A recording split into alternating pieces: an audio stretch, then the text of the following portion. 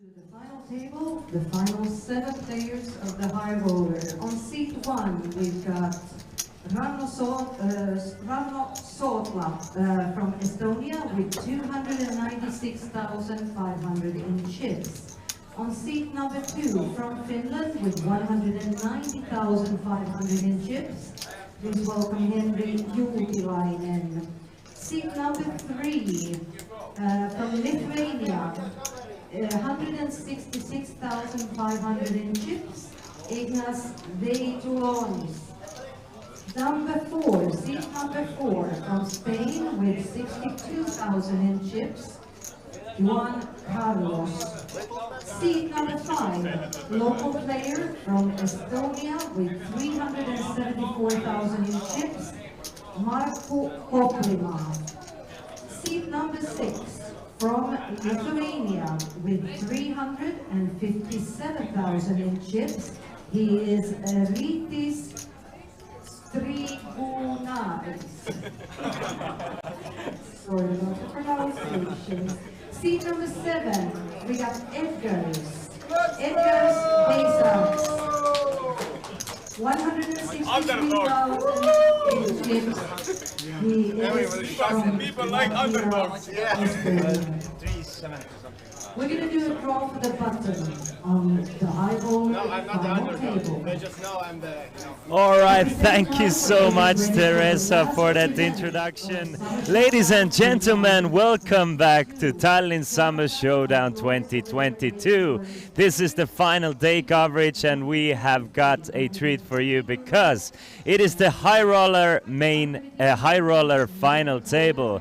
7 players remaining in this high roller tournament. Buy-in for this tournament was 2,000 euros, but not all of those players making this final table will get paid. No, just final 6 will get paid, but it's a lot of money to play for. As Teresa already said, I will let you know about the players and introduce you to the players as well as soon as we hop into the action. My name is Christian Laas, and get ready for a wild one because we have a fantastic final table for you guys.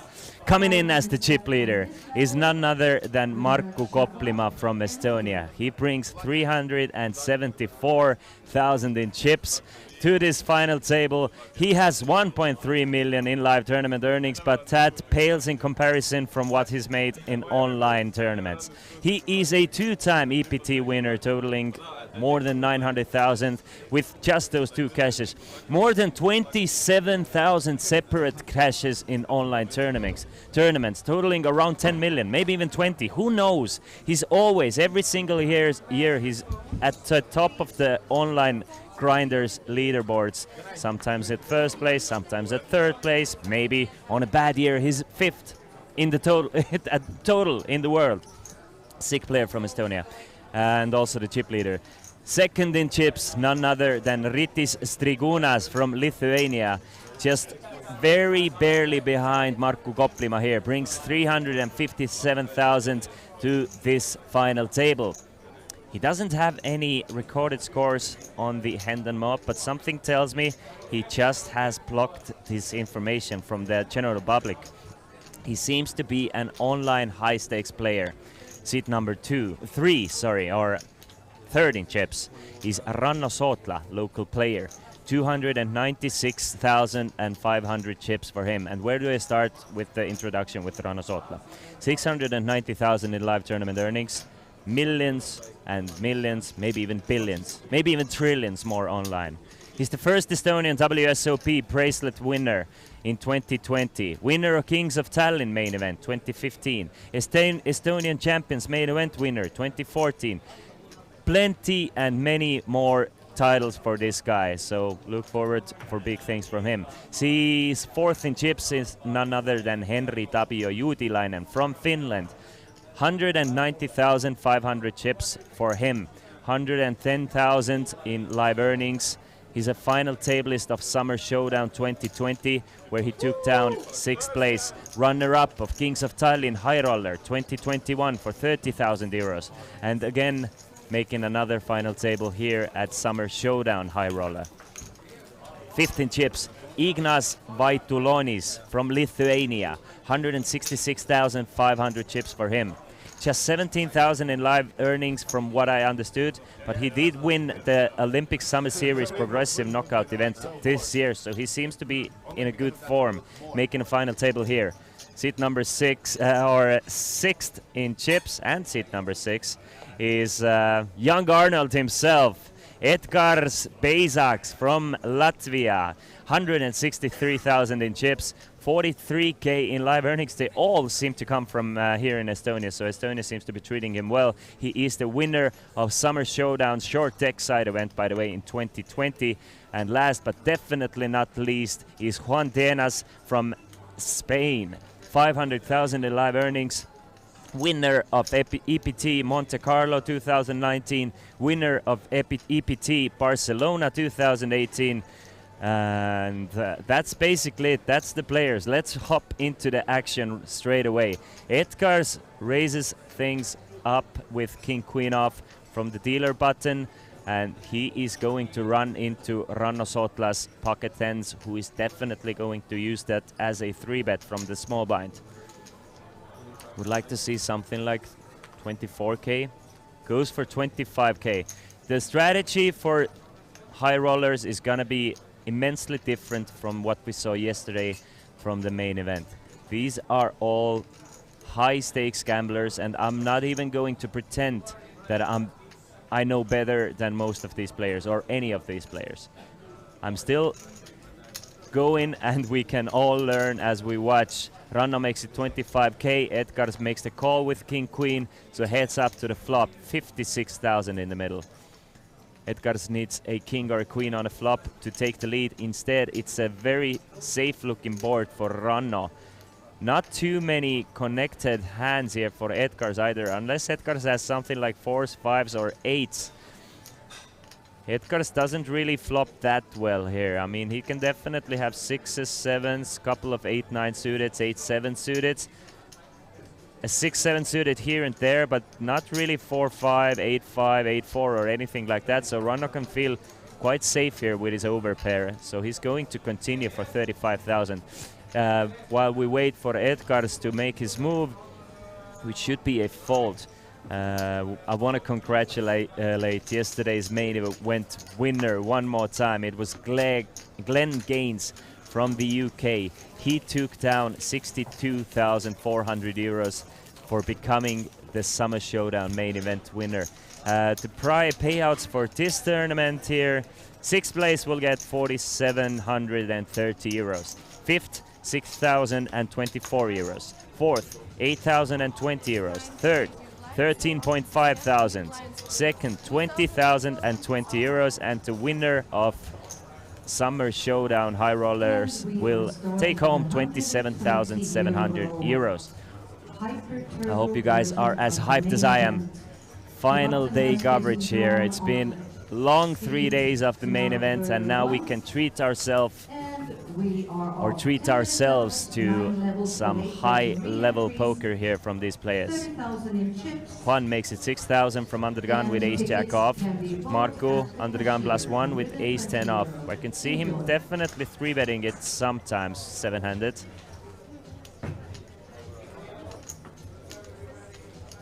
Christian, did you get sleep after last night? Kalks, to be honest with you, I got my strong 4 hours. Not longer. Strong 4 hours. Markku uses the ace-10 off as a 3-bet bluff, makes it 15,000 from in position.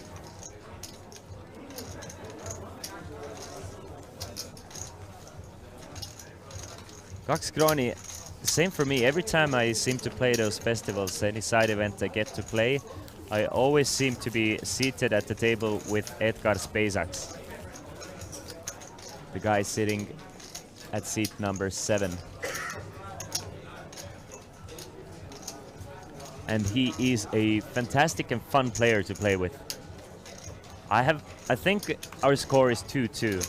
I think he's busted me twice, I've busted him twice. And he's looking to make a big score here at the High Rollers event.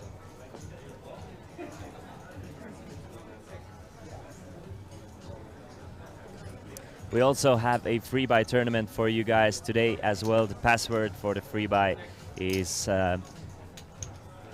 Showdown 22. Showdown 22, exclamation mark password in the chat if you need the pronunciation. Our official chat at Twitch is twitch.tv/Olympic Poker Club. So come join us here at twitch.tv/Olympic Poker Club if you're watching from anywhere else and you want to join the conversation of this High Rollers event. Ignas contemplating life with 6-7 of hearts. Just straight up goes all in against Juan here, who is playing approximately 17 big blinds effective. Blinds are 1,500 and 3,000. So nice aggressive play. It is something that we do expect in the high roller events. Very accomplished players. Many millions in total live earnings between those guys. I think about 10 times more online. There's a 30-minute delay on the stream. Markku Koplima alone has cashed for more than pretty much 99% of poker players in the world. Combined, I mean. 6-7 of spades for Rittis. From under the gun, does not want to open it. Over to Edgars, who lets go of the king 3. Ranov will follow suit. Henry now with jack 3. So everybody falls to the button here. Ignas does not want to go after the blinds, but someone who will want to play is Juan here. Juan has 16.5 big blinds effective and a king queen offsuit.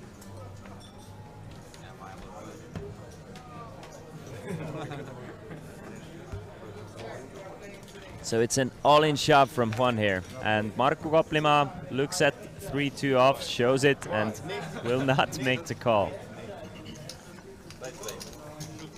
The story of the shortest stack and the biggest stack of this event here.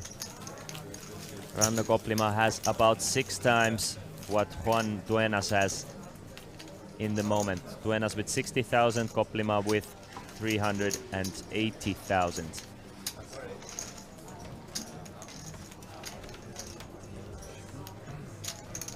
So if you're looking for some high-level poker, if you're looking to learn a bit, this is the place to be today. The play started with 11 players today. So yesterday there were 11 players remaining. We lost Niklas Markus Varlik in 11th place, Jussi Mattila in 10th, Touko Pertson in 9th place, and Alexei Vandishev in 8th place. And we are in a bubble situation. Let's not forget about this. Even though this is the unofficial final table, players have not made any money yet. So I expect Markku and some of the chip leaders to play quite aggressively here. Markku and Rittis can put a lot of pressure to Ignas Vaitulonis here and Edgars Peisaks and Henri Tapio Juutilainen. They're all with hovering around at 170, 200,000 stack, but they have so much to lose by busting next. They're all waiting for Juan Duenas, who is by far the shortest stack here. Play is quite deep.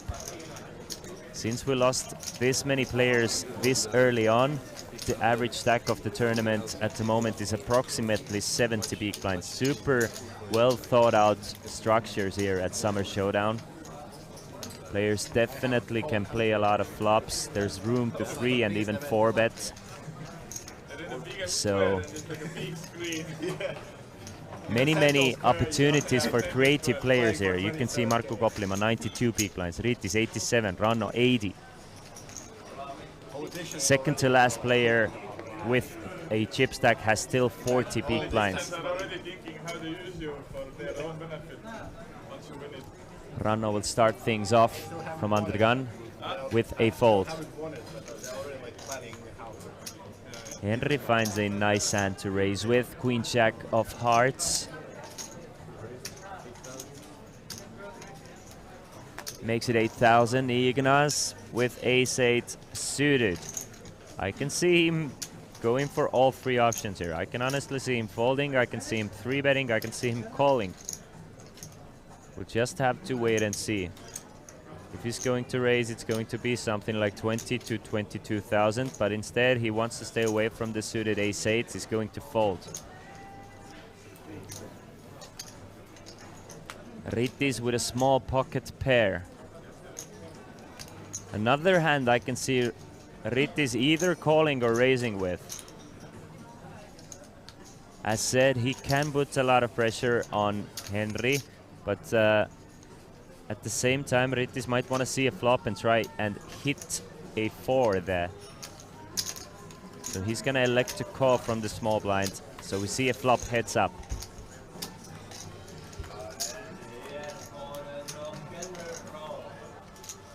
King, 9 and a 3. So 4 still ahead, but Henri Tapio should be able to take this one away with a c-bet. Flops a gut shot straight draw with a backdoor flush draw can represent the king being the early position opener, or and still has all the strongest hands in his range. Ace king, pocket kings, aces, nines, which he would assume Rittis would 3-bet pre-flop with. So a c-bet gets the job done. Rittis folds the pair. And Henry now up to 200,000 in chips.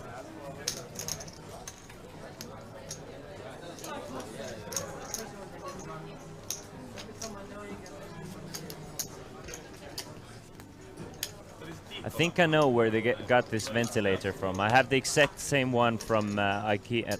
Was it IKEA? I think it was from IKEA. Or some like, I had the exact same one I bought like a month ago. Some inside information for you guys. It cost 40 euros. So high level equipment here.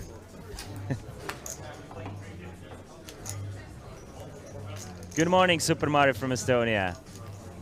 You're gonna love this final table here with two Estonians leading the way, Marko Koplima and Ranno Sootla, as well as Rittis Strigunas from Lithuania. Look good, huh? Yeah, it looks like super out there. Super bad. Ranno Sootla gets a walk with Jack 10. And I think Marko Koplima and Ranno Sootla, whenever there's a conversation about who's the best player in Estonia, like besides, if we take out Ottomar Ladva, they're always in everybody's top 3. Either both of them or at least one of them is in every single poker player's top 3 Estonian players. Either Marko or Ranno.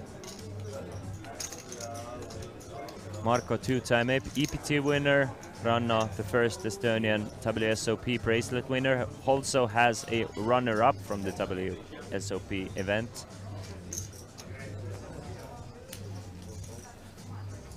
Couple of folds to Juan here with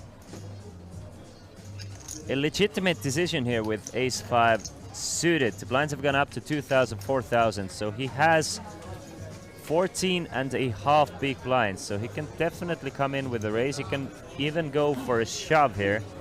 He's gonna elect to raise to 8,000.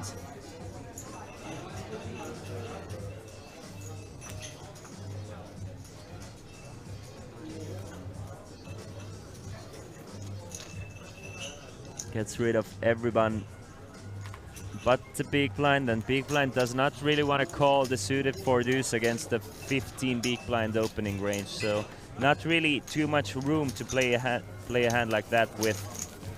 So you generally want to call any suited hand from the big blind against the min raise, but sometimes the stacks will just decide for you. If it's a short stack, you really stop having that post-flop equity. Password is Showdown 22.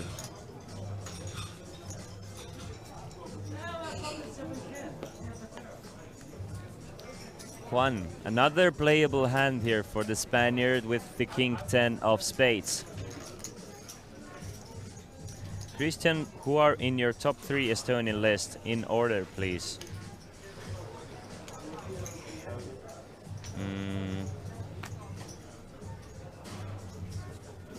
Ottomar Ladva.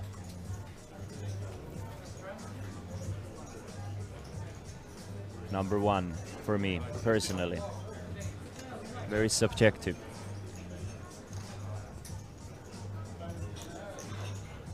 I'm going to go with... it's either Marko or Ranno.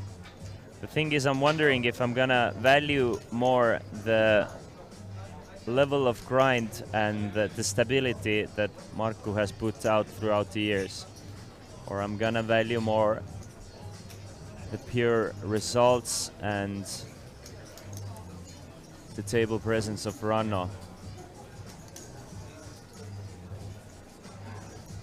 Okay, I'm gonna go with Ottomar Ladva, Ranno Sootla, Marko Koplima. Very close between those two.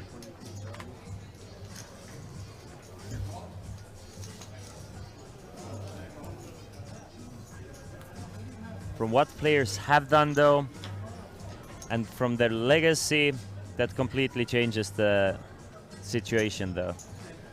That is just a very current list in my mind. If I have to, if I would have to say players of all time, I think I would change up my list considerably. If I would take into account some legacy, etc. What players used to be, but nowadays I would go with a list like that.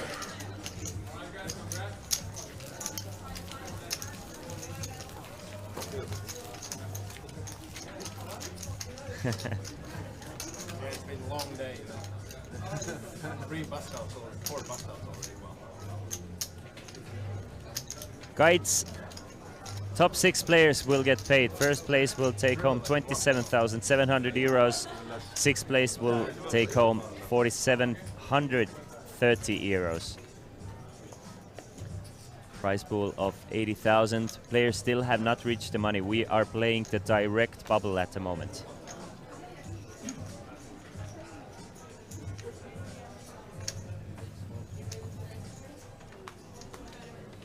Hello Mike Wheels, hello Germo, hello Aguiliano, Margareta, and Kites. Nice to see you guys in the chat. Rittis, 10-9 suited, pretty hands. Especially with a big stack as well. You want to start opening these spots, but Ranno seems to have a legitimate hand here. Yes, he does. He has a king-queen off. Again, I can see Ranno 3-betting this hand quite often from the cutoff. But definitely very plausible call from Ranno as well. Henry folds the ace-10.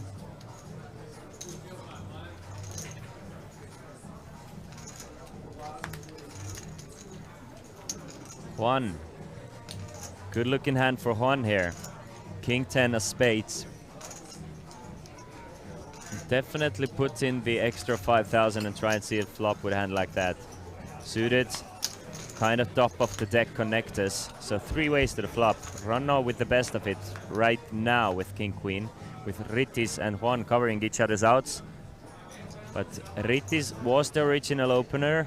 Flops a gut shot straight draw plus 2 overcards. So kind of difficult for the rest of the field to continue here should Rittis continuation bet this flop. Which I would think Rittis is going to do quite often here. Flopping the gut shot straight draw. Ranno with a backdoor flush draw and 2 overcards, but Rittis does check it over to Ranno. Does not want to face a shove from Juan. Juan is changing this hand dynamic quite a bit. Like, it's way more easier for Ranno to bet at this board because he has an easy fold should Juan shove here. Rittis still has equity in this pot and he doesn't really want to release it by bet folding, so Ranno will bet 9,000 and Rittis is not going anywhere. But he just avoided a possibility of Juan going all in there by checking. So I'm sure if this hand was a heads up between Ranno and Rittis, Rittis would have c-bet, but as it is, it's going to be a check call. Ranno needs not that. 10 of hearts on a turn now gives Rittis top pair with a gut shot straight draw. Ranno left with just king high and 51,000 in the middle. It might look like a scare card for Rittis though. I mean, Ranno can definitely have hands like 7-9 suited, 10-9 himself, 10-8 suited. But Rittis can also just check call with overpairs on a flop like this. Not very often, but still. As well as if Rittis has something like 7s, 5s or 4s that he decided to check call with, Ranno can put so much pressure on those hands. We can see Ranno doesn't, I don't think Ranno expects Rittis to check call a 10-9 here very often, so he's thinking that 10 is just a much better hand for his range. But Rittis' actual hand is loving that 10 here. So he's going to call.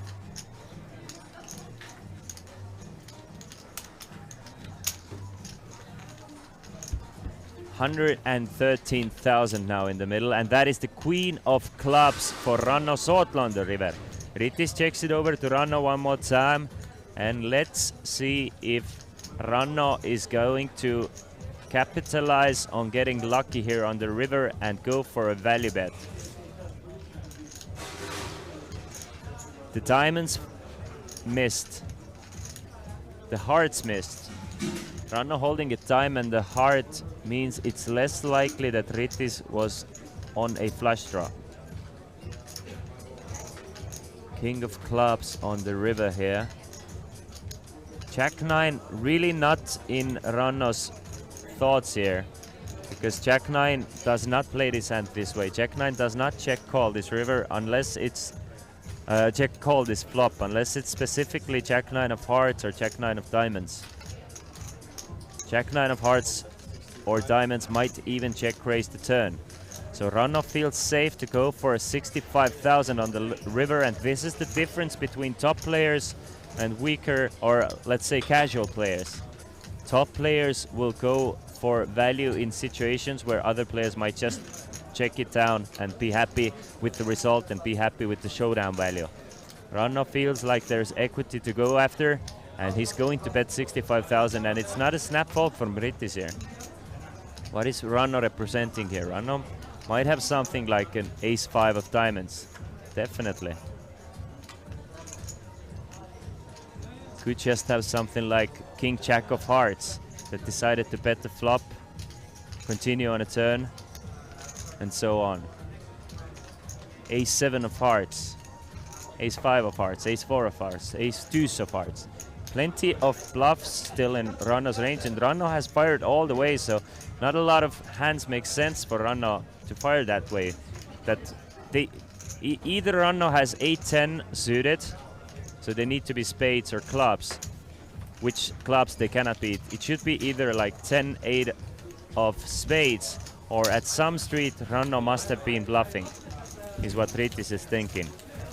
Either Ranno was bluffing on the flop and now caught up by the river, or Ranno is still bluffing on the river. Unless Ranno has a flop set or something like 10-8 of spades, at some street Ranno had to have been bluffing. So that was for Rittis to figure out when was it, and is his pair of 10 still ahead. But Ranno takes the chip lead now with 404,000 in chips.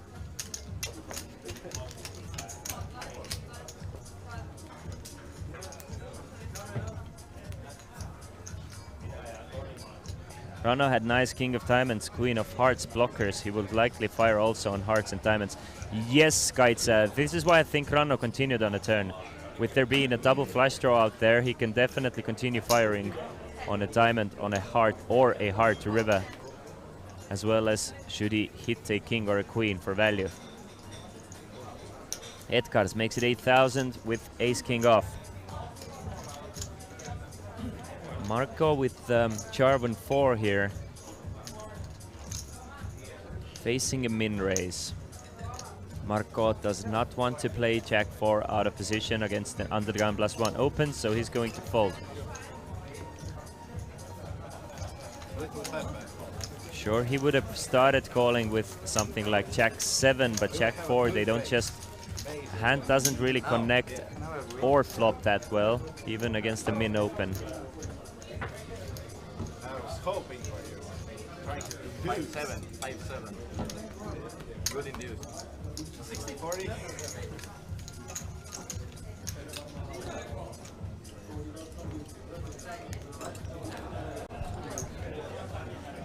And indeed a nice fold from Rittis with 10-9.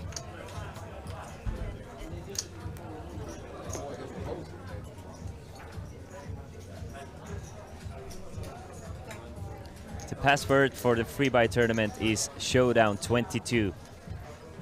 If you're looking for the free buy and that €150 ticket that has been given away every single day throughout our coverage. Ranno has not folded the Queen 6 yet, but will do it. Thought about it, definitely thought about it with Queen 6 of clubs. Markku, a man who plays like a machine. Just you almost never see him making any mistakes. And he has been on top of online tournament leaderboards for the past 10 years. Wouldn't think so looking at it. Kind of a young guy, but has been on top of tournament leaderboards for better part of 10 years. Makes it 12,000 now from the small blind. Blind v blind can put so much pressure on Rittis as well as waking up with a good hand here with pocket tens. Rittis with an ace really not going anywhere. Wants to see a flop heads up with a weak ace. And another safe board for Markus tens here. Flops and overpair has the overpair with tens and a 10 of spades specifically. Not too much to worry about here for Marco. He can feel fairly safe here. Unless Rittis had something like 9-7, Marco should be good here. Especially considering how fast Rittis called it. Marco not too worried about 9s or 7s as well, as I'm sure Rittis would have thought a bit longer about maybe 3-betting it blind v blind, especially the 9s.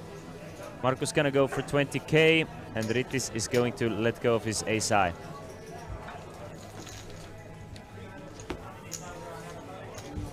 To get better, you must play opponents better than you. It may be uncomfortable, but a great learning experience. Dude, man, you are so correct.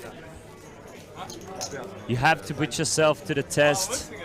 And I'm sure all of these players feel fairly comfortable and confident in their abilities here. But it must be a bit intimidating playing against the best of the world. But at the same time, whenever I personally get that opportunity, it kind of just like elevates my skills, and it makes me want to play better myself. It just makes me do less mistakes and just makes me way more alert when I get that opportunity to play against the best. Just the best part of me comes out whenever I get that chance. Juan now with 11 big blinds from the cutoff, probably good enough for a shove with the ace-8 off. We are playing the direct bubble though. And I'm feeling he has a bit too small of a stack to min raise here, but yeah, he's going to effectively shove. The reason why he's not going straight up all in here and leaving himself with a little bit behind is in case somebody after them finds a hand to go all in with and somebody goes all in after him, he can still fold and make it to the min cash money, but he's effectively going all in there. Just in case there's like a kings versus aces situation after him, he can still fold to ace-8 and make the money with 19k.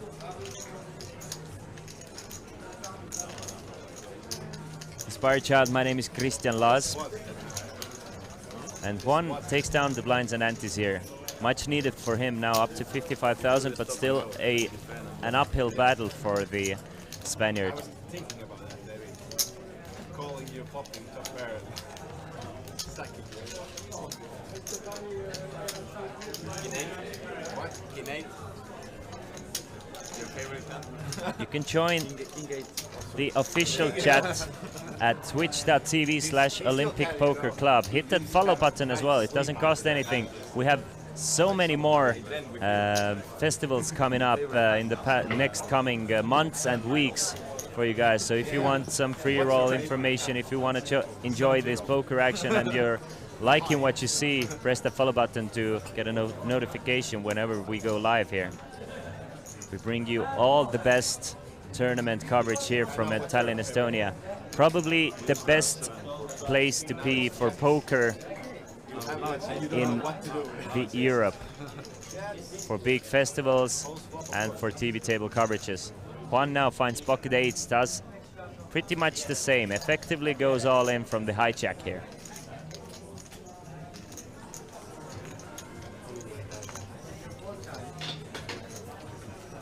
Makes it 29,000. And let's see if Ranna from big blind finds anything to call with. It doesn't look like it.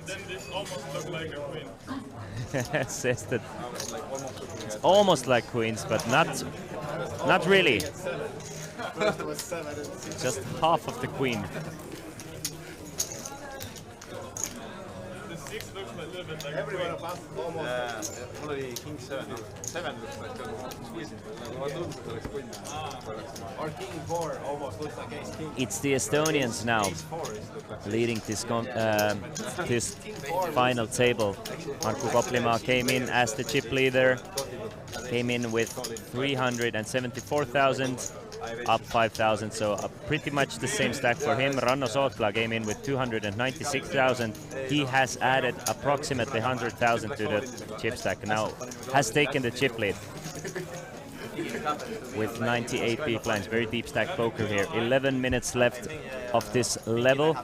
We are playing 2,000 and 4,000 with a big blind ante of another 4,000. 40-minute levels here and in the high roller tournament. Did you have 20 tables in the screen? You can see the payouts in front of you, meaning that we are playing the direct bubble at the moment. I played like a set. And it's the Spaniard, Juan, who needs to either start gaining chips or hopes for somebody to bust in front of him. 65 in a bubble situation should be a fault from the short stack, Markku. He's going to want to raise the fours here.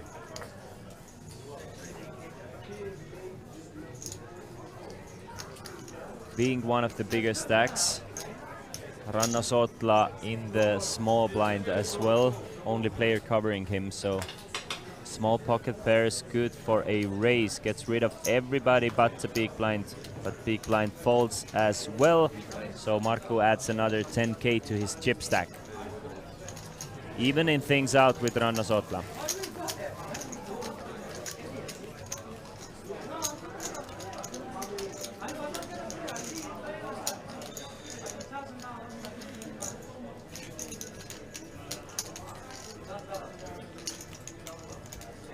Christian, what is your biggest win and what are you most proud of? What I'm most proud of is definitely not even close to my biggest win, but it's the online Estonian Championships title I got last year. But it was just a cool result to get to be an Estonian champion. I think I was the last Estonian poker player ever to get one, so it was cool to get one title there. But biggest wins, really not too many large tournament wins for me. All my biggest wins have been online. Haven't played any live tournaments or those big main events. Mostly a small to mid stakes tournament player when I was playing online, so all my biggest wins were about 10 to 15,000 euros worth.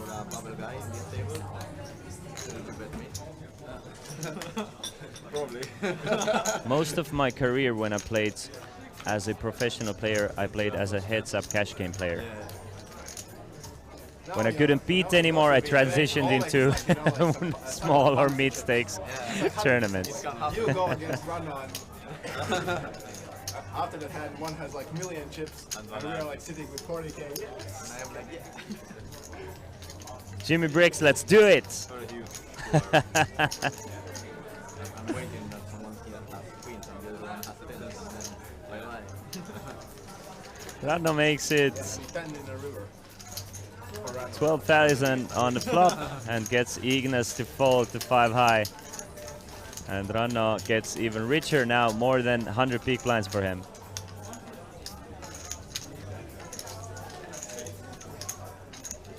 It was nice to meet a couple of you guys yesterday live here as well.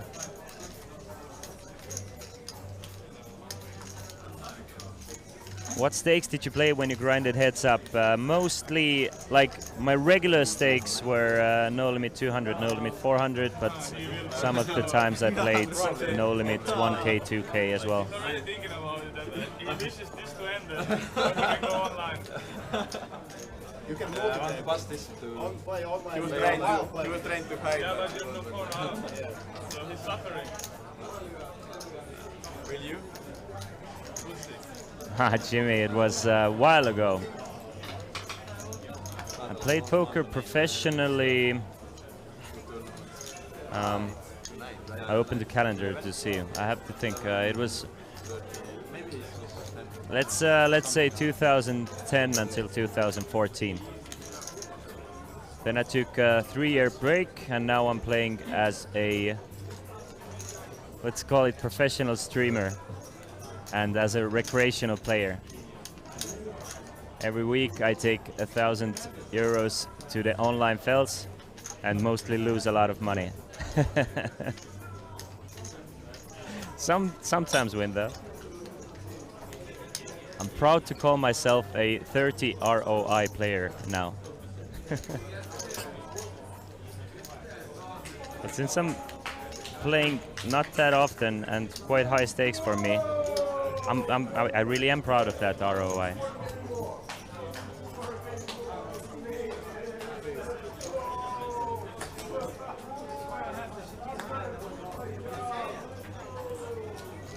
Yeah, Jimmy Briggs, for sure. It takes a lot of effort to be at the top of the tournament field today. And I have so much respect for all the players who are able to do it. For me personally, a bit too tough. And a lot of stress involved. Ranno facing a 3-bet from Ignas here. Ranno opening things up from the cutoff with King 4 of Hearts. Ignas with a very legitimate pocket kings makes a 3-bet, but Ranno knows how much pressure he can put on Ignas by going all in there. Ignas really does not want to finish in the bubble, has a lot to lose compared to how much he has to gain by doubling up. So unless Ignas actually has something like aces, ace-king, kings, queens or jacks, he probably can't even call your shove, but we can see that Ignas would definitely call an all-in here from Ranno Sotla.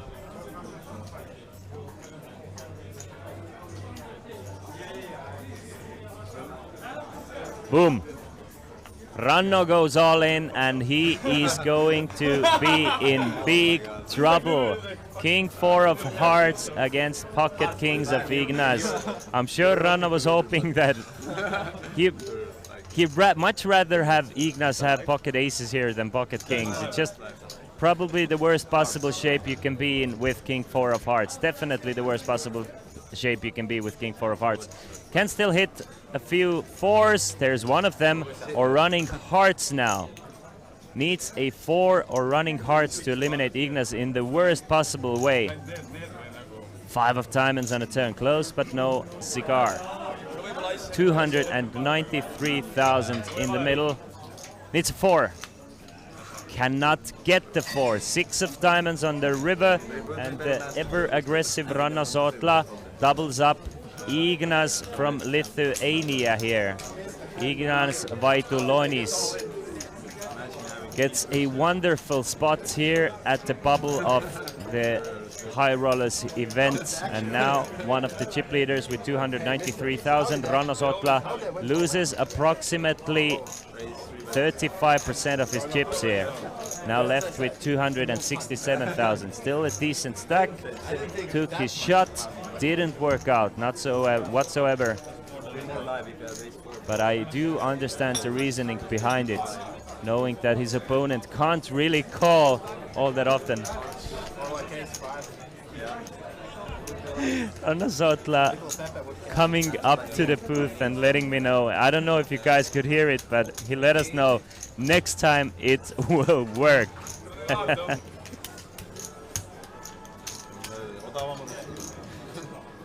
Try to apply ISIM pressure because there is a short stack and it's the money bubble. Yes, exactly what happened here. Spectatorious.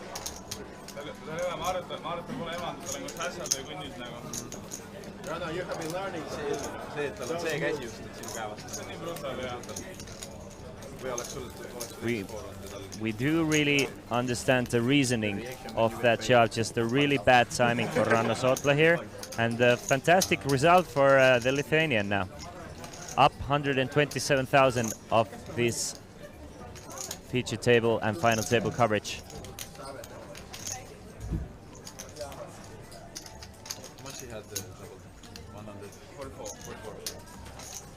Ranno Sotla, by losing this hand, basically back to where he started this final table with. So nothing too much to worry about for him either.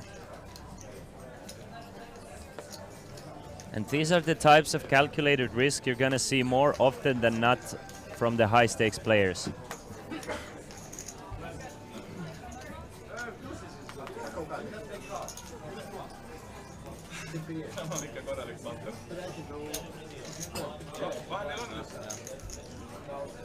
Ace-6 of diamonds from Ignas. I mean, if you have a player like Ranno, for example, capable of 4-betting you with King-4 of hearts, you really, it kind of puts a lot of pressure on you as well. It kind of handcuffs you in a sense that you might not want to 3-bet as often as you should against a player like this. So it works in a few different ways.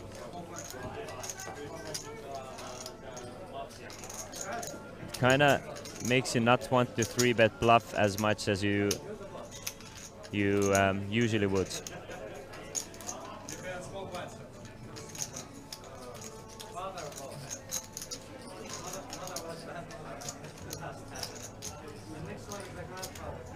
So it's a 3-bet from Juan here to 30,000 from the small blind, effectively going all in with his 54 big blind stack. Ignas facing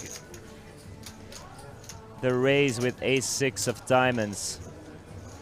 Thinking, how well is he doing in a button versus small blind situation against a 14.5 big blind shove? So it's basically a raise from the button and 14 big blind shove from the small blind. So how well does your ace-6 suited do in a situation like this?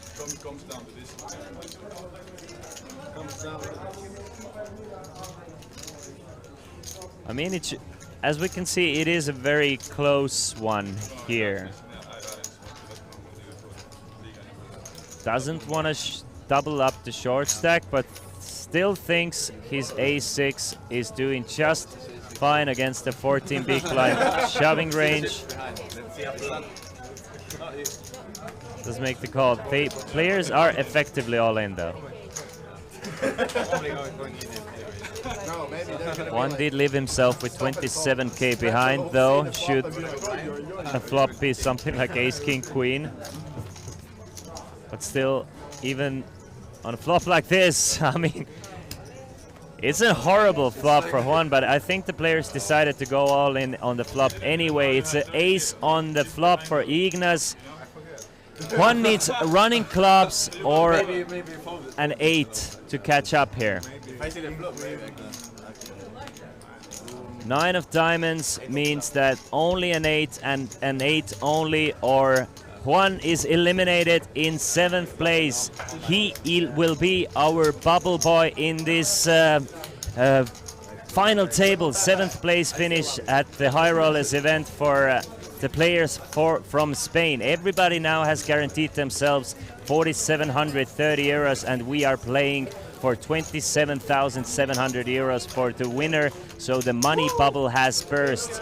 Close, but unfortunately couldn't really hold up with the 8s for Juan Carlos Vecino Tuenas here.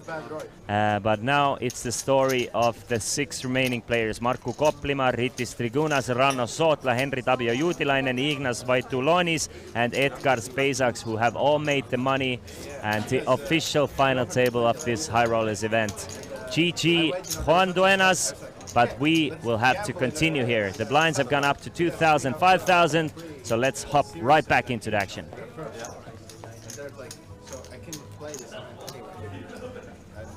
Kind of a bad beat here for the Spaniard.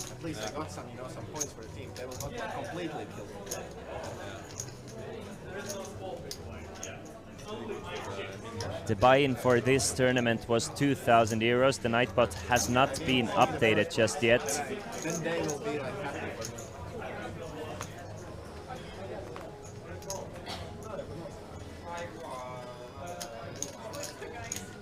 It is Ranno Sotla coming in with a raise one more time.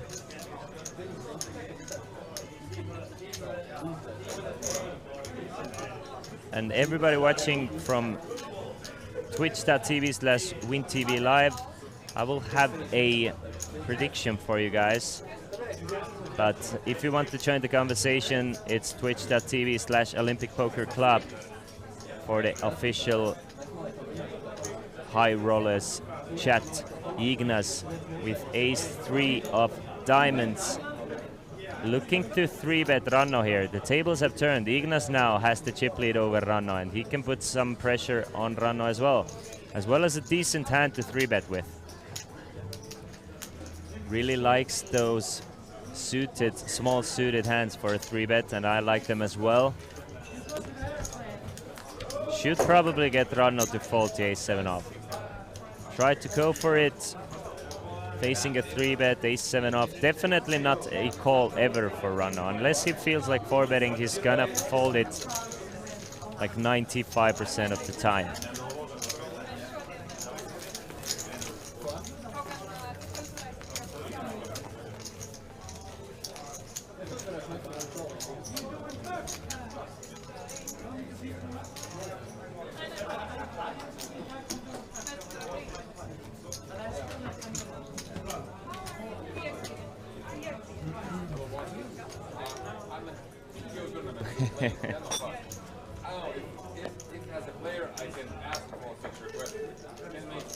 Deck flow, yes, exactly. It is Sunday, so good luck to everybody grinding their Sunday tournaments today as well.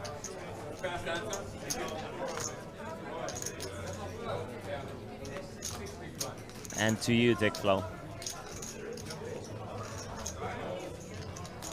Is it possible to watch this event after it's over somewhere? Replay? Yes, you can see the replay once we have finished the coverage on the same channel here at twitch.tv/Olympic Poker Club. It's gonna stay up for at least a few weeks, maybe indefinitely.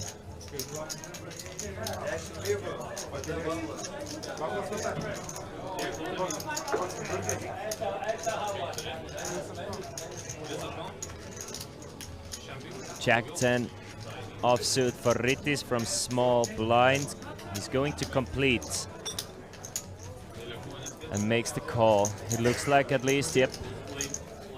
A check from Edgars with his 6-2s off, so we see a flop heads up.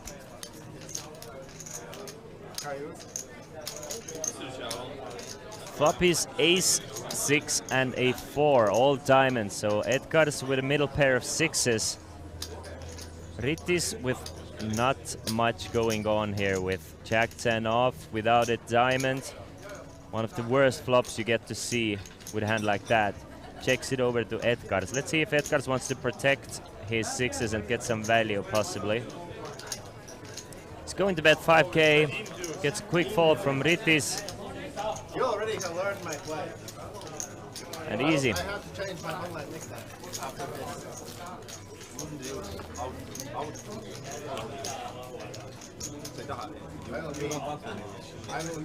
I will be induced. That's gonna be like when you scream. Deck flow, is this correct information? Was he really a professional hockey player? I have to like figure out the exact play how to. He is a big dude. It's something like 190, 195, and very well built. So I can definitely see him being a hockey player. Such a friendly guy, such a nice player to have at your table every time. As you can see, chatting up everybody with a big smile on their faces. How much you think? 120, 130, 140, like 150. Call from Edgars, check from Ranno after he got the stack of Edgars information. Jack 10 and a 7, both players with a gut shot straight draw. Edgars with a pair of 9s to go along with it.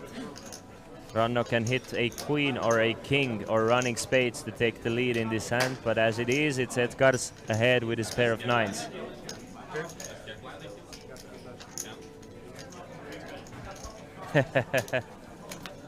Yes, you do. You actually do have all the information. Check, check on flop. 9 of diamonds on a turn.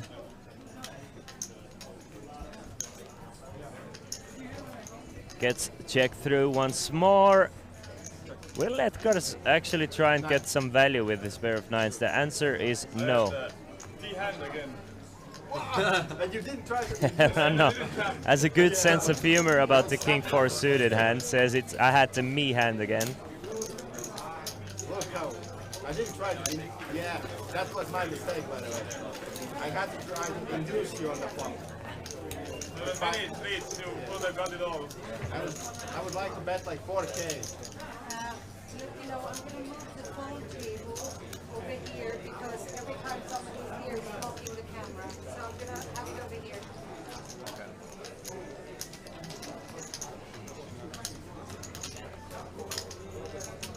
Six players remaining at this very interesting and exciting high rollers event here. 4,400 euros approximately guaranteed by everybody playing for 27.7k plus the trophy. Of course, the trophy, the very important trophy.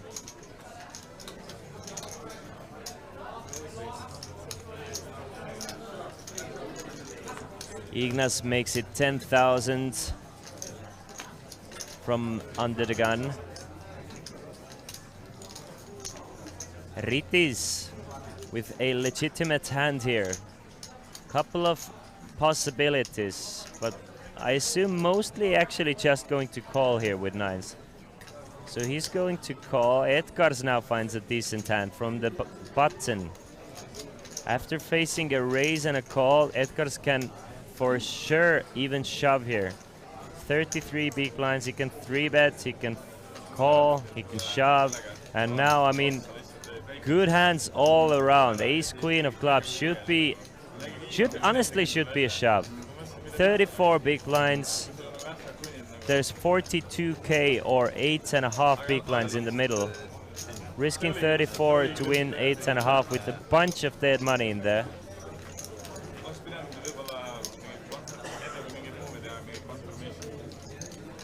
And he does go all in. Goes all in for 35. That'll get rid of Ignas, and Ritis actually with a legit decision here by just calling the nines. Getting so many overcalls. Your nines are doing just fine here against the shove.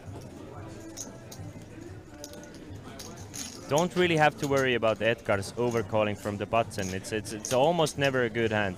Like, it's a decent hand, but it's almost never a hand that has you crushed.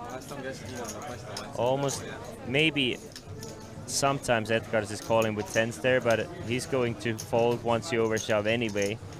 So I mean, doesn't think too much about it with the nines, but I'm pretty sure nines are doing quite well against a range that'll shove against 4 opponents. What do you guys think? Would you have called without knowing the cards? Try and think. Would you have called with nines there after just calling, facing so many players just trying to see the flop, and then one player isolating all in for 30, 35?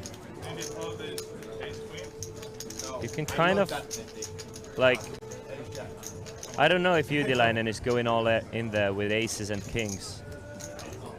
Maybe just an inducing 3-bet. We don't know. I'm pretty sure Udilainen is going to be balanced there with all his holdings. So he's gonna shove aces and kings there as well. So what is Udilainen range to shove all in there anyway? Something like 7s plus, ace queen plus, I'm assuming. How are you doing against that range? Maybe if you take out the strongest holdings, aces and kings. They're saying something like 7s to queens, ace queen plus. You're doing, yeah, kind of 50-50, but there's still a lot of dead money in there.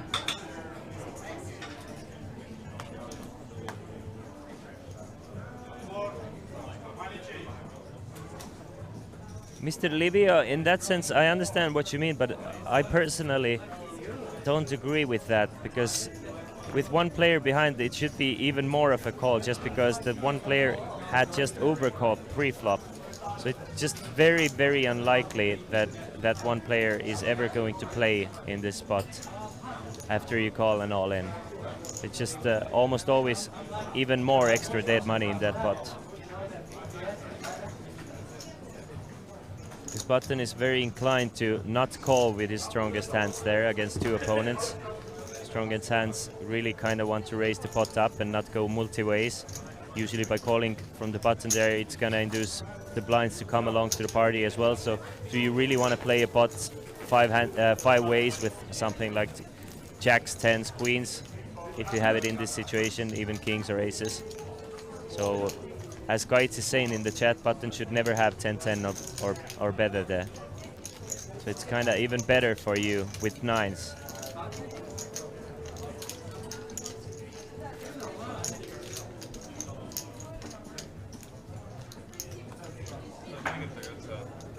Things have evened up a little bit. Edgar's our smallest stack with 56,000, but way more than 30 big blinds for him, so well alive and ahead.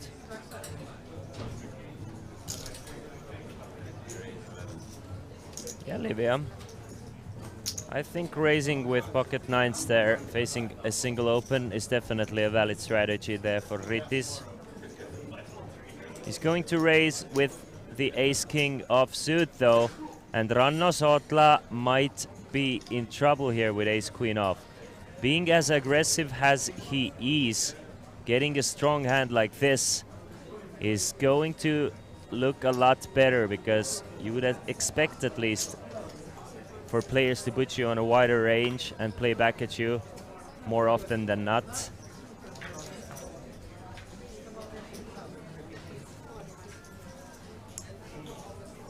Ranno's gonna come in with the raise to 30,000. There were a total of 46 entries to this tournament. Prize pool was 80,000 euros and first place takes home 27,700 euros. We have just reached the money. Ranno 3-bets from the cutoff to 30k. Rittis facing that 3-bet with ace-king off. How big is the 4-bet going to be? Are you just calling to kind of keep all your opponent's bluffs in? Do you shove all in? It's a snap all in, ace 161,000, and snap fold from Ranno with ace-queen. Ranno not giving his opponent enough credit to ever be light here, knows that his ace-queen is not doing that well against the shove from his opponent, so he will fold straight away. What a nice fold there. Not even thinking about it for too long with ace-queen.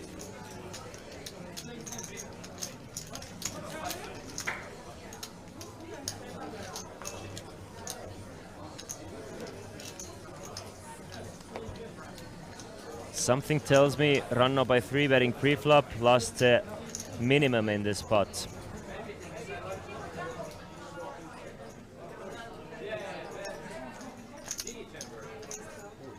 Edgars makes it 12,000 from under the gun with Queen 7, and Henri Uutilainen now with pocket aces. Expect to see a 3-bet most of the time. Some of the time he might call to try and induce a 3-bet after him. With aces you can sometimes do that, but more often than not it's just a pure 3-bet here. Gaitz, I agree with you. Definitely a loose open from Edgars here with Queen 7 suited, especially from under the gun position. With a very active and aggressive table, I would try and avoid hands like this. I would much rather see him raise a hand like 7-8, 7-9 or 6-7 of hearts there. But Edgar finds out that he cannot get away with a raise there with Queen 7 because, well, Henri woke up with aces. So he will just fold.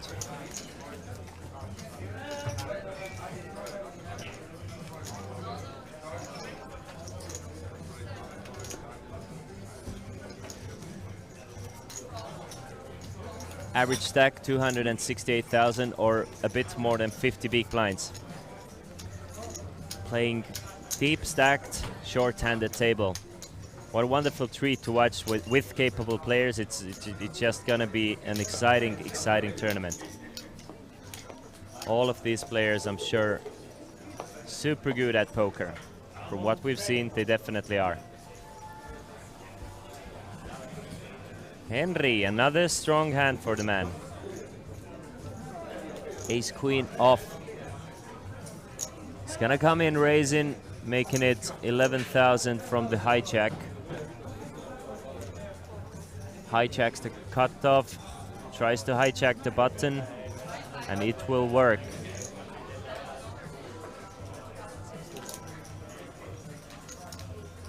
Just the big blind left now. Edgar's with the same hand, Ace Queen of Hearts for Edgar's. Edgar's with 27 big blinds can definitely shove against that open. Six-handed, facing a raise. Can definitely go all in. You can still call. You can even 3-bet to induce against super aggressive players. He's gonna just call though.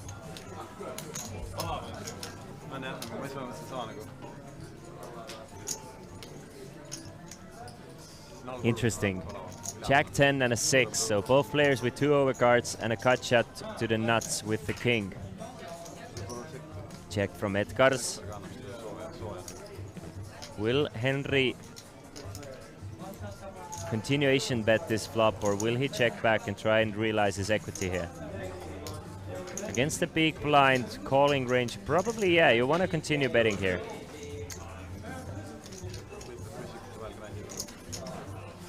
Big blind still has plenty of hands you can just straight up fold out by a bet here with 8k. All the raggy aces, something like King 8 suited, Queen 7 suited. All of those hands you can fold out straight away by a bet of 8,000. Also building a bot should you hit your hand. Both players now hit top pair with a strong kicker.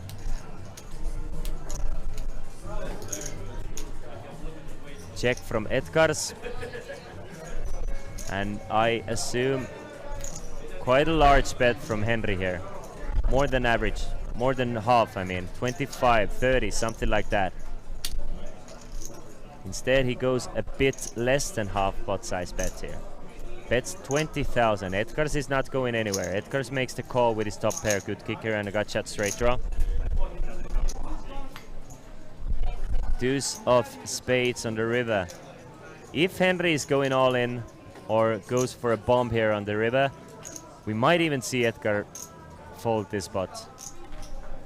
I mean, Henry has King Queen, has Ace Jack, has Ace 10, has Ace King, has Aces, 10s, Jacks. Just a very strong range advantage for Henry here, but at the same time, Edgar's is almost at the top of the range he can possibly have. So Edgar's is going to have to call it off quite often here because his opponent is not going to put him on a hand as strong as Ace Queen. So Henry W is going all in for value here for 194,000. And it's a very difficult spot here for Edgar's.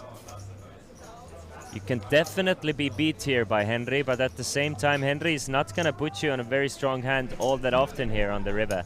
Henry is going to think you're going to have a lot of weak aces, a lot of Queen Jacks, King 10s, Queen 10s, all those hands. So Edgar, not even thinking too long about it, realizing how far up his range he is with Ace Queen, he's going to make the call and the players are going to split this one up. Exciting pot here. I love the fact that Edgar's made the call on the river. Definitely not an easy call to make. Sometimes you're gonna see monsters in the closet here thinking that, what can I beat?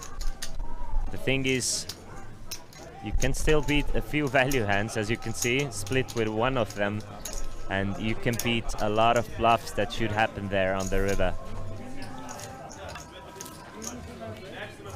Udilainen definitely capable of bluffing, realizing how strong he can be on this board.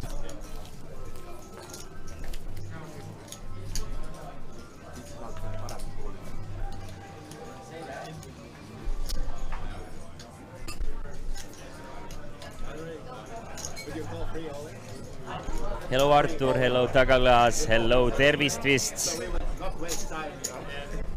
We are live from Hilton Hotel Olympic Park Casino here in Tallinn, Estonia for the final day coverage of Tallinn Summer Showdown. This is the high rollers final table. Everybody has guaranteed themselves 4,300 euros.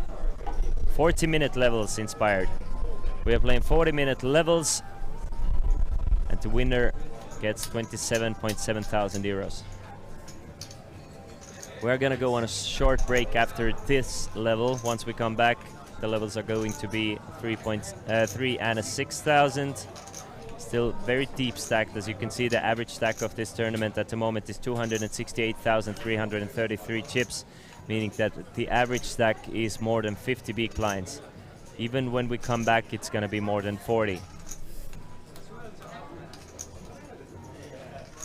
Ignas makes a raise to 10,000 from the hijack with ace-10 off. It's a 20-minute break coming up. And Markku uses the blockers as a 3-bet. A nice hand to 3-bet with queen-jack. Blocks your opponent from having queens, jacks, ace-queen, ace-jack. And generates a lot of folds from your opponents.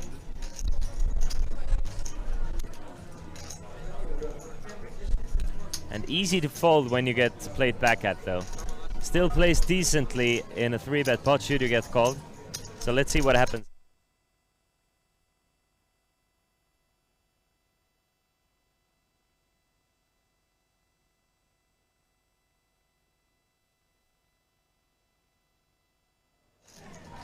It was Ranna Sotla came along to the booth and let us know that he really wanted to 4-bet Markku in this situation, but with 4 deuce suited, he was like, whatever, I'm not gonna 4-bet. But before he saw the hand and looking at the information in front of him and seeing Markku 3-betting there, he really wanted to 4-bet. That's what he told me right now. Ace-10 off is either a 4-bet or a fold here, so he's going to elect to fold. Not really a hand you want to start calling 3-bets with. The ace-10 off does not flop super well.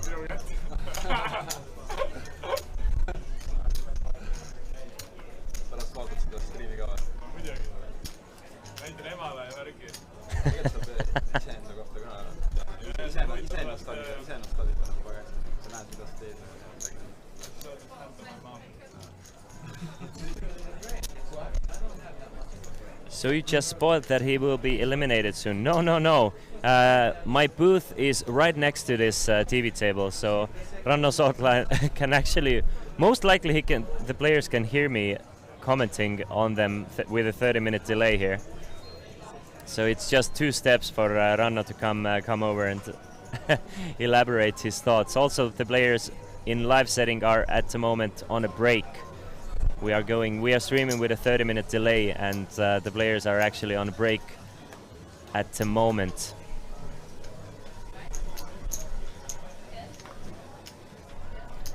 Oh yeah, definitely, we'll do that, Inspired. We'll do that.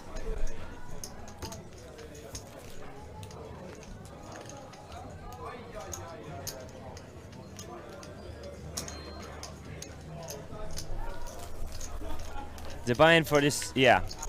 Mike Wheels already let you know. Tervis Twist. The official chat for this tournament is twitch.tv/Olympic Poker Club. So if you have any questions about the tournament information, anything, you can ask me there, because I'm mostly looking at the chat over there. So I'm not really focusing too much on the Win TV live chat.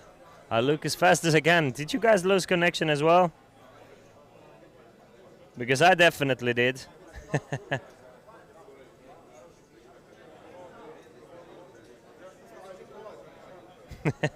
Let me get the technical stuff here. Oh, luckily. Luckily we're back. Oh, you just is it live? No grind for me today. Today the only grind I will have is here in Tallinn Summer Showdown, commenting on the high rollers main events and trying to learn from these guys. There's plenty to learn from these guys. The best players in the world battling up against each other.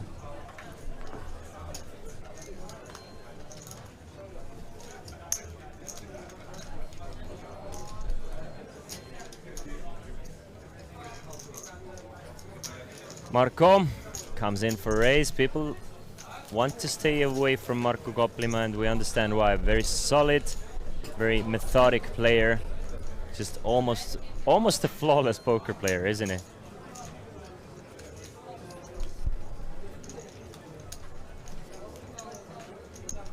Just super balanced, has all the tricks up his sleeve. Just a fantastic player to watch and learn from, as is the rest of this field. Ritis with ace-4 off. Just gonna fold here.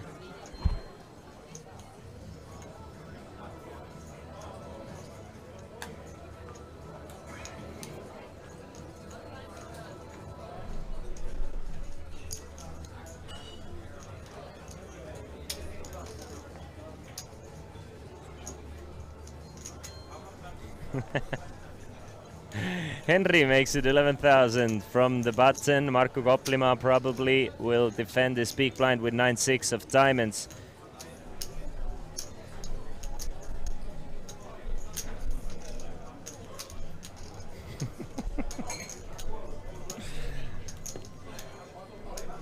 Not thinking about folding. Thinking about calling or maybe even sometimes rebetting, but it's just a decent hand to call pre-flop with, so he's going to make the call from the big blind.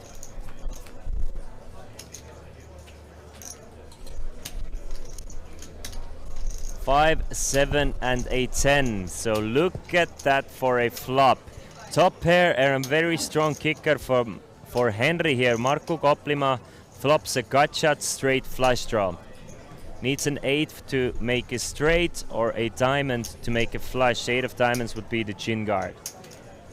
A bet of 10,000 from Henry, and I see Marco mostly raising this flop, but there's still, the thing is, Henry probably isn't raising hands like 10-5, 10-7, possibly he is, and 7-5, but Marco definitely is defending all the 10-5 suited, 7-5s, 10-7s, has a decent 2-pair advantage at least, as well as a huge drawing hand, so I assume Marco wants to raise this flop more often than not, so Marco will actually raise it to 35,000. And Henry is not going to fold to a single raise here. Henry is still up in his range as well, so he's flop top pair, strong kicker. There's plenty of draws there that Marco can raise there with, especially those gut shots with backdoors. Some backdoor spades Marco is raising, something like let's say Jack-9 of spades. Marco can definitely 3-bet here with. So Henry is going to make a call for 20.5. There's 90,000 in the middle. Henry is going to be a bit worried about a diamond should the diamond come on the turn. Instead, it's the ace of spades.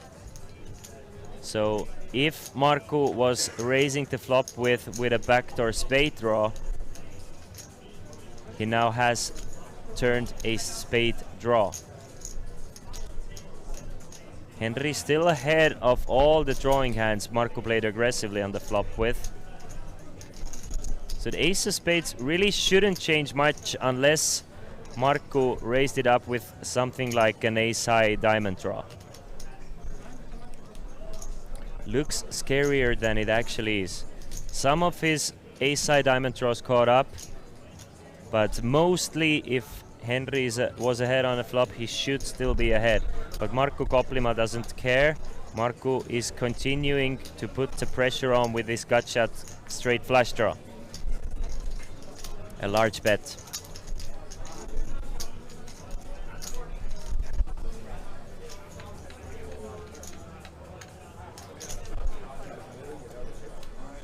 A large bet. 57.5 thousand from Marco Koplima. And it's not just that 57.5 thousand Henry has to worry about. It's essentially 183,000 that he has together. What are some good runouts? Markku is going to shove on any diamond, any spade. We can see on an 8 as well. So if you call here, what are good runout cards for you if you're Henry? Off-suited, king or 10 obviously.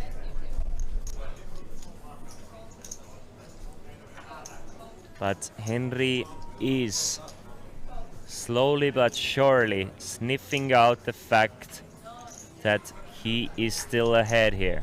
But Markku Koplima still has plenty of draws.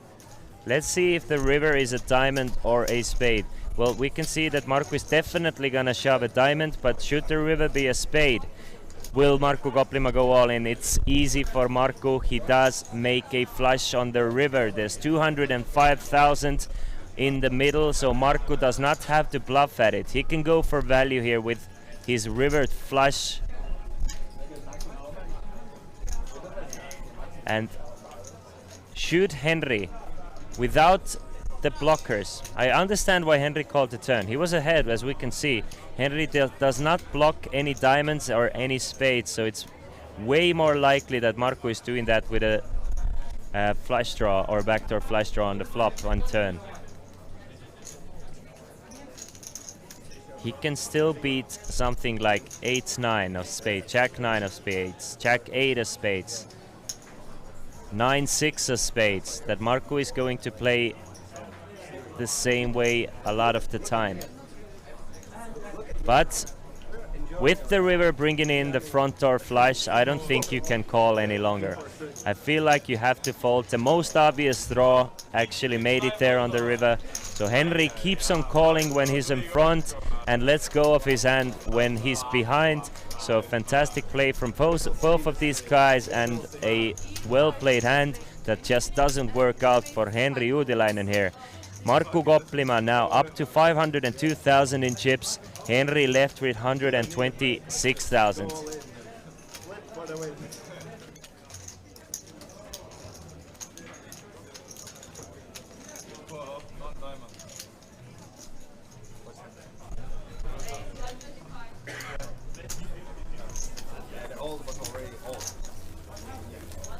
Markku Koplima has separated himself from the field a little bit. He is the only player who still has more than 100 big blinds. Ignas in second in chips.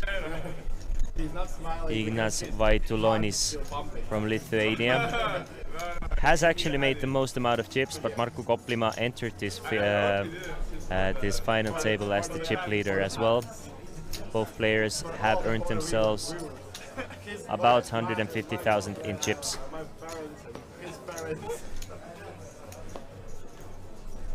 Some Lithuanian guys, whole country cheering for you.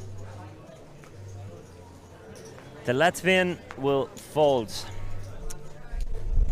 as will Estonian, and now it's up to the Finn, who just took a small, let's say, a big blow to his stack with King 10. Now it's one better for him. It's Ace 10 off for the Finn, and he's gonna make it 11,000 one more time. Not too worried about it. Straight back into battle.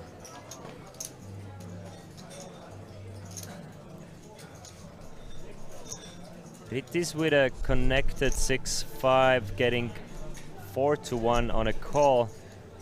I can definitely see him defending here. So he's going to. Puts in the extra 6,000, 29,000 in the middle now. Heads up to the flop between Henri Uutilainen and Ritis Strigunas. King Jack 7 is a nice board for Henry to continue, and doesn't have to bet large here. Something like between 6 and 10,000.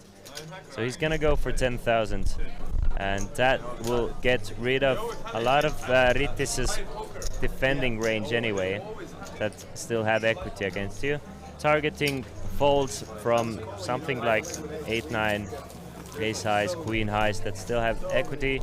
Also building a pot should you hit a turn, or building a pot for a bigger bluff on later streets. So c-bet on a board like this with a range advantage as well works wonders for the Finn. You guys are on another plane thinking with these spots, but I was surprised of River big all-in overbet. I feel like you're getting caught by ace queen or better. No, okay, that was how I played. I could call with like ace 9 something. Yeah, I was like, what ace 9 there? 97 now for Ranno. Going to fold.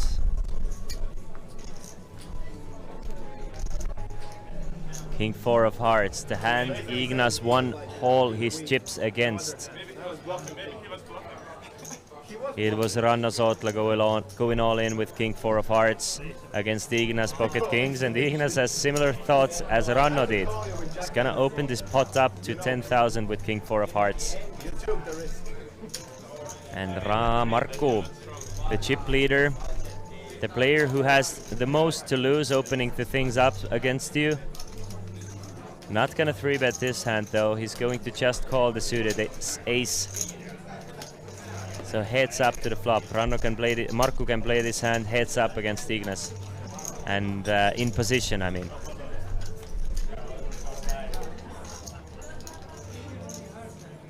Ten, 10 and a 3. Markku still ahead with his ace.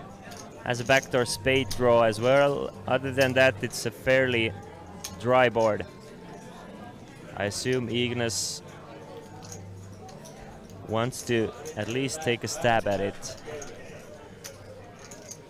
But on a 10-10-3, the thing is, how large should Ignas bet? A small bet is not gonna work almost ever. I mean, even a hand like King Jack, Queen Jack might want to take a card off should you bet small here. Something like Jack 9. So kind of want to even, well, we'll see. It's a bet of 8,000 from Ignas. Targeting maybe hands exactly like ace 5, ace 4, ace deuce, ace 6 suited, ace 7 suited, ace 8 suited, ace 9 suited, that probably want to call a bit less often, but Markku Kopplima is not too worried about that 8,000 bet with his backdoor spade draw. Would have probably fold something like ace 6 of hearts or ace 5 of hearts. Jack of clubs on a turn does not change anything. A lot of Markku's floats now added extra equity though. We can see that Markku actually had ace 6 of spades, but a lot of Markku's floats either added equity, but at the same time Ignas's bets also did. I don't think Ignas has more 10s than Markku does here. I think they both have similar amount of 10s here, both players. Ignas can definitely open something like 10-8 suited all the way to ace 10 suited and off, and Markku can definitely defend the same range. Ignas does have pocket jacks though, which Markku doesn't have, so a small little thing going on for Ignas. Other than that, there's no real range advantage for everybody here on this specific board. Anyway, as it is, it's Ignas taking down this pot. But Markku Kopplima still being our chip leader here at the final table of the High Rollers tournament. We are gonna go on a small 20-minute break, and once we come back we get ever closer to the champion, and whoever wins 27,700 euros. So don't go anywhere far, guys. We will be right back.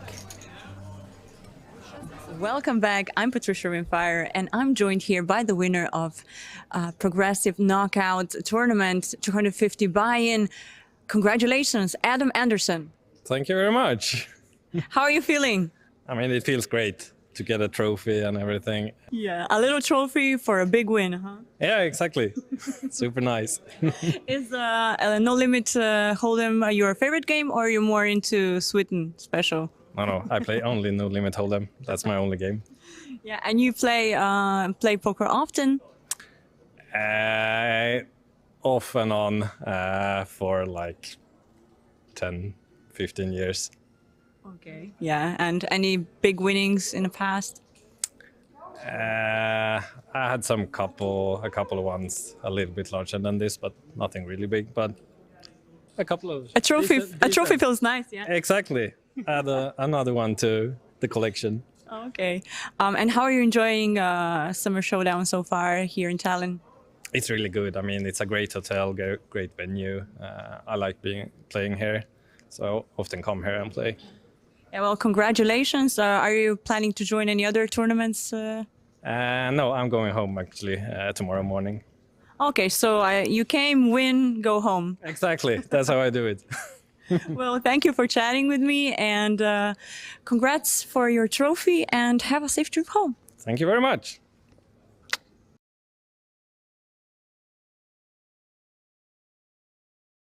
I'm Patricia Rimfire, and welcome back to Tallinn Summer Showdown 2022. And I'm joined by Kshitij Kocheria from India. Land way back. So how are you doing so far? You playing the main event, doing pretty well? Yeah, I can't complain. I have 3 stacks, so definitely I'm doing good here till now. What was the hand that gave you the most chips? I actually stacked 2 people for the whole stacks for 30k. In one hand, I opened with queens. There was a 3-bet and there was like a small jam. I reshoved and the guy called with ace king and I won the flip.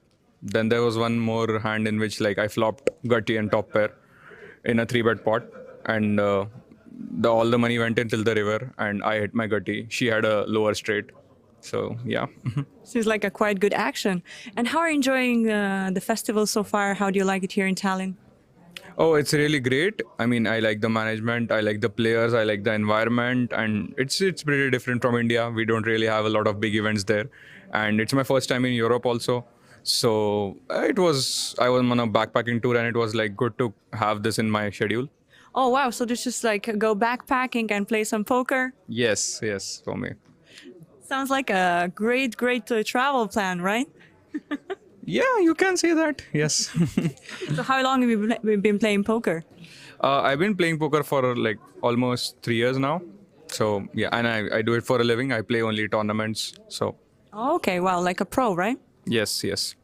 Well done, well done. So wish you best of luck in the future hands, and great to talk to you. And have a where are you traveling next? Oh, from here I go to Scandinavia for a month in August. Like I'll be in Finland and Sweden. So, and then Eastern Europe. I was in France for 3 weeks. So Okay, great. So travel and poker. What a nice life. yeah, I really like it. Can't complain. So thank you for chatting with me, and best of luck.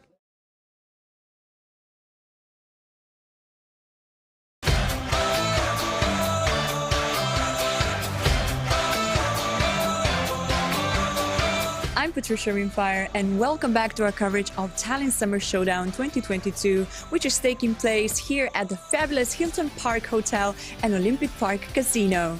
It's getting pretty busy around here as the day 2 of the main event started. Registration is now closed, with a total of 285 entries. Team competition is getting exciting as players are collecting points. It's Friday and the weekend just started. If you're keen for some poker and fun, we have plenty going on. Satellite to the event 22 with 7 seats guaranteed. Following up with €250 Friday deep stack. If you're in for some mixed games, open-faced Chinese pineapple would be for you. There will be a satellite to high roller with 2 seats guaranteed. 1,100 progressive knockout, following up with €250 4-card PLO and 120 Friday night knockout madness. There is also a live stream with commentary of one of the tables at the main event here at the Olympic Park Casino. You can follow the stream on tallinnshowdown.com. To keep up with all updates, make sure you follow our Facebook page. As well, check out our website tallinnshowdown.com, and you can also follow up the blog pokerlistings.com.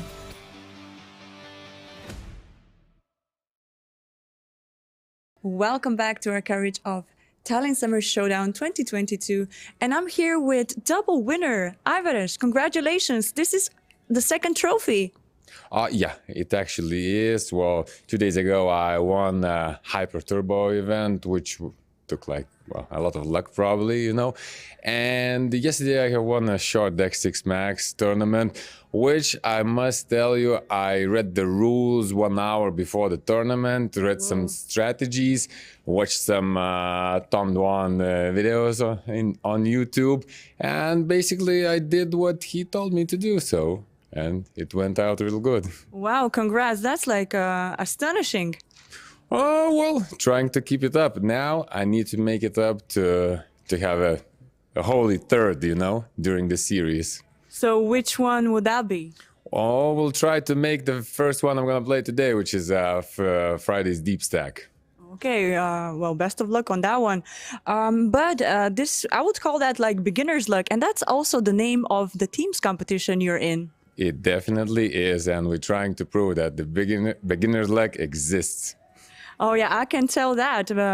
Second trophy, up to the third one. Best of luck. And how do you enjoy the tournament so far, like the week here?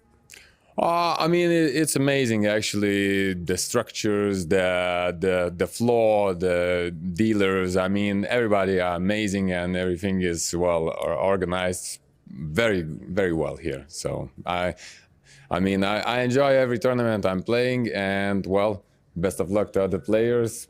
Yeah, thank you for chatting with us. And yeah, up to third one, right? Yes. See you later, guys. See you later.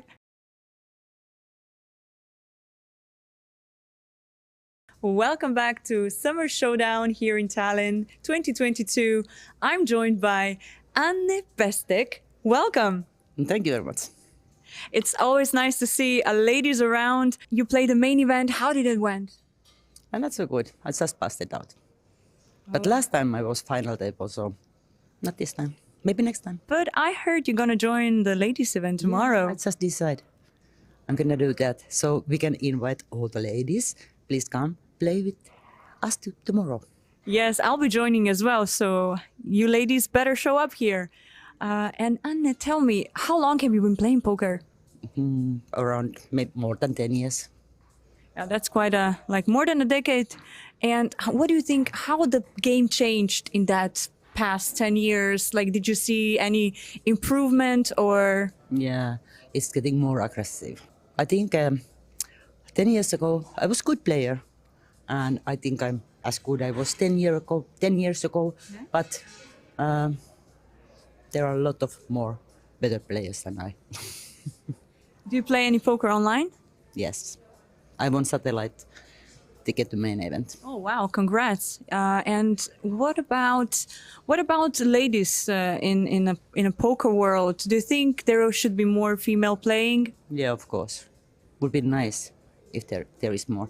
I think in Estonia is the most female players.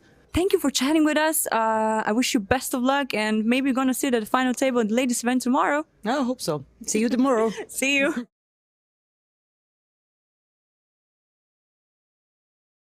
Welcome back to our coverage of Summer Showdown 2022. I'm joined here by Henry and Emmy Lutinainen, a power poker couple. Thank you. Thank you. That's nicely said. Thank you. It for sure is. So how is this event treating you so far? Well, pretty good. Thank you. There are still like 60 something players left in the main event, and we're still both in. So I hope for the best. I want to make it to the money, and from there I try to make it to the final table. And I guess that's your plan too. Are you playing at the same table or? Different tables for now, but maybe the final table is the same. Yeah. So what would your game be if you play at the same table? Have it ever happened? Like a couple of times. We like to compete against each other as well, so. Yeah, it's pretty serious between us when if we if we are put in the same table. So yeah, it's a total war. So you have been traveling a lot for poker. How many years it's been now? I think we have been playing live for 6 years, maybe. Yeah. We try to travel, let's say, half a year, like around the world, mostly in the States and in Europe, playing poker. Yeah. But so yeah, it's a nice lifestyle. It's rough, but yeah, it's fun also. You will get to meet a lot of people and yeah, really interesting stories. We have lots of interesting stories. Any other story to tell? Any fun one? Can you think of Reconcile something? Can't think of one right now. Well, there would be many, but yeah, I don't think this like we don't have time to tell. Like And one last question: what is your best poker hand? Best poker hand? Yeah. Checked and suited. And yours? well, I like Queen 9, but I can also like I won't go broke with that, but I don't know. It looks nice. Yeah, that's a tricky question. I would say like a winning hand is my favorite hand. Okay, so best of luck to you guys, and see you at the final table, maybe. Yeah. Hopefully, yeah. Thank you. Thank you.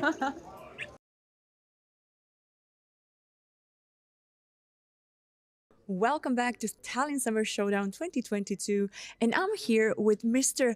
Vlasnim Dida. They call him Lale, yes? Yes. And he's the winner of Mystery Bounty Tournament. Congratulations! Thank you very much. It's always a great fun with Mystery Bounty, as we saw you were very excited to get those envelopes. Yeah, it was a really good tournament. Funny one, my first of this kind of an event. Yeah. And obviously you were very lucky because there was a 5,000 envelope inside that box, and you were also the winner of that one. Yeah, I had a really good day too. I started with 10 big blinds and yeah, everything was meant to be, so. Your lucky hand on the flop was? Pocket deuces. Pocket deuces, yeah. And I saw also your friend was getting one of those envelopes. Yeah, I thought he was standing on the side all day and rooting for me. So yes, he can do something. Yeah, because we were thinking maybe he will have the lucky hand, but you was actually the luckiest one. Yeah, it was my day. Perfect. You're playing main event as well, right? Yeah, I'm in the day too. We hope. How are you going on there? It's okay. I start with 47 big blinds, so one step at a time.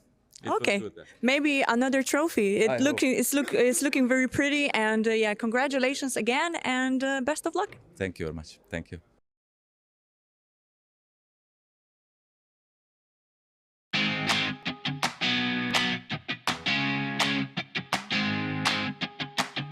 I'm Patricia Rimfire, summer's in a full swing, and we already jumped into the 6th edition of the action-packed poker summer festival, Tallinn Summer Showdown 2022, which is taking place here at the fabulous Olympic Park Casino and Hilton Tallinn Park Hotel.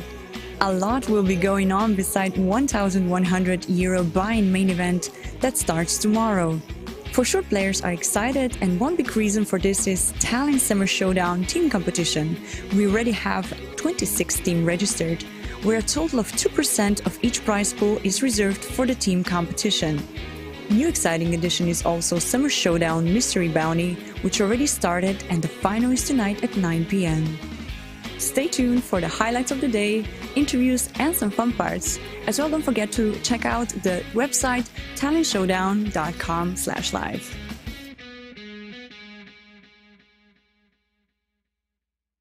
Welcome back. I'm Patricia Rimfire, and we are here at the Tallinn Summer Showdown 2022, and I'm joined by Kimmo Kurko, right? Yes, Kimmo, yes. So you're obviously a pro player from Finland, and you having so many winnings in your life, good rankings. When did it all started? It started like 06, so I've been playing 16 years. That's quite a lot. Yeah, that's a long career, so it's been all right. You obviously had a great success here in Tallinn, and what do you think? Are you going to be sitting at the final table at the main event? Well, I hope so. I haven't had many success in main events, so main events here, I mean, so I hope so. And how is your table right now? Anything interesting happened? Well, I've been running like God, so I have like triple average almost. So it's been a great start. Yeah, it's a cool table, right? Yeah, it's been fun. Yeah, and yeah, well, best of luck. Maybe you're the new Summer Showdown winner right here, and best of luck in the future. Yeah, cheers.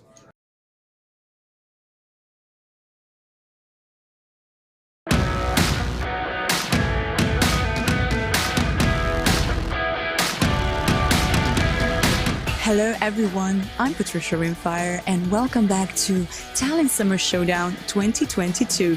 The place behind me is absolutely bubbly as the main event of 1,100 euro buy-in kicked in at 12 o'clock. You can still jump into this event as late registration closes tomorrow on a day 2 at the first blind level. We are all wondering who will be the next crown champion, who will win this tournament after some big poker names who won it already, such as Jargo Alveli, Matthias Silander, Neil Firaldo Ferro, and the last year winner Christian Zitting. Yesterday was a final day of 250 euro mystery bounty, and the players were super excited to grab their envelopes.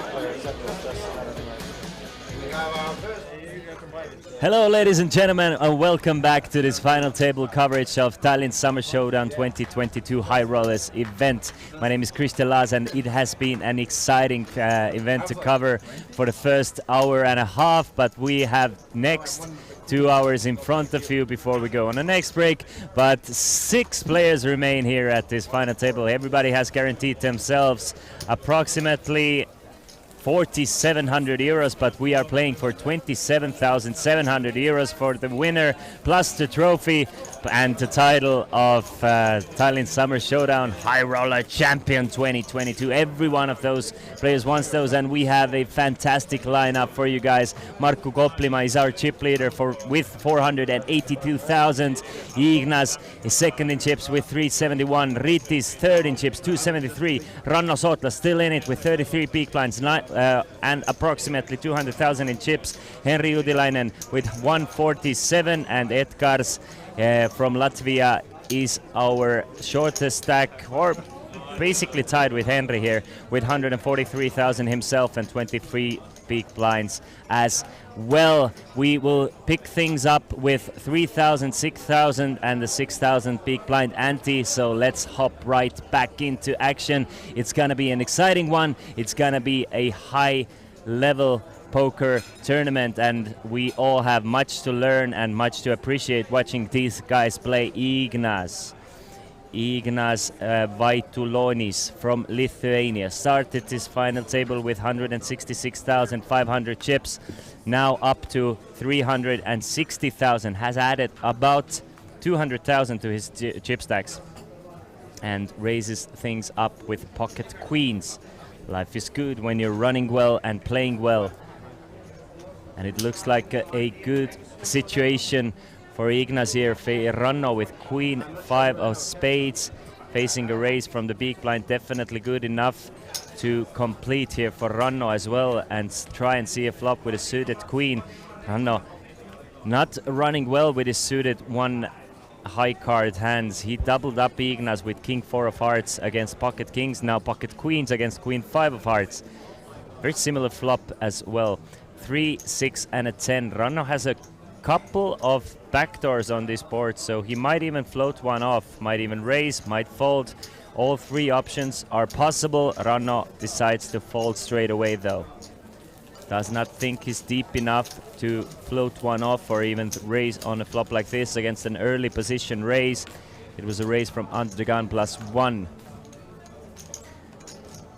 Against a very strong range, he just gonna fold the backdoor equity there. Markku Koplima started this final table as the largest stack, still is the largest stack. Has gained about 100,000 in chips.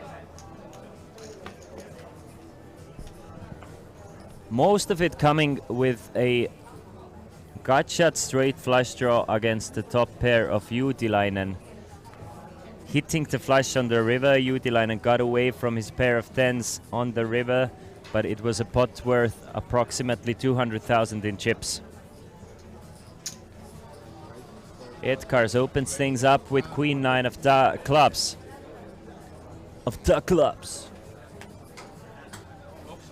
Gets one fold and probably gets the second fold as well.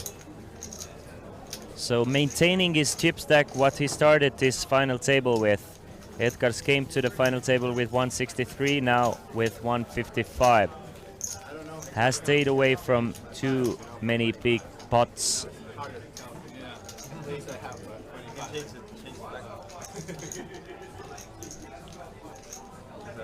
So another international final table for you guys. Lithuanian, Estonian, Latvian, and a Finnish player. 4 different nationalities here in Tallinn, Estonia. Final day of the Summer Showdown. Everything will wrap up after today. It has been a fantastic festival. Congratulations to the main event winner, Glenn Gaines, taking home 62,400 euros yesterday in a marathon poker session. We had a 14-hour coverage for you guys. I hope you enjoyed that one and hope you do enjoy this one as well. Everybody folds to Ignas, who gets a walk from the big blind.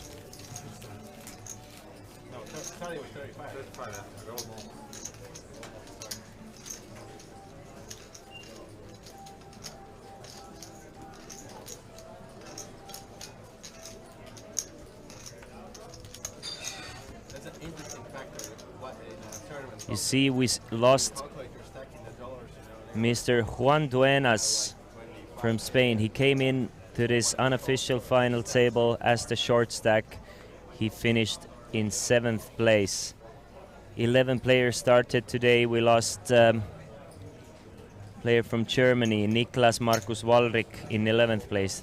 Jussi Mattila followed suit in 10th. Then we lost Touko Teivon Poika Bertson in 9th. Alexei Vandishev was 8th place finisher, and Juan Carlos Vecino Duenas from Spain was the 7th place finisher and the bubble boy of this tournament. Pocket fours for Edgars now. Markku contemplating it with king 7 from the big blind. 6,000 into a pot of 27,000. With an offsuited king, probably wants to call. But I can see him also folding here. No, just a call from Markku. We can see that he actually does have 2 overcards to Edgar's small pair here. And flops a very strong 2 pair. Edgar's really not in love of that board here. 3 overcards to that, his 4s. But he's gonna bet small. I love the small bet. It should get rid of quite a few of Markus holding that will defend and still have plenty of equity against 4s. Edgar still has a range advantage as well in this situation, so he's gonna bet 6,000 to get rid of ace highs, to get rid of hands like 10-8. Well, 10-8 probably not folding. Something like 10-6 suited. Queen 8 suited, Queen 8 off. Plenty of hands that still have a lot of equity against you but don't want to continue on that board.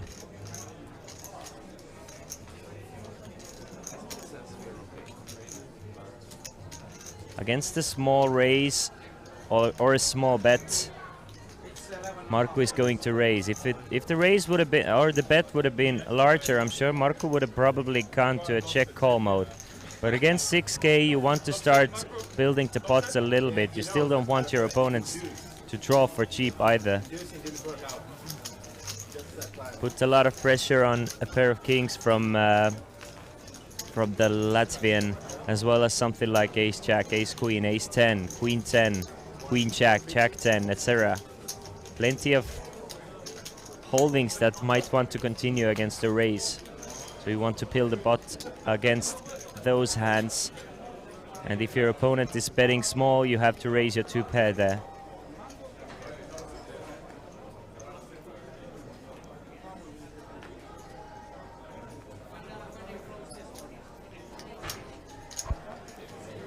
Players are playing for 27.7k.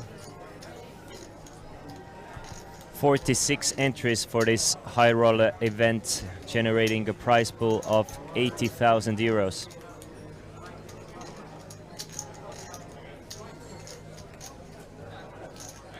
Blind v blind now against the shorter stack of his opponent.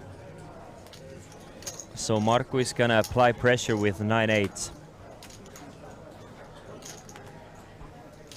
Ritti is sitting at third in chips at the moment, has the most to lose by playing a big pot with Markku and possibly being at risk, so Markku can definitely raise a lot of hands blind v blind. Makes it 24,000, 4x the big blind, and takes down this one.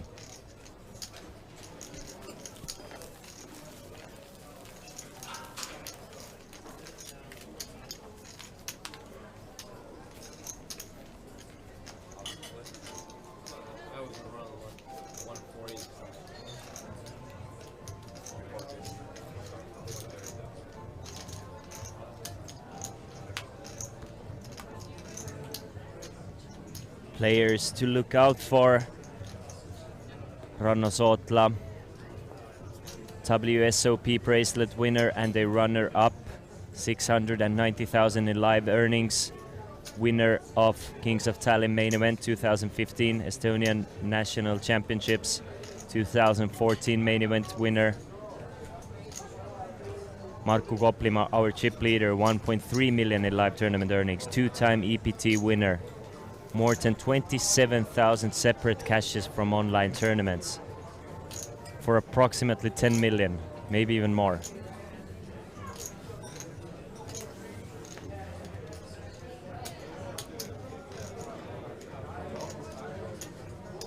Edgar's facing a raise from Henry from the big blind with ace-9 of diamonds. He's going to call and see a flop. Edgar's has Henry outkicked. Should there be a 9 on a flop? King, queen, and a 7, so a top pair for Henry here. Join the conversation here at twitch.tv/Olympic Poker Club. Let me know what you think about the hands. Who do you think is going to win this tournament? Do you think it's gonna be the chip leader Markku Koplima, or is somebody else gonna make a run at it? Juutilainen. C-bet is enough to steal this one away. You can see Edgar's chip count 120,000, has played 33% of the hands. Went to showdown in 40% of the hands he's seen a flop with. Raising 23%, so more on the aggressive side a bit.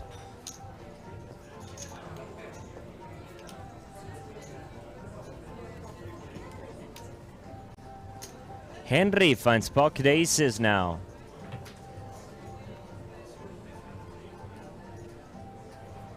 Nice run of cards for him after losing a big one to Markku Koplima, and really second pair of aces for Henry already at this final table. First one he 3-bet and got a bunch of folds. This time he can open things up from under the gun. Will he find any customers though? The entry for this tournament was 2,000 euros, Moonman. Ranno finds another suited hand to defend big blind with. And Ranno has been bleeding chips a little. At one point he was the chip leader of this final table. But after doubling up one of his opponents and losing a few pots here and there, he's now left with 159,000. Does not flop a pair here. Probably a good news for Ranno.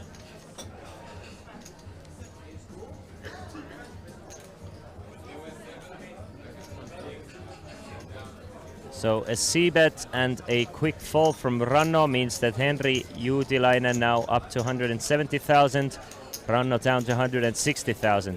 Blinds are 3 and 6 with another 6k big blind ante as well.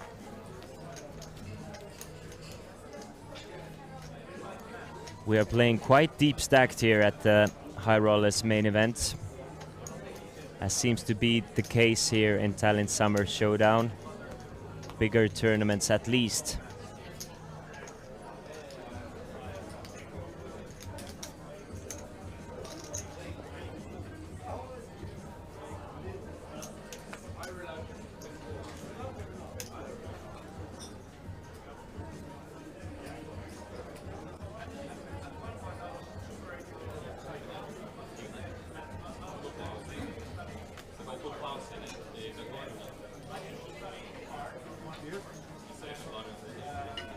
Couple of faults to the cutoff here. Cutoff with King 9 off. Definitely good enough for a raise. Gets rid of the button straight away, so cuts off the button. The best hand hits the muck. Rannosotla with another playable hand. Rannosotla now has 26 big blinds. Interesting chip stack here with 10-9 suited. Again, I can see him go for all three options. I can see him folding, I can see him calling even, and I can see him shipping all in for 26 against the late cutoff open. 10-9 suited, a decent hand to shove all in with. Mostly very much alive. Even if you get called, you're gonna generate a lot of folds anyway by going all in for 26. Ranno might just 3-bet even the fourth option is possible here. 3-bet and fold against the shove. Looks to me like a 3-bet to 80,000, so basically going all in. Basically it's a 3-bet shove. I mean it's a committing raise, and Ritis cannot face the heat from Rannosotla with King 9 off.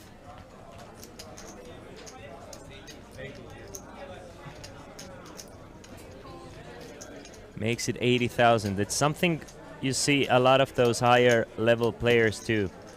When there's still action behind, they leave themselves with a little bit behind. They're letting them the opponents know that they're willing to go all in. They're not giving them good odds to call a 3-bet, but just in case there is an all-in and a call after them, they can still fold their marginal hands and make the money jump. 100% hope that I will beat you in this tournament in a heads up, and that I will laugh in your face for next 15 years. It'll be like all the guys, walking here with the sticks, and I'll be like, I remember, your small brain doesn't understand it. What a pleasure it is to have Edgars at the table with you, isn't it? Just a super likable guy to have at the table. Pocket 8s for Edgars now from the cutoff. Can open things up to 12k. I'm pretty sure it is a hand he's gonna call a shove with. Should he face a shove though? But definitely willing to raise things up. So easy set of blinds and antes for the Latvian. The young Arnold Schwarzenegger look-alike. If you don't know what Arnold Schwarzenegger looked like when he was young, Google it. Arnold in his 20s. It's like basically the same person. Oh, then it's okay. Yeah, everyone thinks he has more, but and Edgars is a big dude himself. Time goes fast and blinds also. And stack goes fast. Yeah, we were like, everyone was sure that he's super big. Always here in Tallinn when those big festivals happen. Always has a crowd around him.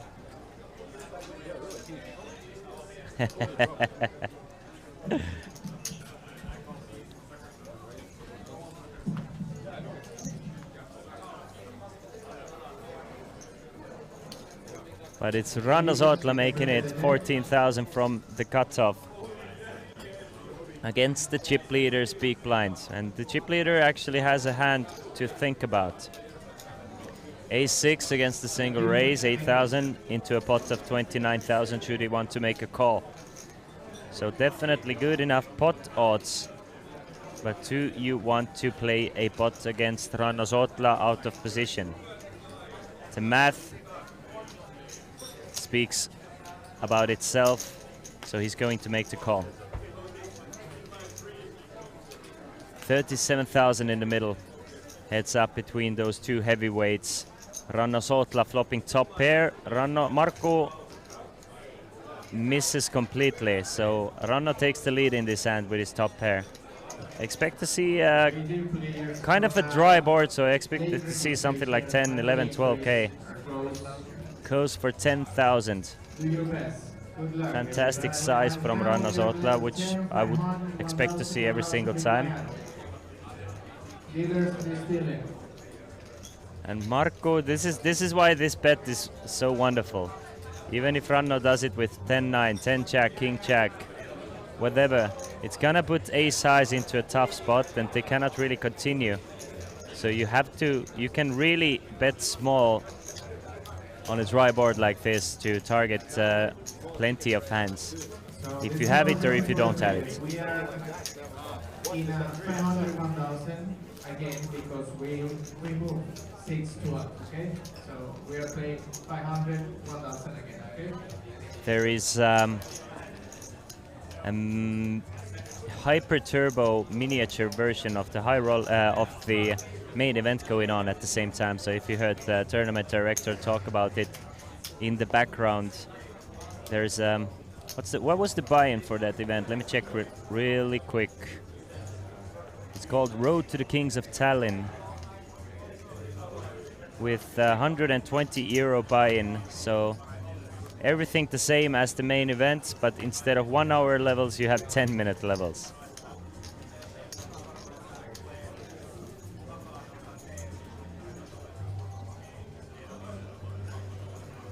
Crowd favorite Christian sitting in this miniature tournament. Couple of Estonian crowd favorites, Mati Pirn and Rain Mölderkivi, also in it.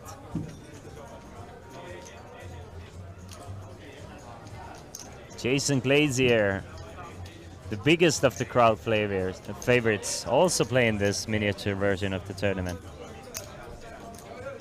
Wacky Jackson, most of you know him by that name.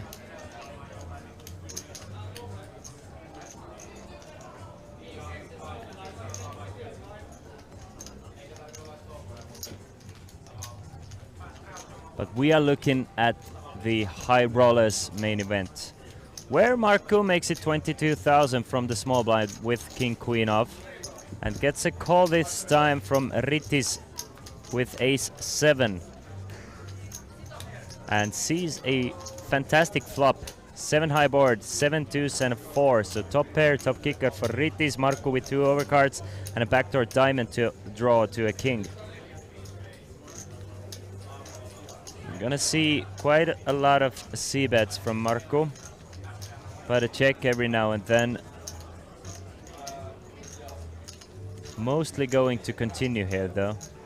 Can continue firing on kings, queens, aces, diamonds.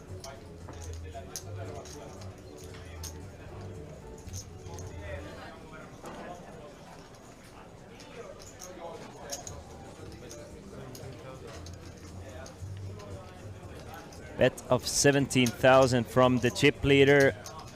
It's going to be at least call from Ritis. I don't see Ritis doing anything but call in position here. Really no reason to raise an open pot up again against Markku. Markku can still have over pairs, over cards plus flush draws, etc. As well as plenty of bluffs for Markku Koplima.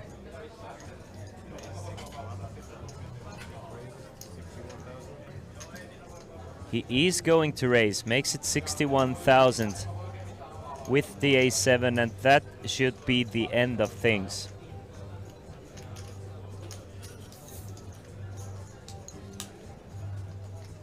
Markku Koplima with 44,000, but with just king high facing a raise on the flop. I think Koplima, they're not really deep enough to for Koplima to call, at least I think. I don't see him going all in. Unless he really feels like gambling. Or really feels his opponent is weak. Koplima finds a fold. And Ritis finishes things right here, right now, with his pair of sevens up to 284,000. Koplima with 456,000 and still the chip leader. Yeah, still the chip leader.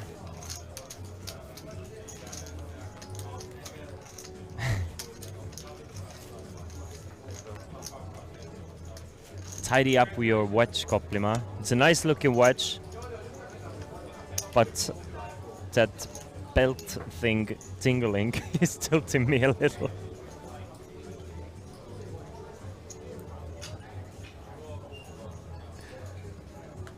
Fantastic player from Estonia. One of the all-time greatest tournament poker players online, or grinders.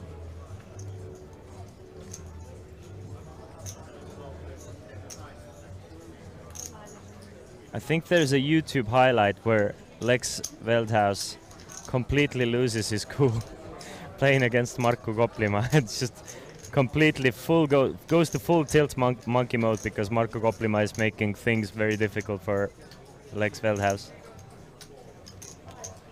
Can't remember the YouTube highlight name though. It was one of the Veldhuis stream highlights. Just completely loses it against Markku. Markku coming in with a raise one more time.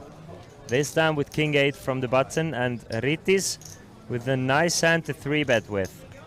Makes it 55,000 from the small blind and takes away the chance for Edgars to go all in. I mean, it doesn't matter. Even if Ritis is not 3-betting, Edgars is playing back at Markku there anyway, so Markku was poised to lose this pot. Markku can't really call with King 8 off, so another small battle goes over to the Lithuanian. You can see 310,000 in chips. 0% went to Showdown, so has finished all the hands before the river.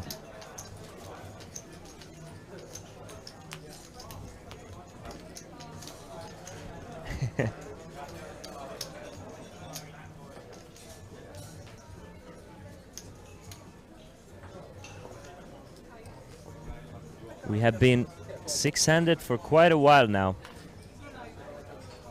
Testament to how deep stack we're playing.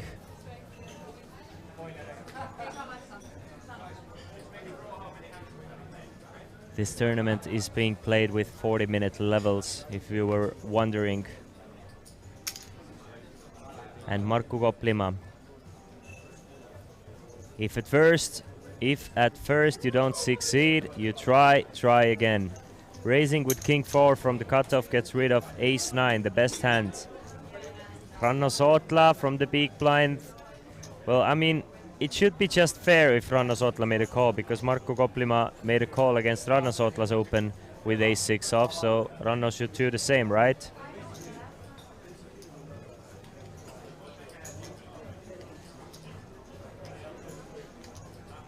Right? Right. 7k to call into a pot of 28,000. But, I mean, does Ranno Sotla look like a person who's just gonna call A6?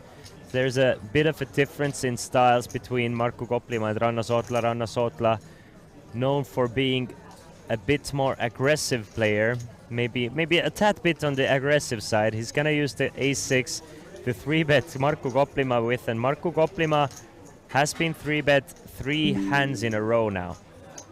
And here's another hand that he's probably just going to fold to a 3-bet with, unless he wants to go all in, as Ranno Sotla did with King 4. But Ranno, nice aggressive move now, up to 223. Markku has lost 80,000 without seeing a flop. Well, he saw a flop in one of those hands. In the past 3 hands. Maybe it's time to start limping instead. He was trying trying to induce and he induced. And Ranna Sotla, funny as always, tells Marko Koplima that maybe it's time to start limping instead. I learned. He wanted to do it, but he was like, no, the kings. Yeah, the kings. The hand with Ranna Sotla and Ignas Vaitulonis fresh on everybody's mind, where Sotla doubled up Ignas pocket kings with king 4 suited by going all in there. So Marko was like, nah, I'm gonna rather stay away from my king 4. You know, I like having chips. Give away a small one to win a big one. That's the mantra, right? Raise the 13,000 from Ritis, from the cutoff, and Ranna Sotla.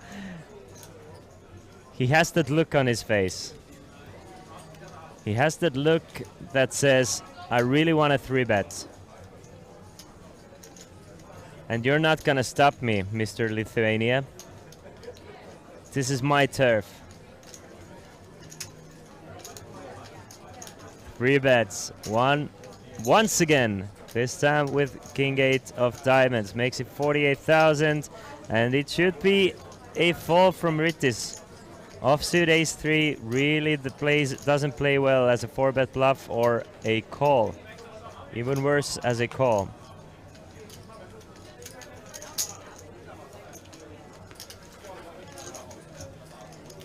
So another aggressive move for Ranna Sotla, working out, building his chip stack back up to 250,000.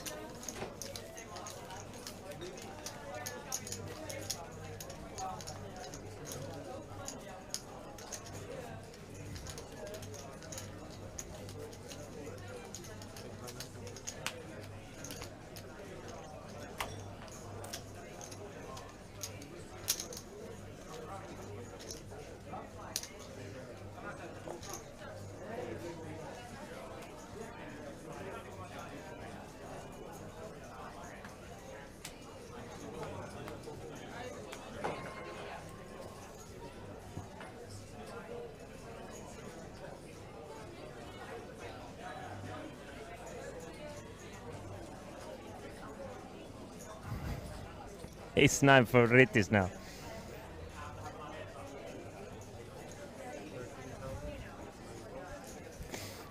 Makes it 13,000. Ranna Sotla though with ace 7 of hearts. He has this look. We've seen this look before. Suspiciously looking at Ritis, holding the ace 7 of hearts. This time he's like, all right, I'll let you see a flop. I'll let you see a flop, Mr. Lithuania. I'm not gonna 3-bet you one more time. So heads up to the flop. Ritis against Ranno. Ace 9 against ace 7. Couple of deuces and a king of clubs on the flop, so I expect to see a bet of, let's say, 14,000 from Ritis, which Ranno might even call. We'll see.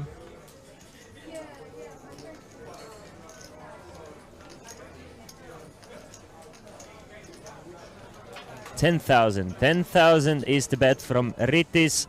Ranno will definitely at least call this. I mean, call makes a lot of sense. He wants to continue here with a lot of his kings, a lot of his pocket pairs, most of his range. I mean, basically all of his range is going to want to just call this flop. So he's gonna make the call, float one off, and see the turn. 10 of diamonds on a turn.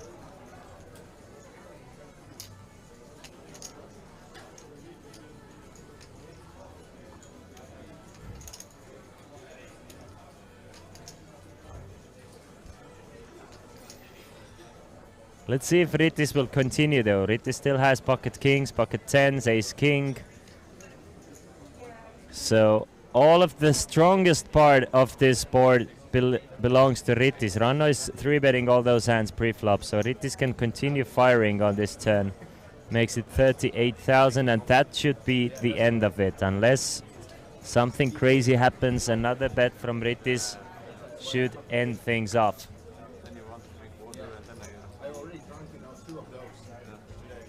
Ranno can definitely have ace deuce of diamonds and ace deuce of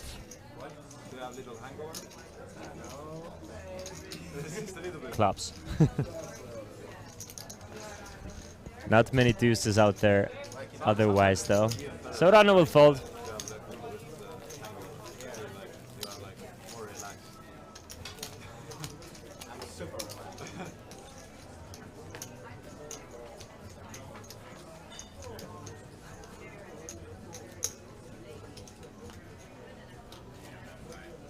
What I learned from these last 3 hands is 3-bet is better. 3-bet is better. What I have learned... Calling sucks. And opening sucks.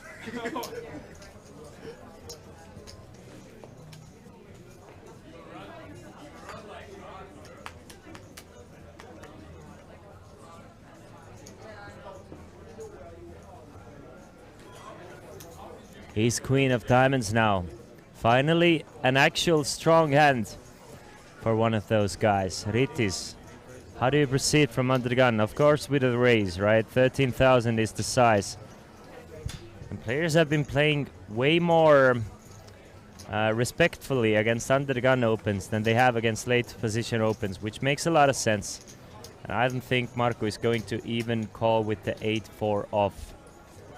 Getting good pot odds, but 8-4 off just doesn't play that well, especially out of position. So he's gonna fold. Opening did work. First time, you know, like 2 hours. No 3-bet. Can't believe it.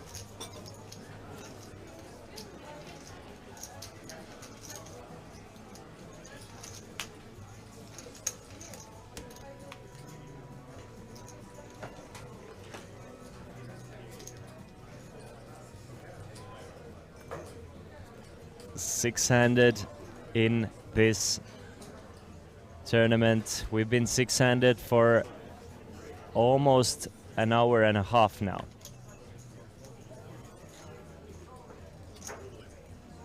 King Jack off for Henri Udilainen. Good enough for a raise from the cutoff, definitely.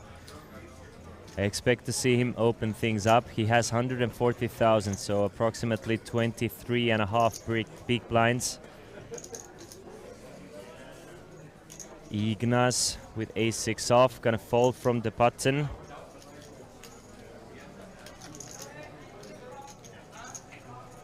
Marco, 45 of diamonds from the small blind. Rittis folds the jack-2s.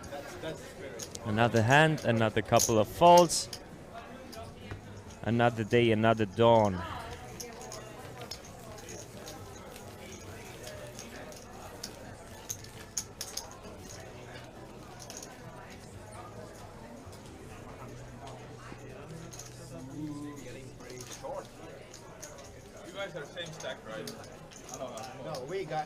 We are same stack. This is like 500k. 500? Yeah. Edgar, how much you got? 120. 110. Okay, thank you. It's like maximum. This is 100 exactly.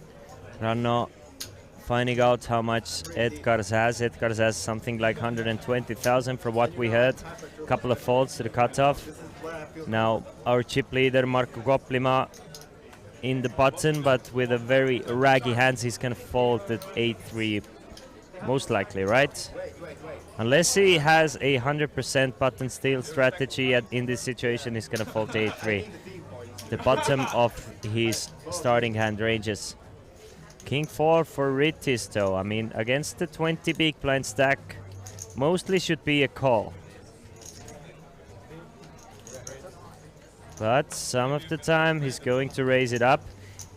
Makes it 16,000, and I'm guessing Edgars is gonna go all in here, facing a raise from the small blind. Blind versus blind, Edgars has 104,000 or 17 big blinds behind. It's just a great shoving spot here. Just take your equity with the ace-8 and go all in. But Edgars doesn't agree with me. He wants to see a flop heads up with the ace-8. So king 4 against ace-8, 38,000 in the middle. And there is the ace. Ace 3 and a 4. A pair of 4s for Rittis. Edgars with a pair of aces. The problem for Rittis now is he's not really that worried about that flop.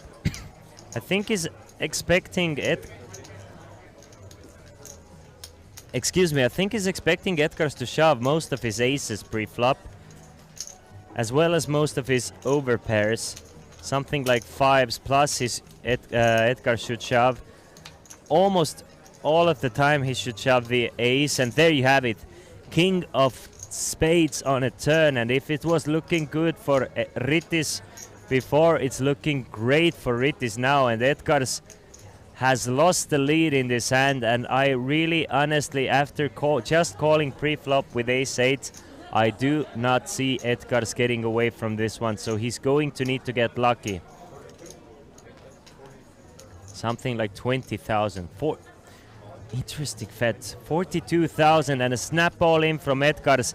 Rittis is going to make the call, and we have Edgars from Lithuania, Edgars Beizaks from Latvia, all in with ace-8 against turn 2 pair of Rittis Strigunas. Edgars needs a 3, an ace, or an 8, or else he will be eliminated from this final table. There you go, 9 of diamonds on a river seals things off for Edgars Beizaks. He will be our 6th place finisher, taking home 4,700 euros, and couldn't really do anything in a situation like this. Once you just call with your ace, your opponent is never gonna put you on an ace, so you expect to see a lot of bluffs on a turn there. Nothing he can do but go all in. Instead, he gets a bad news that his opponent turned 2 pair, and now he is going home with a final table finish, but with a 6th place worth 4,700 euros. Well, we are now 6-handed, meaning 5-handed, I'm sorry. 5-handed, meaning that everybody has guaranteed themselves 6,000 euros, but we still are playing for 27,700 euros. Markku Koplima now trailed closely by Rittis Strigunas, both players with approximately 400,000 in chips, you can see. Rittis with 454,000, our new chip leader after this hand. Markku Koplima has lost the chip lead, now down to 440,000. Ignas with 362, right close, right by them.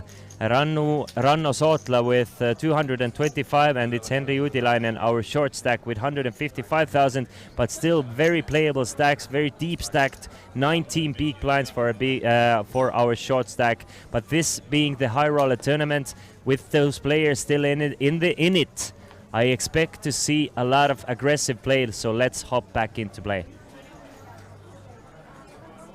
Blinds of 4,000, 8,000.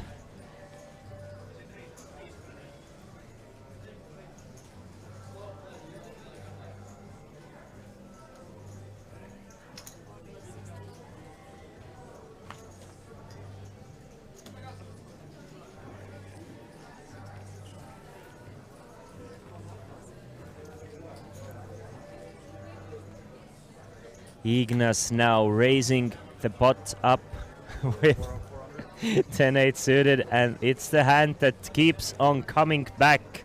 The King 4 suited. This time for the original player of the King 4 suited, Ranno Sotla. Facing a raise to 16,000. Blinds have gone up to 4 and 8. He's going to make the call. The WSOP bracelet winner. First from Estonia to achieve that feat. Makes the call with the King 4. He's actually ahead of the 10-8, but look at that for a flop. King, Queen, and a deuce. The top pair for Ranno. A flush draw for Ignas, and Ranno with King 4 suited against Ignas. There's something with that hand between those two guys. This time Ignas has 40%. As you can see, can hit running cards for a straight or a heart to take the lead in this hand.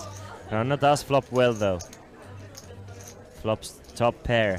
Faces a bet of 15,000 from Ignas. Ranno, again with options, probably is just going to call. The most likely option. Ignas still with plenty on that board. Decent board for Ignas range. Look at that. Deuce of hearts is a heartbreaking card for Ranno Sootla. If he was worried about his kicker, no kicker problems anymore. Chops things up with King Jack, King 10. If he was against those hands, he would have been still behind against King Queen or Ace King. But now Ignas makes the flush on a turn. And he's going to continue barreling. He wants to build a pot to put Ranno all in by the river. So I want to see something like 40,000 maybe.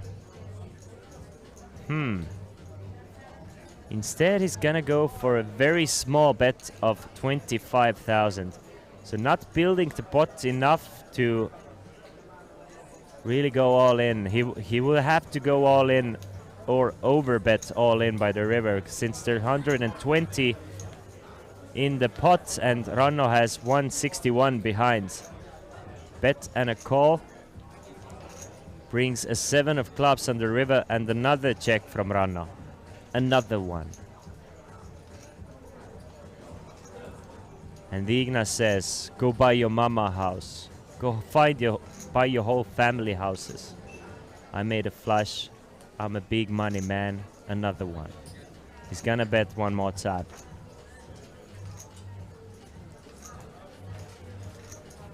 How much? Are we gonna see a slight overbet shove here for 161 to try and get it all from Ranno? Targeting kings. Are we gonna see a smaller bet to try and keep some queens in as well and weaker kings? There you go. That's an all-in shove from Ignas, and Ranno is going... Well, I am not sure what Ranno is going to do. Ignas definitely can do that move with something like ace-10, ace-jack with the ace of hearts. 10-jack with a jack of hearts. But we can see Ignas actually has the flush. And should Ranno make the call here, he's going to be eliminated in 5th place. Let me know what you think in the chat. Is Ranno going to call or fold? Facing a huge all-in bet from Ignas with the hand that started it all. The King 4 suited against Ignas, where he doubled him up, and now it could be his final hand against him. Should Ranno make the call, he's going to hate King 4 suited, at least in this tournament, for a long time.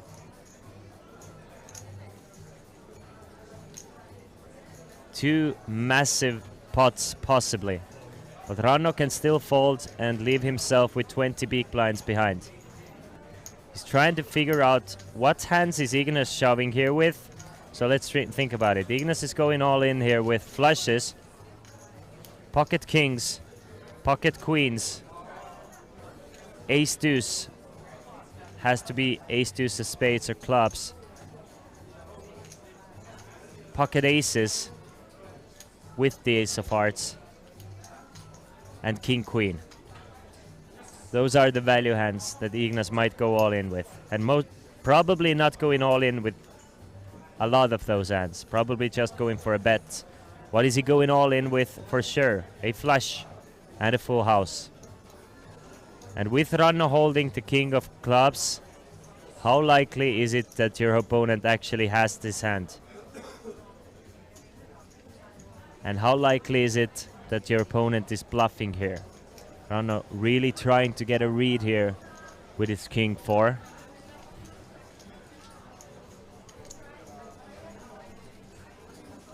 Ranno will find the fold. A beautiful fold from Ranno Sootla. Gets away from his 2 pair, and Ignas is now up to 426,000, meaning that we have basically 3 chip leaders and 2 small stacks in this tournament. Small stacks sitting at seat number 1 and 2. Rest of the field very much evenly distributed chips.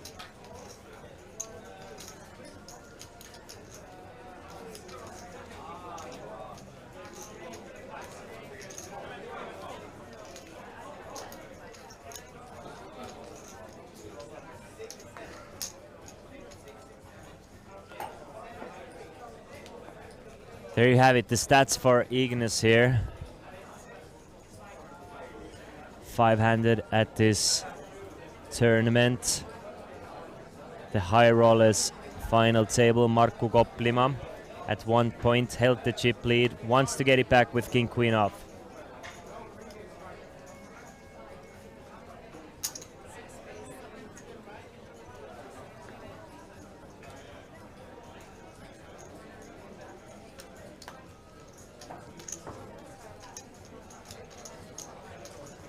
Markku makes it 17k. And Henry with Jack 8 from the big blind facing a raise. Needs 9,000 to call, and he will do exactly that. So 46,000 in the middle now.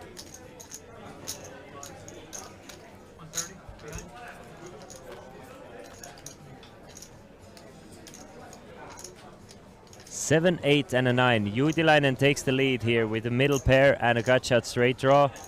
Markku does not flop well, and I expect Markku to check this board back quite often anyway. Just not the greatest of boards for an opener against the big blind calling range. Really does not crush this board ever. So he's gonna check back the king queen. And turn the queen of clubs on a turn here. Now top pair for Markku. Henry's gonna check it over to Markku, and Markku's gonna bet something like 25. Maybe even 30,000. Very draw heavy board.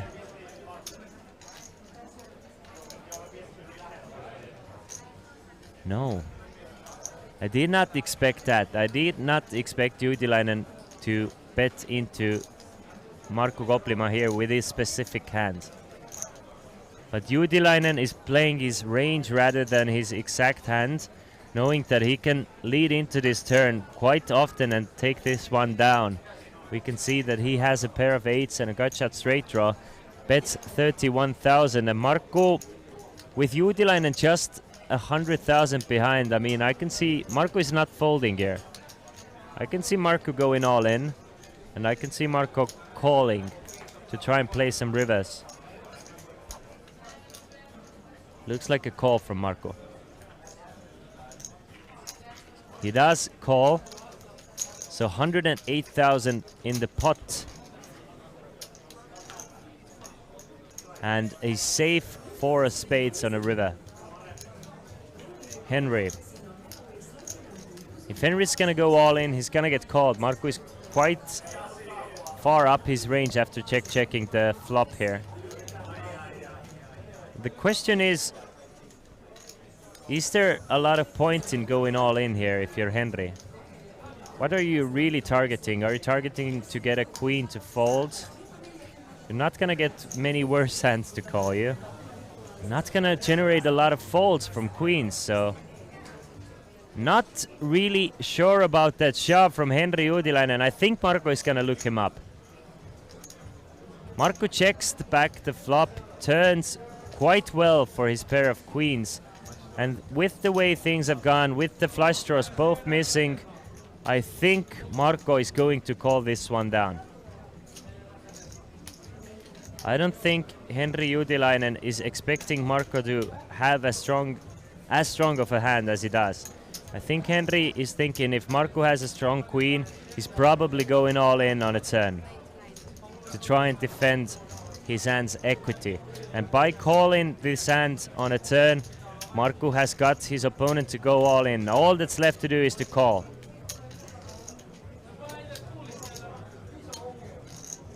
Getting 2-1 needs to be correct once every 2 times here to make chips. An opportunity to get rid of Henri Udilainen here from Finland. Check on a flop. Henri leads in on a turn. Ranno makes the call. Markku makes the call.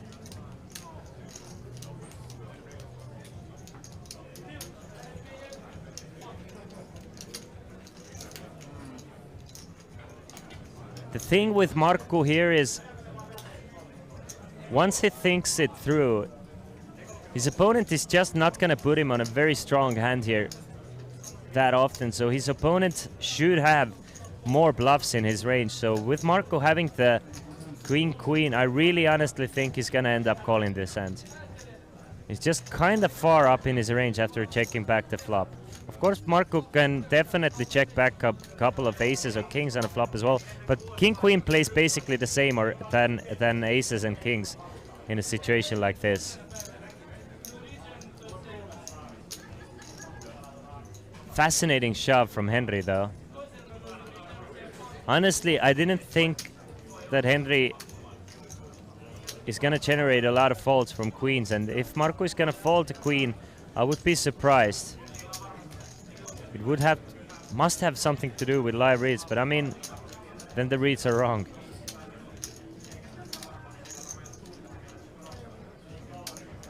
All in call with just a pair is tough in this situation. Definitely is.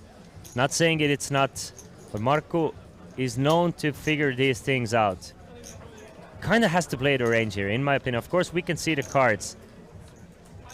It's just, there's gonna be so many bluffs with this specific way this hand has been played from Henri. We can see he even turned an 8 into a bluff now on the river. Honestly wanna know what he is targeting here. Well, obviously we can see he might even get a queen to fold. Especially with king-queen, I mean, without a club, with the queen of hearts, not changing too many things. You're not blocking the 10 or a jack. So even more likely for your opponent to be semi-bluffing here on the river. Of course, you're not blocking 10 jack, but you're not that worried about 10 jack. A lot more jack X, 10x combinations that can bluff here.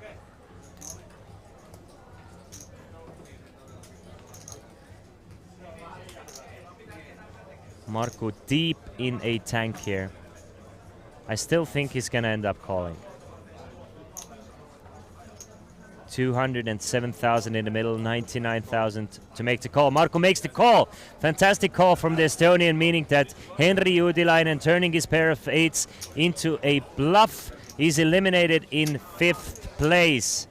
He will take home none less than 6,024 euros for his 5th place finish, but we are down to final 4 players. 2 Estonians, 1 Lithuanian and 1 Latvian, meaning it's the battle of Baltics here left at Summer Showdown 22 High Rollers event. Markku Koplima retakes the chip lead in this tournament after making this call with King-Queen. And I hope you're as excited as I am. I mean, the level of play has been immense. It has been a wonderful tournament to watch. There's so much to learn. There's been so many moves that we just don't see usually throughout the main event coverage or the different coverages that we see every day or every month here at Olympic Poker Club Twitch. So the High Roller tournament coverage is just a treat to watch. And it's just a leveling war, it's a battle of wits, and at the moment Markku Koplima is on top of this battle of wits with 573,000, 454,000 for Ritis, Ignas with 426,000, and Ranno Sootla, our shortest stack at this final table. Let's hop back into the action.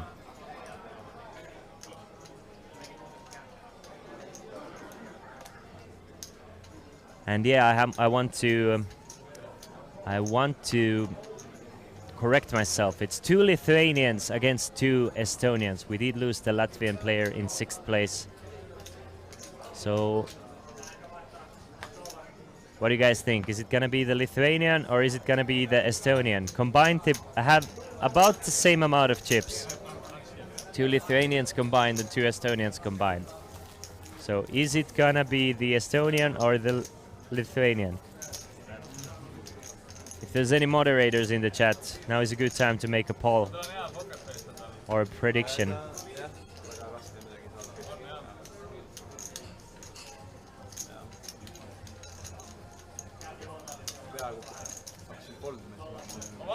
If you're watching us from Win TV Live, I will make that prediction for you at one point. For now, though, it's gonna be a different one. So if you're watching us from twitch.tv/WinTV Live, take part of that prediction.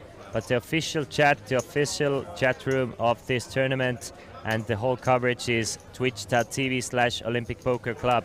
Join the conversation there.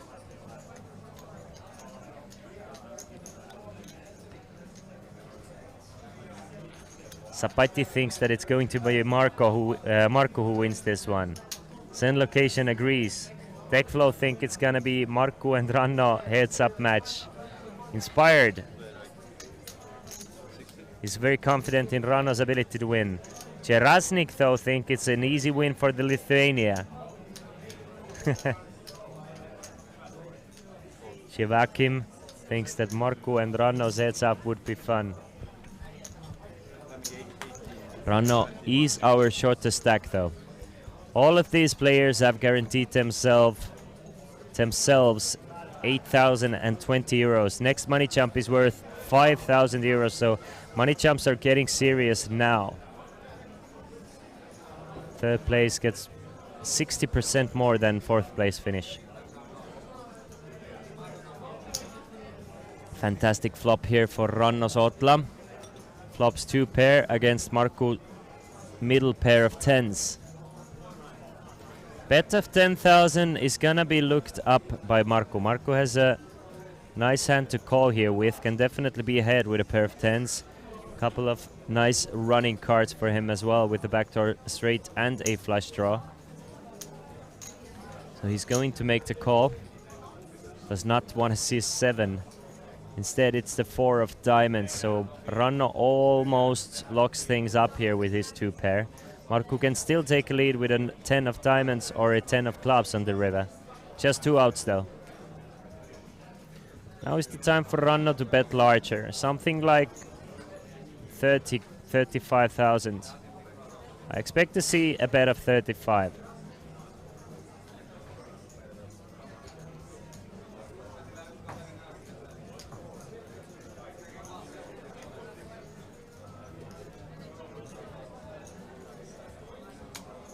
Seems like he goes a bit bigger even, goes for 40,000. So nice linear bet to get all the chips in the middle by the river. And put a lot of pressure on Marco's non-king's hands. I'm sure he thinks, Ranno knows that Marco is not folding kings in that situation or a pair of kings, but he's gonna put a lot of pressure with his bluffs and with his value on hands like a pair of 10s. Should fold out a hand like a pair of 8s, as well as get some calls from drawing hands as well, or at least charge the drawing hands. Should Marco have something like he does, 10-7, but instead of hearts, if he had something like 10-7 of diamonds, or Jack-9 of diamonds, or Queen-9 of diamonds. All those hands you want to bet larger against. Marco calls the turn with his pair of 10s, checks it over to Ranno, who's going to shove. So we know that Ranno is gonna end up this hand with at least 234,000.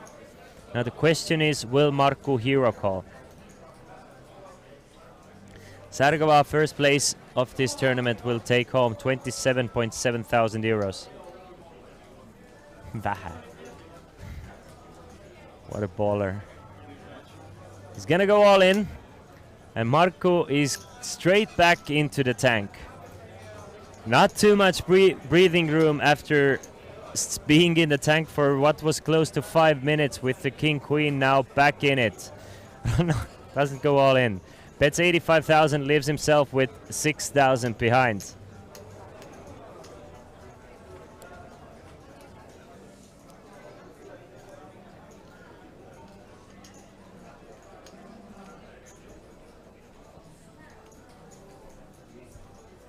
And another tough river decision here for Marco. Last time he ended up making the right decision. This time all the draws missed. So again, we go back to thinking, what is my opponent going all in with? We can assume that Ranno is going to go all in with most of his strongest kings. Probably King Jack, King Queen, Ace King, King 10, pocket 8s, 8-10 suited, and as we can see, he also has King 8 in that range. Pocket 4s that took a stab on a flop. These are the hands that Marco loses against. He still beats all the missed diamond draws, Jack 9s, Queen Jacks, Queen 9s, Ace Jack, Ace Queens.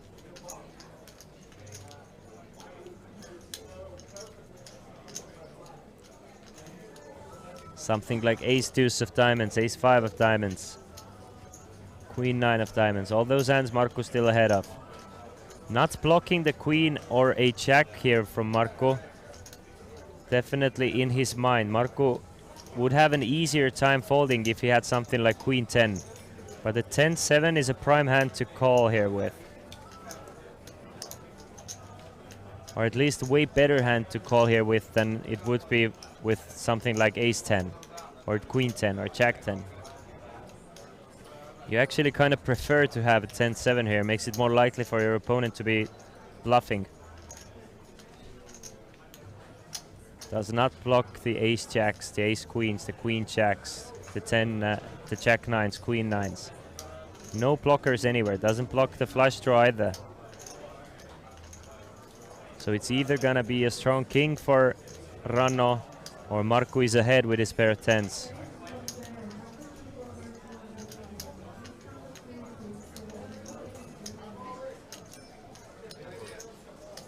But Marco ends up folding with the 10-7. This man on the river is unbeatable today. He has made the correct decision every single time on the river and finds the fold again. Ranno Sootla does add 78,000 to his stack now though. So 235,000. And I love this. I love the fact that the players are thinking about these decisions. They give their opponent credit of being able to bluff in these situations, and I'm sure all these players actually are able to have plenty of bluffs. So you have to make way wider calls. As I saw from chat some of the time that when Ranno was deep in a tank with his King 4 with top pair of kings facing an all-in shove, and players in the chat were saying, or viewers in the chat were saying that it's just a simple call. Yes, it's a simple call. I mean, it's a simple fold. It is a simple fold on that on a level that most of the players of our caliber are playing at, or most of our viewers are playing at. But on this level, it is definitely not a simple fold. It was definitely not a simple fold for Ranno there.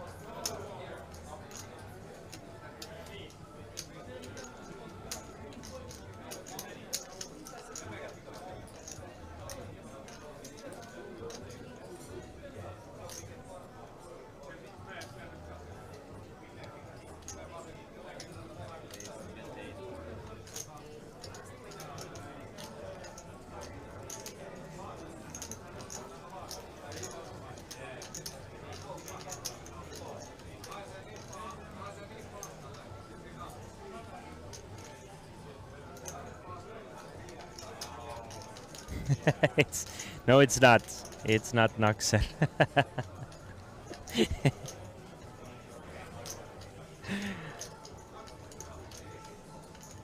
You can Google Markku Koplima's name and you can find his online handle if that information is available. Mr. Shingoryov. But Sexhard is correct here. Raise to 28,000 from Rittis and a 3-bet from Markku with King 5 off.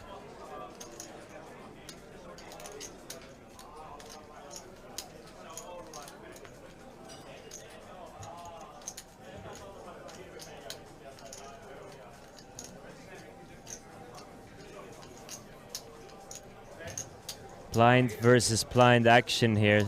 So Markku calls with King 5, faces a raise from Rittis and now limp 3 bets to 86,000.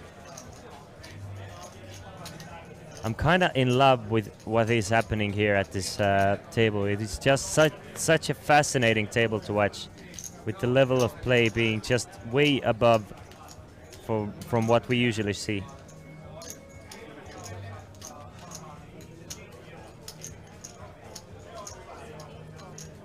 I hope you guys like it as well. Rittis. Looks like... Is it a call or a 4-bet? Yeah, he does call. So 180,000 in the middle now between the two big stacks.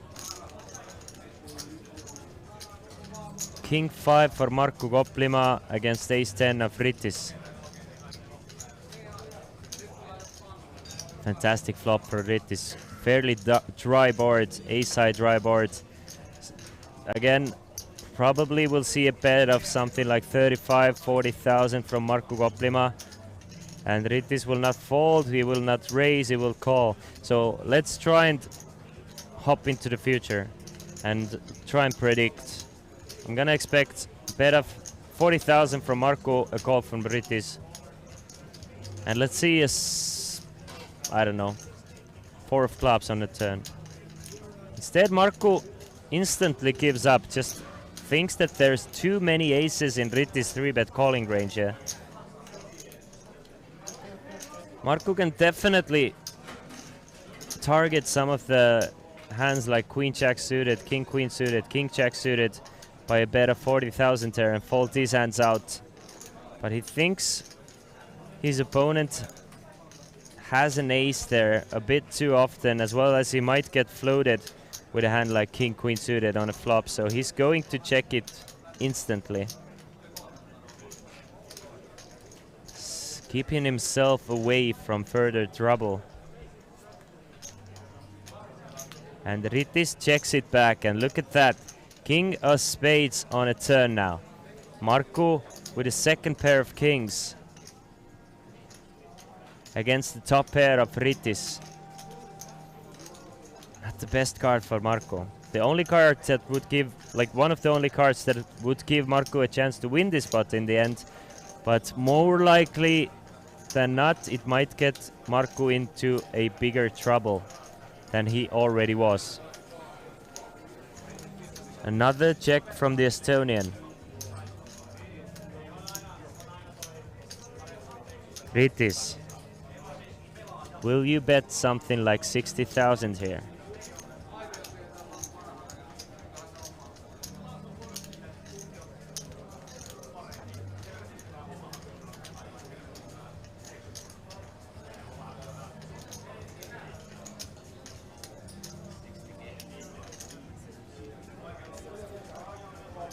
Yes, sir, you will. You will bet exactly 60,000.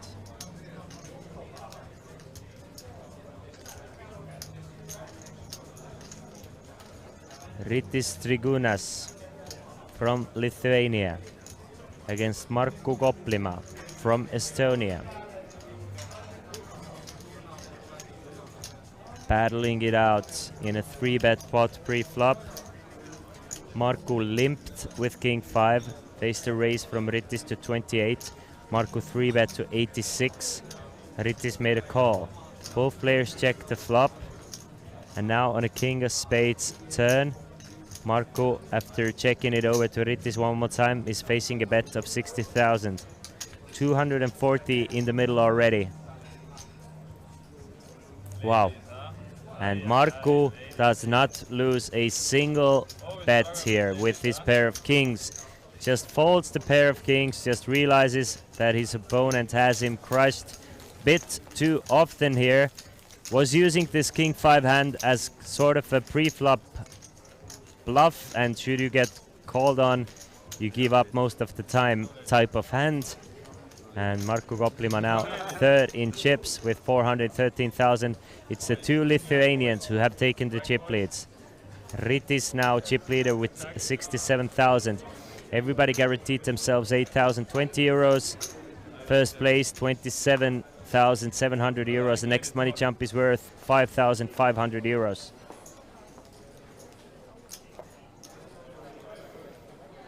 Tournamentalist, I guess so. I guess so. Markku. Not a hand to take your foot off the pedal, though. Ace 5 of clubs from the button. Blinds of 4,000, 8,000, 8,000 big blind ante. So he's gonna raise it up.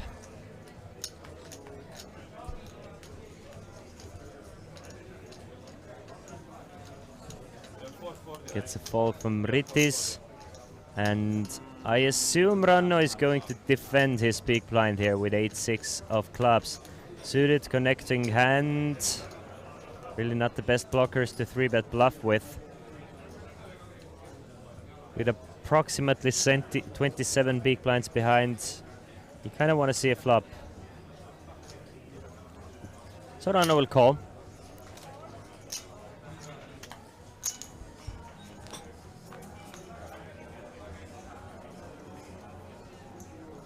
To the flop of queen, 8 and a 3, 2 diamonds. So Ranno again takes the lead in this flop, flopping a pair of 8s.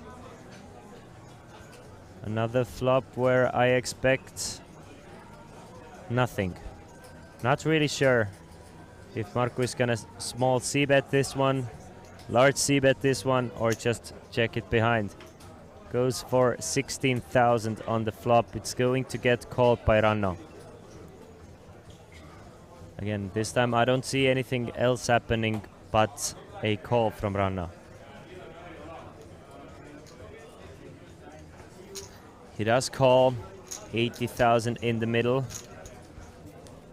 Ranno with 193 behind, 7 of diamonds on a turn. Brings in the front door flush draw. Ranno checks it over to Markku one more time. Markku does not hold the diamond toe. He will check it back. He knows that it's possible that Ranno might have those diamonds. A good card for Ranno here. Queen of clubs makes it less likely that the opponent has a queen, as well as doesn't bring another diamond on a board, so he can feel fairly safe here with his pair of 8s. He can go for a range slash blocker bet here with something like 20,000. Try and block bet against something like 9s, 10s or jacks that Markku can have, or better 8s, but at the same time try and get value from a few hands as well.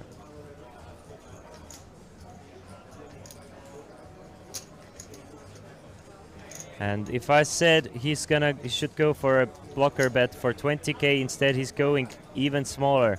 Goes for a proper block bet with 12,000.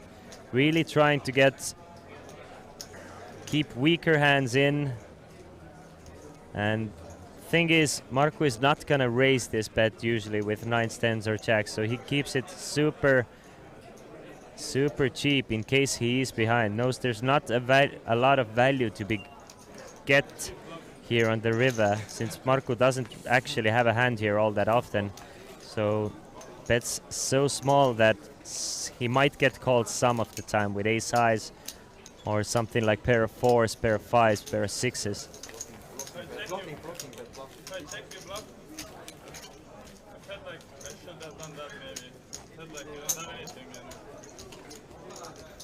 And Ranno is thinking that, asking Markku that if he checks, would Markku have bluffed? Markku is giving him nothing though.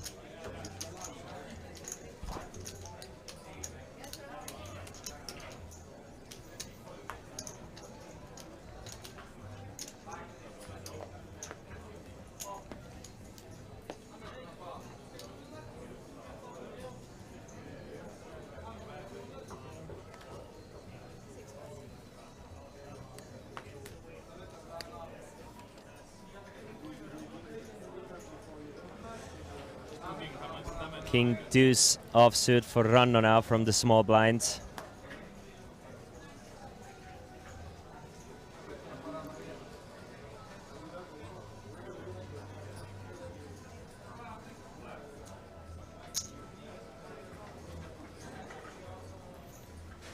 He's going to make the call from the small blind, and Ignas not with King 4 suited, but with King 4. Facing a limp from Ranno. Do you want to kind of raise it up to something like 28,000, or do you want to take a flop with your King 4? It's gonna be either one of those two options. Looks like he's going to raise it up to, well, I'm a wizard, 28,000. And Ranno folds the King deuce.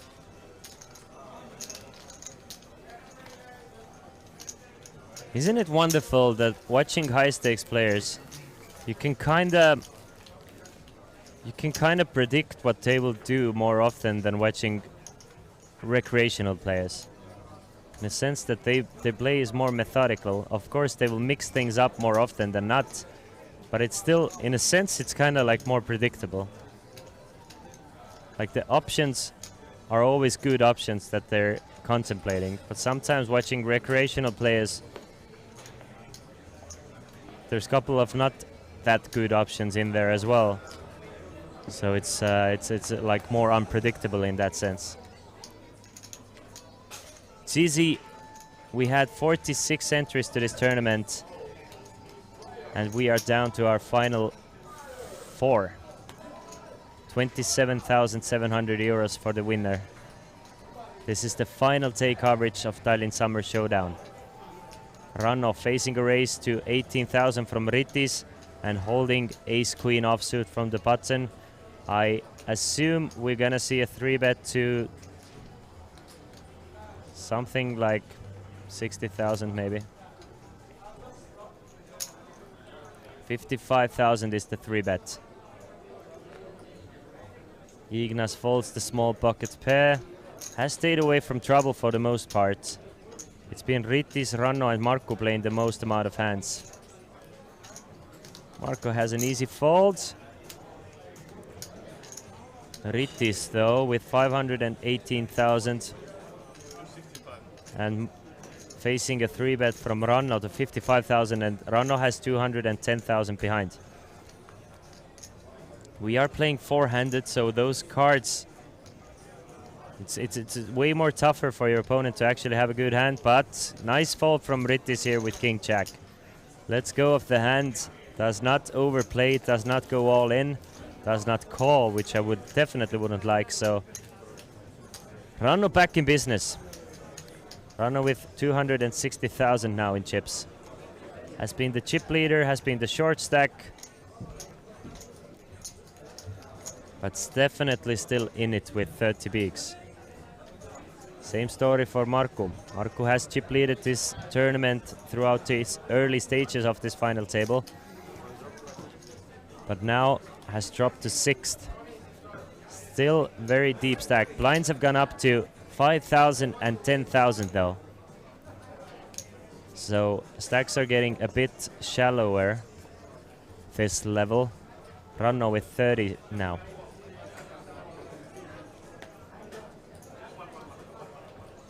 Not much information about Rittis, to be honest.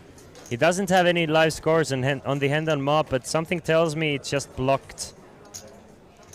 If I googled him, it showed a few scores worth like 15k plus, so I mean, not sure about Rittis' status. Maybe somebody knows him and can tell me. Where's our Lithuanian experts where we need them?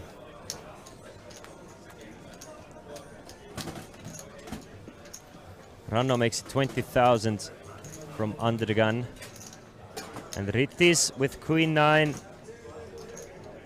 More often than not, we're gonna see a call here from the big blinds. 40 big blinds, the tournament average stack at this point. See a flop of deuce, 5 and a 9. So top pair for Rittis once again. Ranno with and nice backdoor draws. 10 jack, backdoor diamonds, backdoor spade, backdoor straight cards, as well as 2 overcards. Bets 30,000, so goes to more than half the size here. Most likely gonna see a call from Rittis.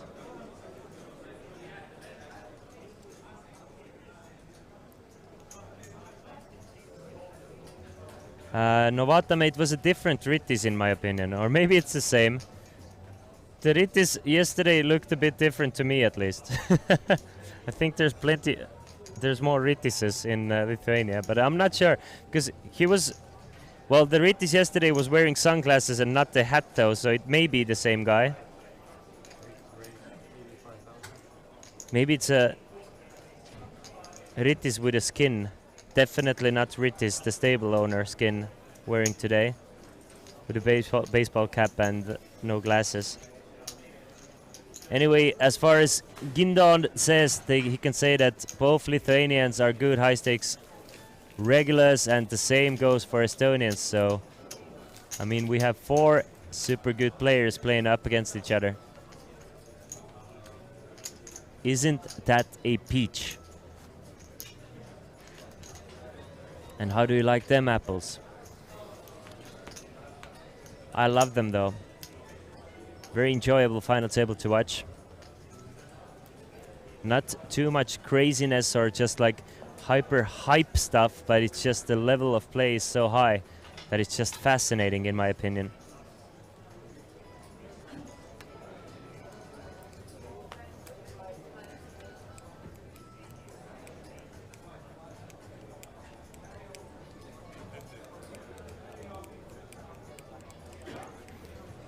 Blind versus blind now. Rittis versus Ranno Sotla.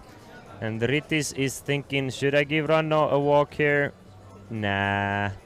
I'm gonna try and see a flop with 6-3. And Ranno is like, I get to see a flop here with 2-3.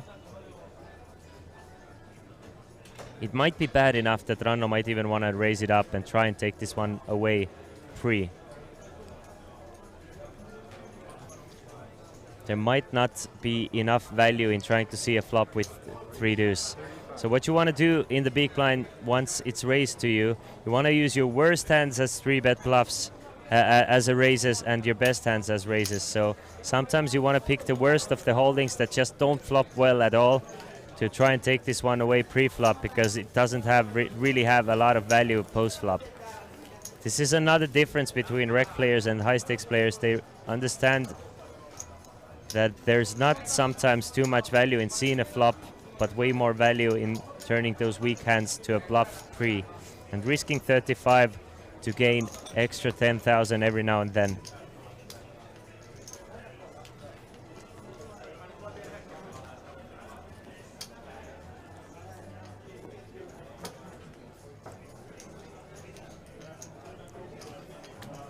Markku Koplima wakes up with the monster hand here from under the gun. Pocket kings.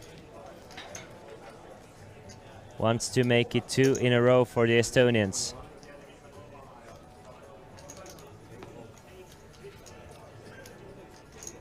Starts things off with a raise to 21,000.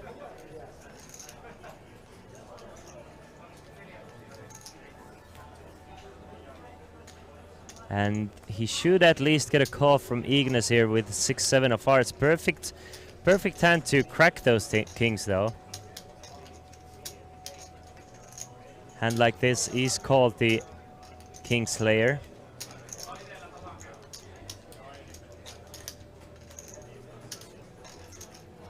Or the Ace Cracker, the Nut Cracker. Call it however you want. 6-7 plays pretty well against an over pair. 6-7 suited.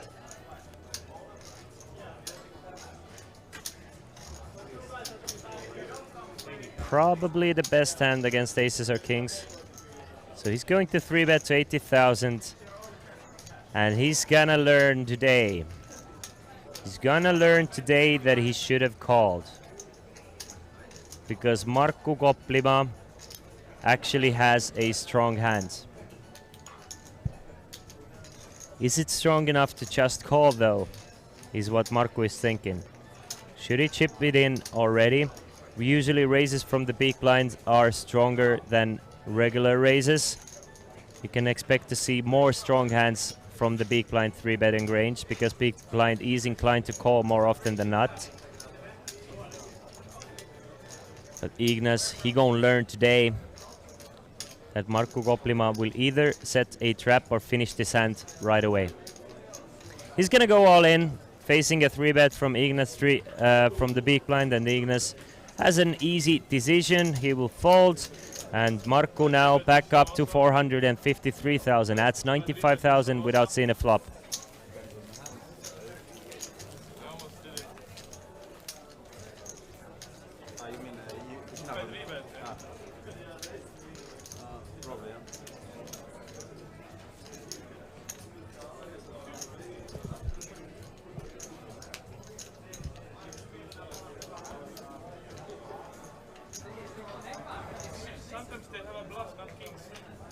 Sometimes they have bluffs, not kings, says Ranna Sotlu, who has doubled up one player with kings already.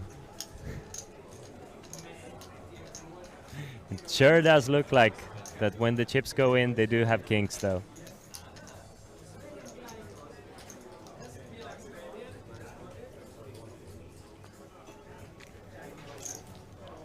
10-9 of clubs, a pretty hand for Ritis, but Marco with Jack 3 of diamonds probably is going to see a flop here.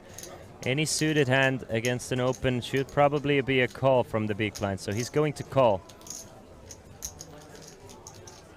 Another, if you're a recreational player, it's something to remember. If you're facing a small or a min raise from the field and you're in the big blind, you're getting good enough equity to call with suited cards.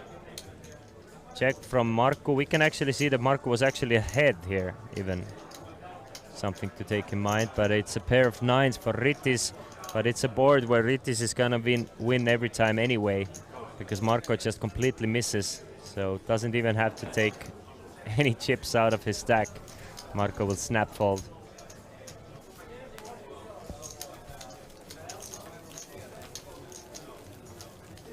Exactly, Kenny's. Yeah, that was a normal 3-bet. Call better to see flop, but sometimes 3-bet. Yeah, the highest stakes players and best players, they use a thing called randomization. So let's say they have a hand like 6-7 there. Whatever percentage you see it is, they want to randomize a 3-bet in there. Otherwise, it's going to be easy for their opponents to put them on a hand. So let's say he 3-bets 20% of the times there and calls 80% of the time. So this time he used his hand as a 3-bet. Most of the time he will call. Same with all of their holdings. I think all of those guys are randomizing their hands as much as possible.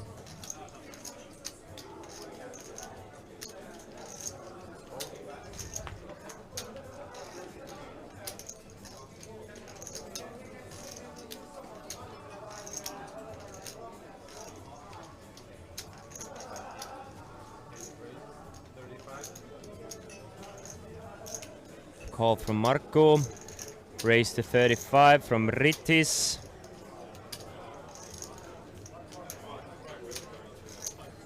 And Marco will fall to Queen 7, lives himself with 411,000, but Ritis with 610,000. He is building.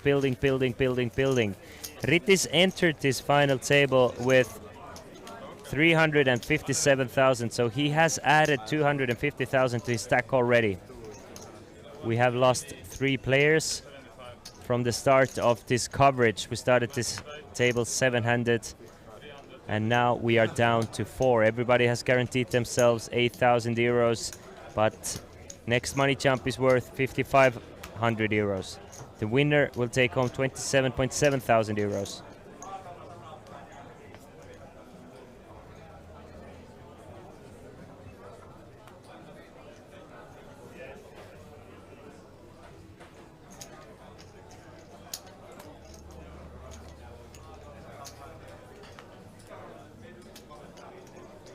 Jack 8 of clubs for Ritis here, mostly a call.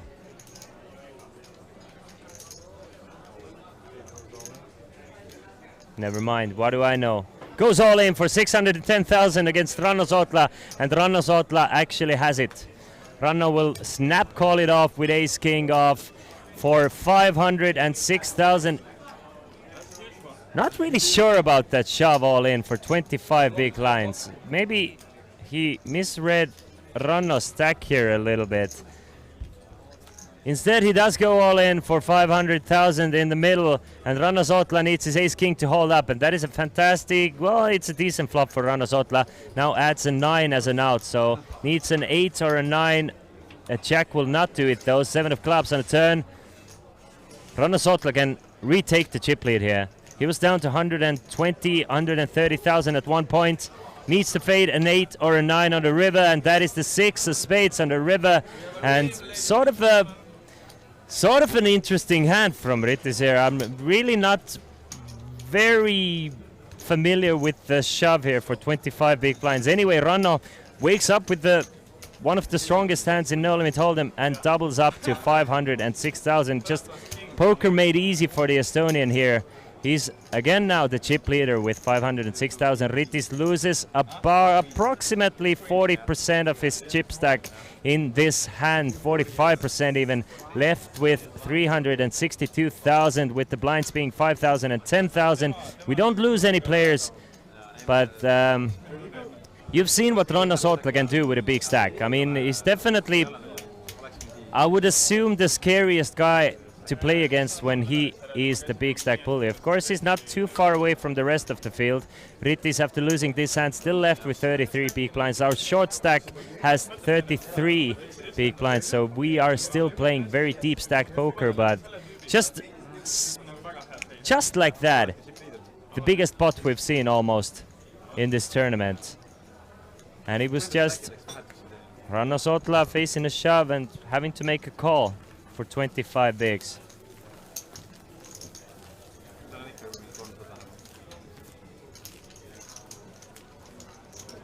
Let me know what you guys think about that all-in blind v blind with the jack 8 of clubs.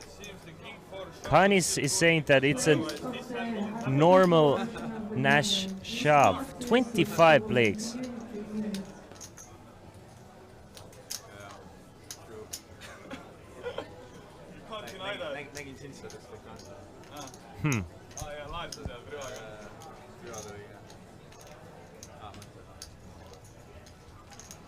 Sometimes they just wake up with a hand.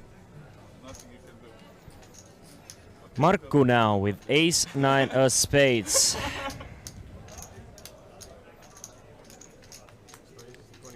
He's gonna open things up to 21,000.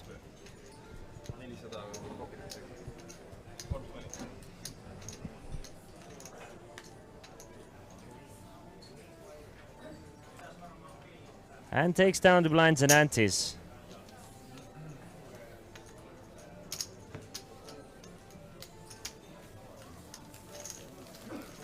I really did not like. The thing is, as I'm saying, I'm not gonna pretend that I know better than any of these players. I'm sharing my surprise with you. If you guys are saying, and if you really think, I didn't think 25 big blind shot with Jack 8 suited was a thing there. Not really, haven't seen it anyway. Pungakat, you were in the chat. Let me know what you think. Pungakat, you know a thing or two about poker. Is it just a fairly regular shove there with Jack 8? Should I implement it in my game? Give me some free lessons here.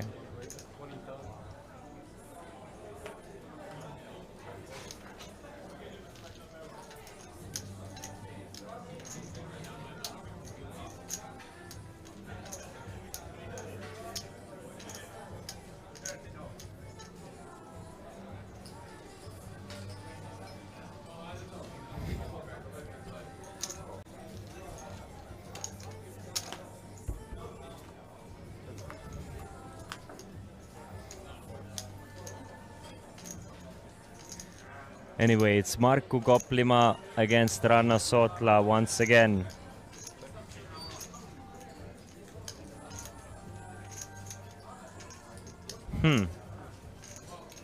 Cool. Cool. Bungagat says that it should be a mix of shove and limp.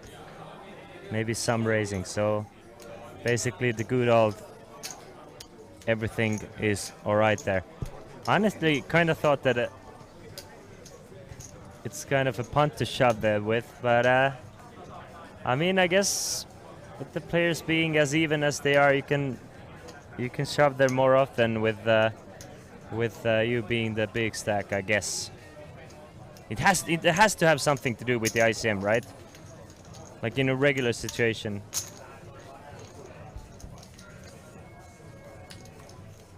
I don't know. I have a lot of learning to do in this game. Of course, obviously we can see that your opponent is going to fold most of their hands. Yes, I agree. This is what I agree with.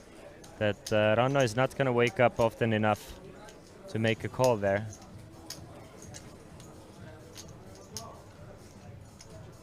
It's a check on a turn. Ranno actually turns a pair and now rivers 2 pair against Markku Koplima's ace high.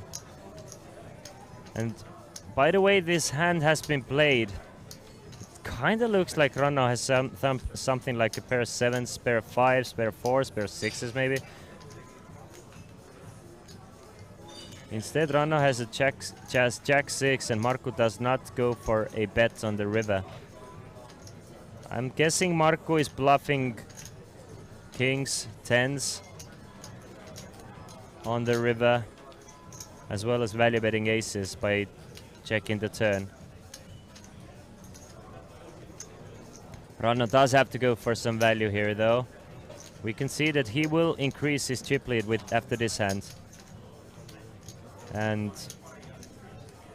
yeah, Markku, by overbetting there, which I like the overbet by the way, just puts a lot of Markku's hands in a cage there, and polarizing his range. And this is something you want to do, especially when you hit a runner hand. It's just very unlikely hand to have, this runner situation. So whenever you kind of hit the runner after the flop, it's just very difficult to put you on a hand. So this is the ideal spot where you can go for this large sizing, in my opinion. Stacks of fucking millions of money, man. Stacks of really bring 10 million into the table. Kent Ranno had 25 big blind, not 15 big blinds. Stays at the big cooler right now. Ranno had exactly 25 big blinds. 15 big blinds, it would have been fairly standard even for me.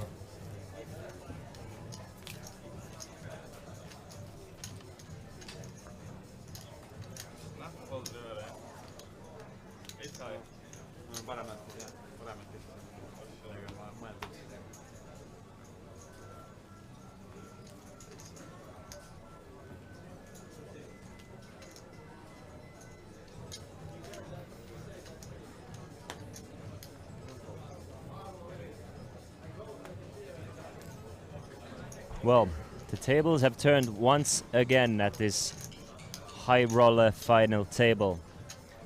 This time it was, for a while it was 2 Lithuanians on top of the leaderboard. Now it looks like 2 Estonians back on top.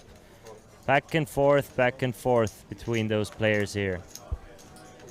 Markku calls with 10-9 off. Ritis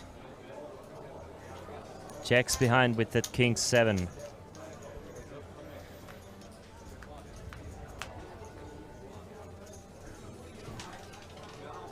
Jack 4 and a 5, so Rit is still ahead with his pair of kings.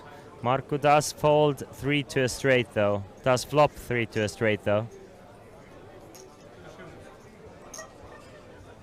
Would be interesting to see if Rittis is gonna continue with his 1 overcard king high and backdoor straight draw against a bet of something like 10,000, but this is why Markku is not betting 10,000. He's gonna make it tough by betting 12,000. Slightly more.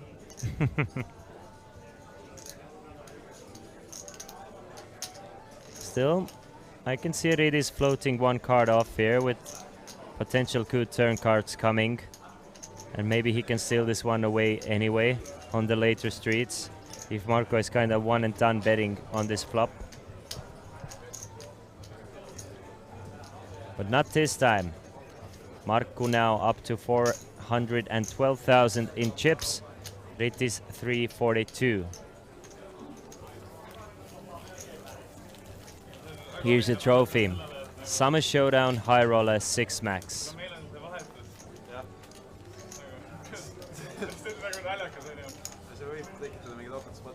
And there you go, Ranno Sootla, our chip leader with 550,000, entered this final table with 296,000. Things didn't really start off well for the Estonian, but now, after a huge hand with Ace-King against Jack-8, and a couple of smaller pots here and there, he is our biggest chip stack. Total chips in this tournament, 1.61 million. So 1,610,000 chips in this tournament. So Ranno Sootla, still not a runaway chip leader, has approximately 1/3 of the total chips with 4 players left. Deep stack poker here.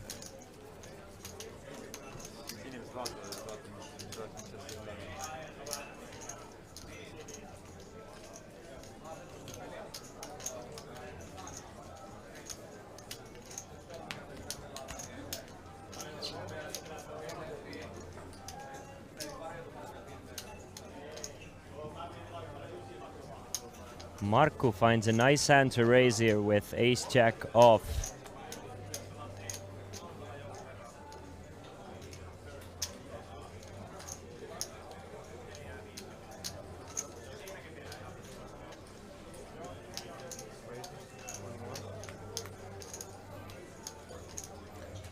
Another raise to 21,000 and a clash of 2 strong hands here. Rittis with pocket nines. Four-handed, these are 2 monster hands, I want to remind you. Which is why Rittis is just going to call the nines. Ignas, ace-2 of clubs, he can definitely come in with a 3-bet. Can also decide to just complete and see the flop with a suited ace. Four-handed with 67,000 in the middle. Those suited aces are starting to look better candidates for a 3-bet, but not this time. He's going to call as well, so 3 kind of a strong hands. Surprised to see no 3-bets here. Seeing a flop worth 78,000, and it's a great flop for Markku Koplima. Flops top. Ignas misses completely. Just 1 overcard for Rittis pocket nines. It's a fairly dry board as well, so maybe something like 26,000 from Markku Koplima.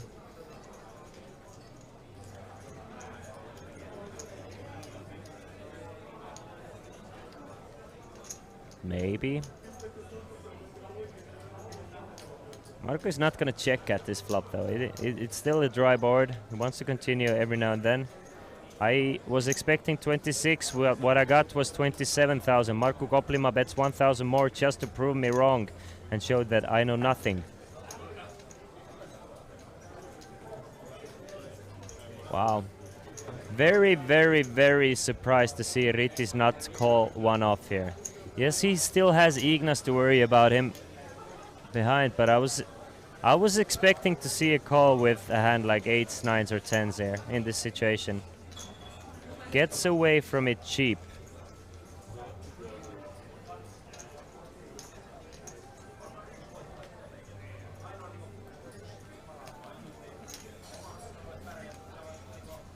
Couple of folds, and Markku now back to building his stack to closer to 500,000, 470,000 for the Estonian.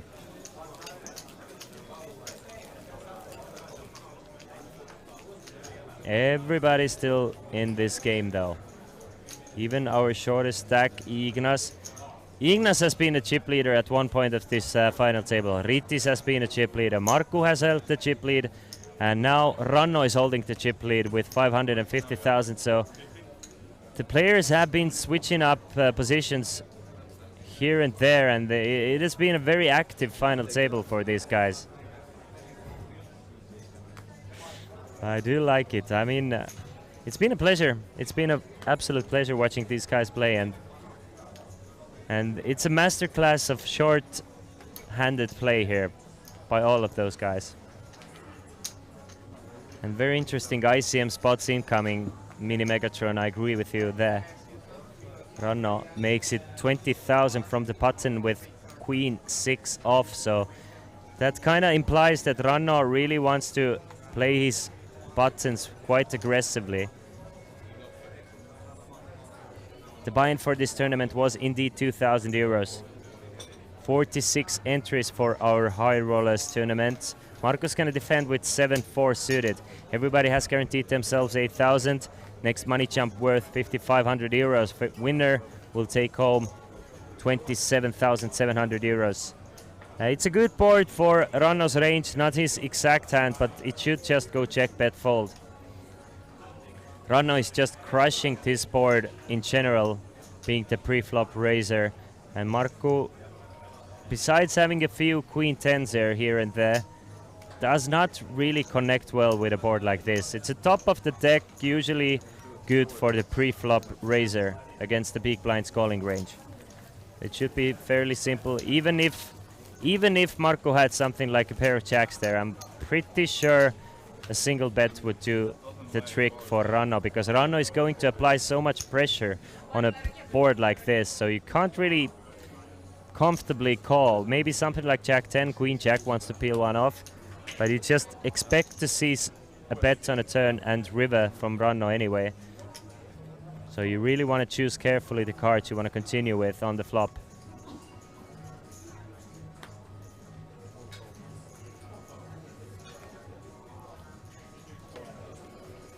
Marco finds another strong hand. Pocket aces this time for Marco.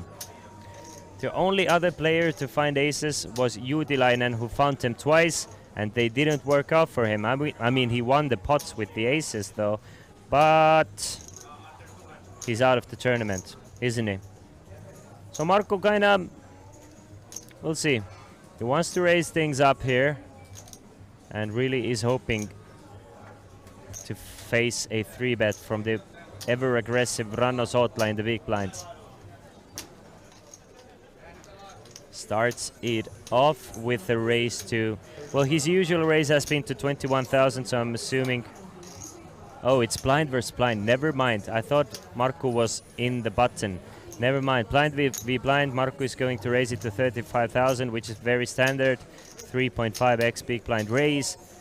But his opponent just doesn't have it this time. Folds the 10-3. So Marco will have to do with the blinds and antes.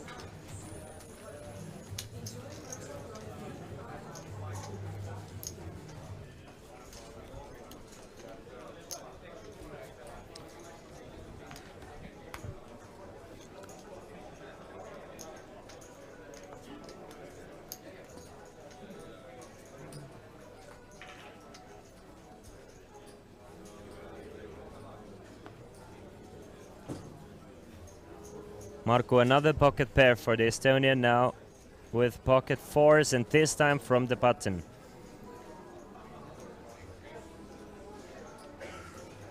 Hand 74 of this final table. Started today with 11 players, now down to final 4 with pocket 4s for Marco. And ace 10 suited for Rytis. And Marco has done something the players in the field call the pro gamer move. Just going to limp in from the button. Just avoids getting 3-bet shoved on by Rytis. And he's willing to probably call a raise, but Rytis does not get the 3-bet shove. He raises to 40,000. Ranno gets rid of the 9 deuce, and now, I mean, honestly, I'm not sure, but what's Marco's strategy here? Is he gonna limp fold? Is he gonna limp call? Is he gonna limp shove? I mean, I honestly can see him go for any of those 3 options here.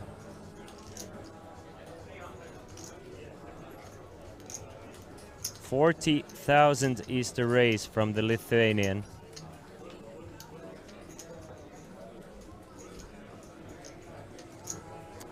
Ritis is expecting Marco to have a lot of those 10-9, 10-jack, 10-8 suited, Queen-10 type of hands that limp from the button, as well as a very strong holding every now and then.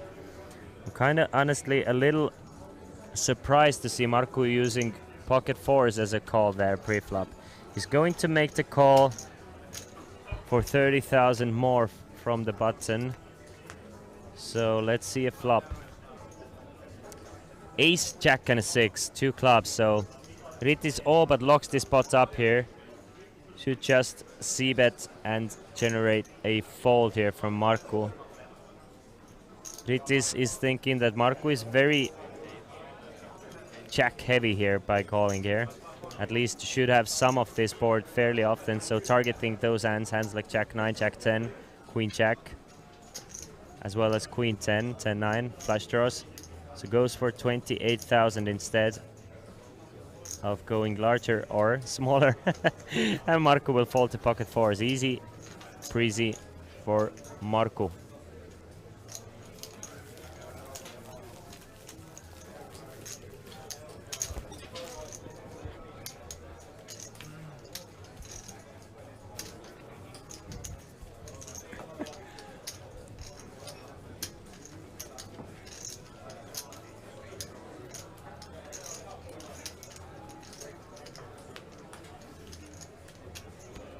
Ignas has been by far the most quiet player of this final table. Really, well, he hasn't been dealt too many playable cards as well, to be fair. But kinda slowly letting other players do their thing. And taking a stab here and there, Ignas has. Queen 8 of hearts now for Marco, under the gun. Marco continues to come in firing. 21,000 and continues to run into a good hand of Ritis. Ritis with pocket jacks, 35 big blinds effective. Facing a raise from Marco Koplima. You want to 3-bet this hand more often than not. And he's going to do exactly that. 3-bets to 55,000. The fearless Lithuanian. It's way easier to be fearless holding pocket jacks, but I mean, he has shown he's not worried about playing big and large pots against any of those guys.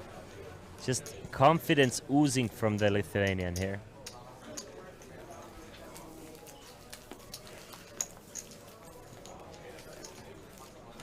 Frodo, no. The blind levels are 40 minutes in this tournament.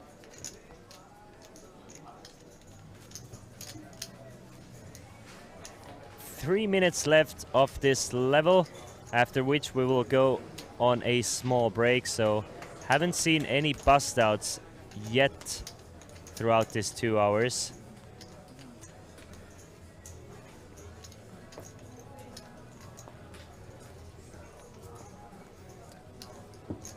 Serious business. These are outdated payouts here. I'm gonna let you know soon. Right now, the proper payouts for this high roller tournament is 4th place gets 8,020 euros, 3rd place 13,500 euros, 2nd place 20,020 euros, and the winner will take 27,700 euros for the high roller. The information you saw was for the main event yesterday, which was won by none other than Glenn Gaines from the UK. He took home 62,400 euros. Ranno opens things up with King Deuce to 20,000 from the button. And Marco with another offsuited ace-6 facing Ranno's open. Last time he raised with a hand like this. The buy-in for this tournament was 2,000 euros. And again, Marco will call from the big blind. Ranno in a similar situation, used the ace-6 to 3-bet. Queen jack-jack on a flop.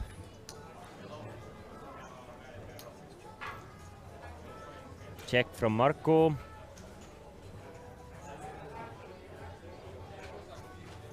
And Ranno does not give a free card here. Does not want to check this behind. Bets 10,000.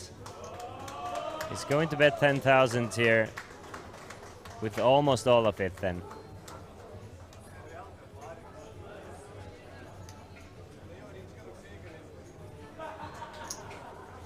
Markku knows that he's ahead of a lot of Ranno's continuation bets here, so he's gonna peel one off.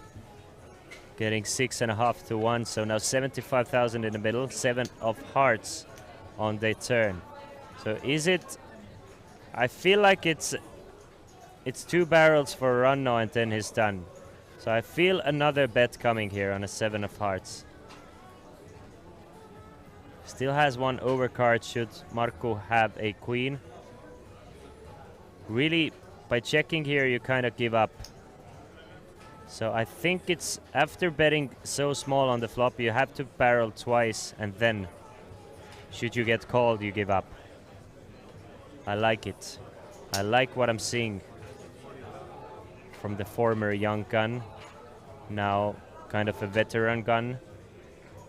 Ranno has been playing poker since he was a very young man. Has been successful, super successful for the past 10 years now. Bets 40,000, gets Markku to fold. Now up to 605,000 in chips. And that means we still have 1 more hand before we go on a break. We still get to play 1 more hand before we go on a break. You can see the chip stacks in front of you. Will we see a crazy one before players can go and cool off a little bit? Or will it be a simple raise and take for Ignas here with pocket nines? Anyway, Ranno is not going to win this hand. Ranno is going to fold. Ignas from the button and 24.5 big blinds.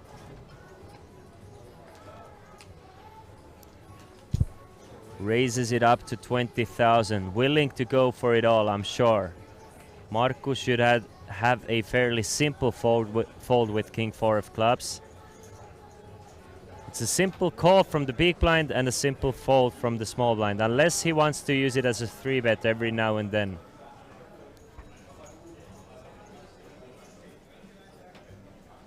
Hasn't folded just yet. Thinking that since the players are gonna go on a break, maybe Ignas is trying to steal this one away right quick before the break. But at the same time, you just have Queen 4 of clubs. 68,000 is the raise. That gets rid of the Ace-6 of Ritis, and I mean, after a small time, Ignas should go all in here.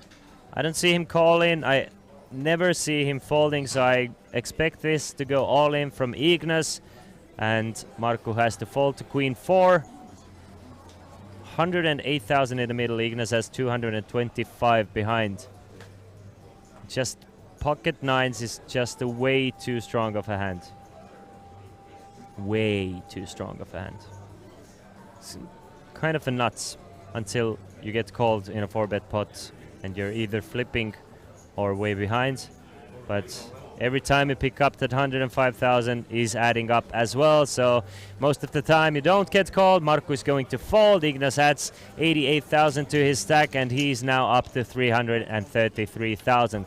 Well, there you have it, guys. It has been a wonderful 2 hours of very high-level poker. We have enjoyed when the dust has settled throughout this period of poker play. It's Ranno Sotla up top with 60 big blinds or 605,000. Ritis in second place with 38,000, 38 big blinds and 382,000. Ignas now third in chips with 33 big blinds and 333,000. And Markku Koplima last but not least with 29 big blinds and 290 big blinds, 290,000.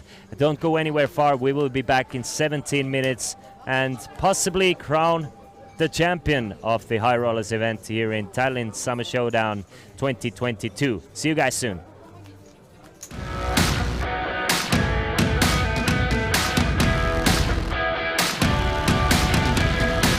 Hello everyone, I'm Patricia Rimfire and welcome back to Talent Summer Showdown 2022. The place behind me is absolutely bubbly as the main event of 1,100 euro buy-in kicked in at 12 o'clock. You can still jump into this event as late registration closes tomorrow on a day 2 at the first blind level. We are all wondering who will be the next crown champion, who will win this tournament after some big poker names who won it already, such as Jargo Alveli, Matthias Silander, Neil Firaldo Ferro, and the last year winner Christian Zitting. Yesterday was a final day of 250 euro mystery bounty, and the players were super excited to grab their envelopes. We have our first players opening the envelope. 300! Yeah! 1,000! And the luckiest one, Blazin Dida, got the one with the 5,000 euro, and he also won the tournament. What a lucky guy! Later on is the final day of the 550 NLH Summer Showdown. But if you want to get involved in poker today, there's a schedule that boasts many different side events, including Pot Limit Sweden Special, 440 euro 5-card PLO, Progressive Knockout, and 120 short deck. As you can see, loads is going on here at the Talent Summer Showdown 2022. Make sure you follow our page on Facebook, our website, and as well live updates on pokerlistings.com.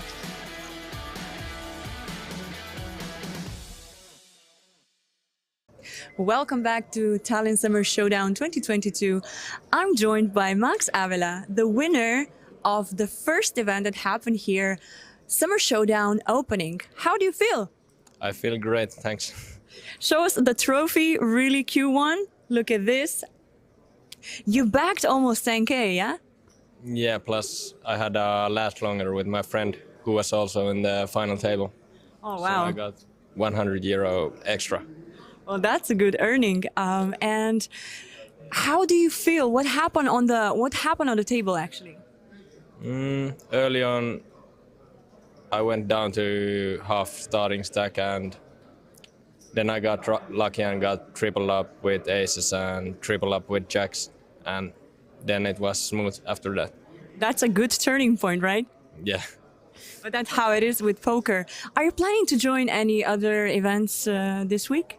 Yeah, I have the day 2 of the 550 tonight at 9 p.m. and I'm playing the main event right now. Okay, yeah, you're on the break, so we don't want to grab you for too long. So wish you best of luck and congrats again on your award. And yes, thank you for chatting with me. Thank you.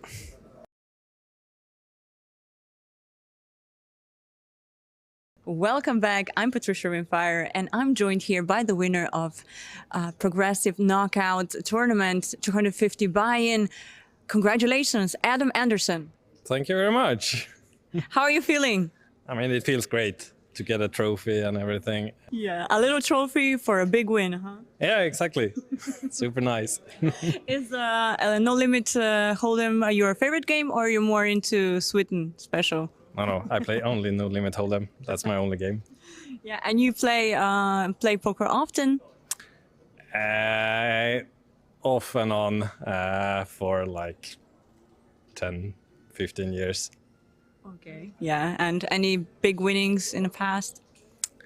I had a couple of ones a little bit larger than this, but nothing really big. But a couple of a trophy feels nice, yeah. Exactly. Add another one to the collection. Okay. And how are you enjoying Summer Showdown so far here in Tallinn? It's really good. I mean, it's a great hotel, great venue. I like playing here, so I often come here and play. Yeah, well, congratulations. Are you planning to join any other tournaments? No, I'm going home actually tomorrow morning. Okay, so you came, win, go home. Exactly, that's how I do it. Well, thank you for chatting with me, and congrats for your trophy, and have a safe trip home. Thank you very much.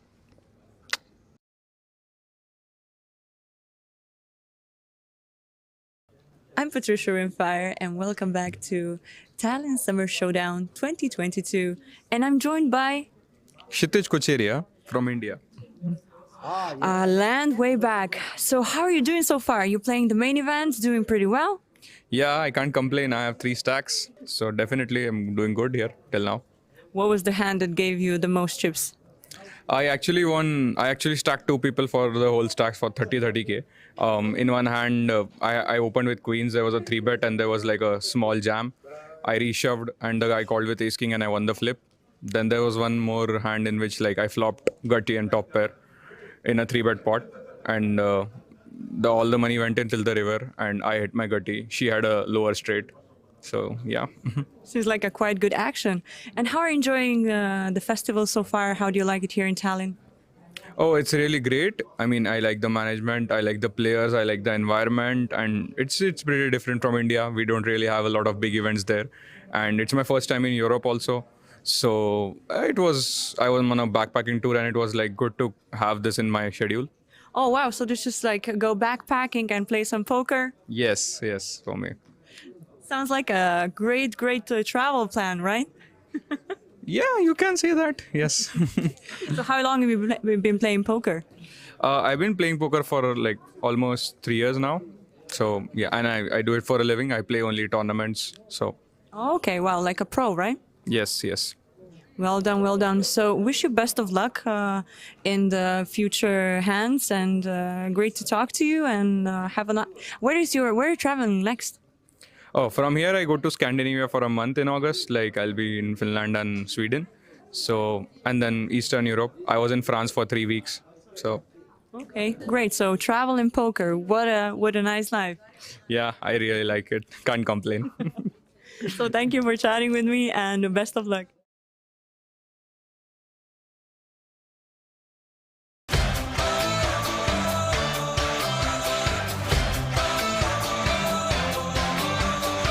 I'm Patricia Rimfire, and welcome back to our coverage of Tallinn Summer Showdown 2022, which is taking place here at the fabulous Hilton Park Hotel and Olympic Park Casino.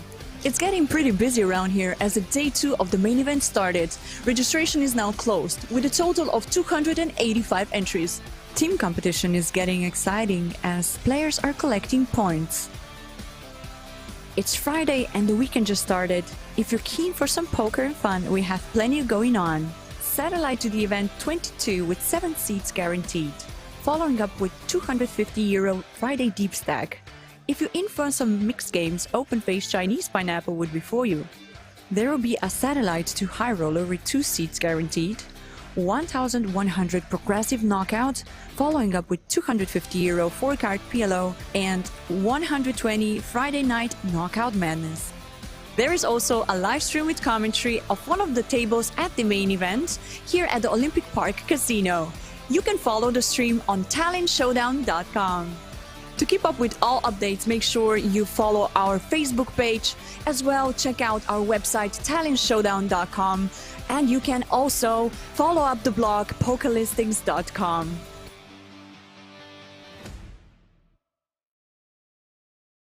Welcome back to our coverage of Tallinn Summer Showdown 2022, and I'm here with double winner Ivares. Congratulations! This is the second trophy. Yeah, it actually is. Well, 2 days ago I won a Hyper Turbo event, which took like, well, a lot of luck probably, you know.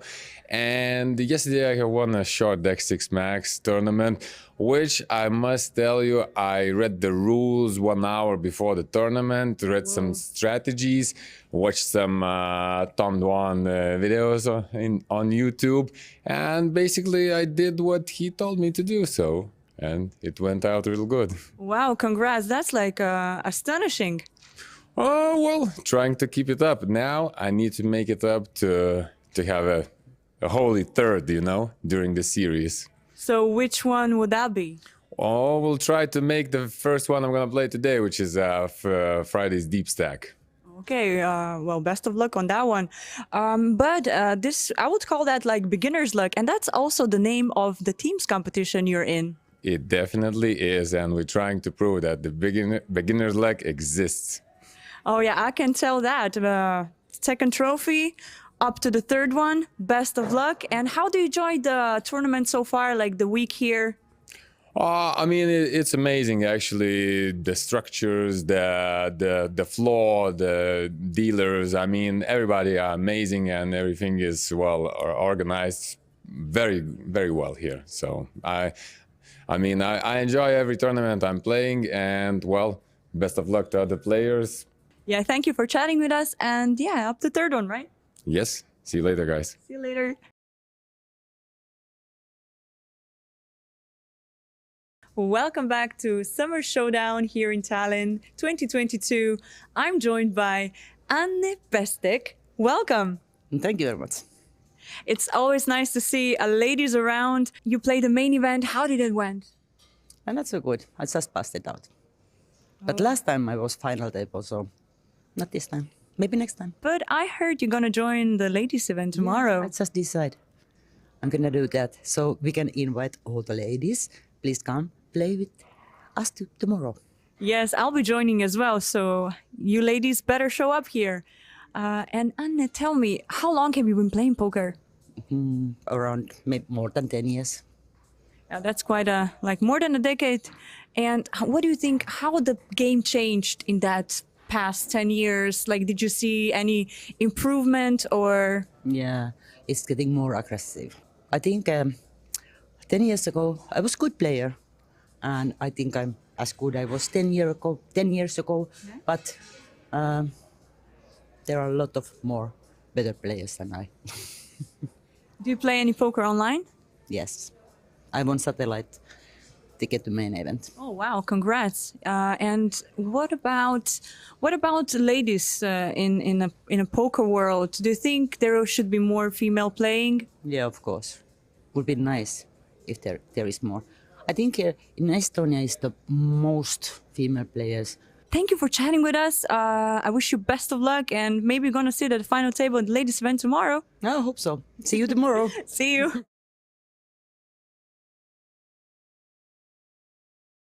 Welcome back to our coverage of our Summer Showdown 2022.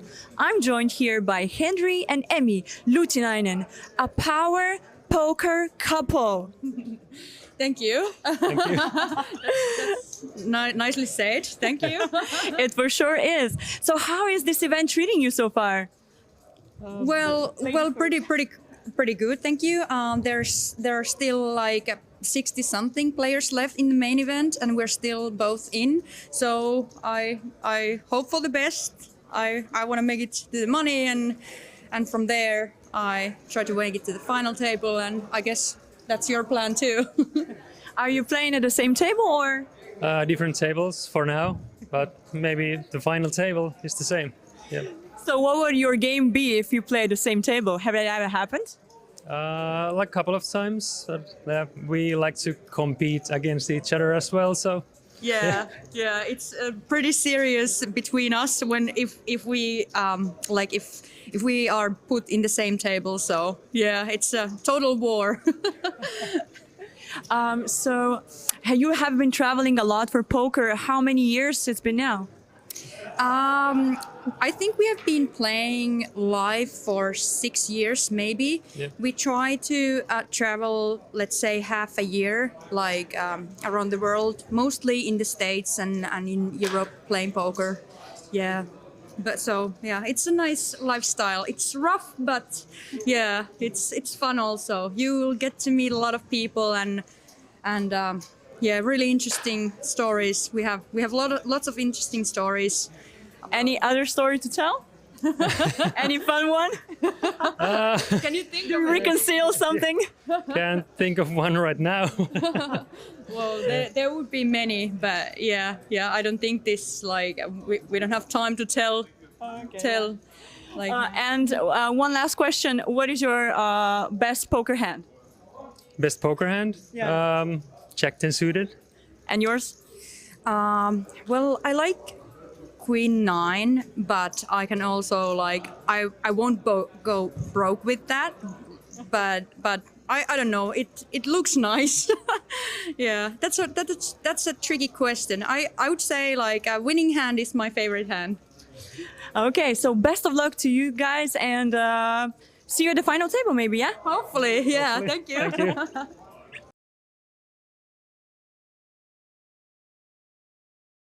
Welcome back to Tallinn Summer Showdown 2022, and I'm here with Mr. Vlasnim Dida. They call him Lale, yes? Yes. And he's the winner of Mystery Bounty Tournament. Congratulations! Thank you very much. It's always a great fun with Mystery Bounty, as we saw you were very excited to get those envelopes. Yeah, it was a really good tournament. Funny one, my first of this kind of an event. Yeah. And obviously you were very lucky because there was a 5,000 envelope inside that box, and you were also the winner of that one. Yeah, I had a really good day too. I started with 10 big blinds and yeah, everything was meant to be. So Your lucky hand on the flop was? pocket deuces. Pocket deuces, yeah. And I saw also your friend was getting one of those envelopes. Yeah, I thought he was standing on the side all day and rooting for me. So yes, he can do something. Because we were thinking maybe he will have the lucky hand, but you was actually the luckiest one. Yeah, it was my day. Perfect. You're playing main event as well, right? Yeah, I'm in the day too. We hope. How are you going on there? It's okay.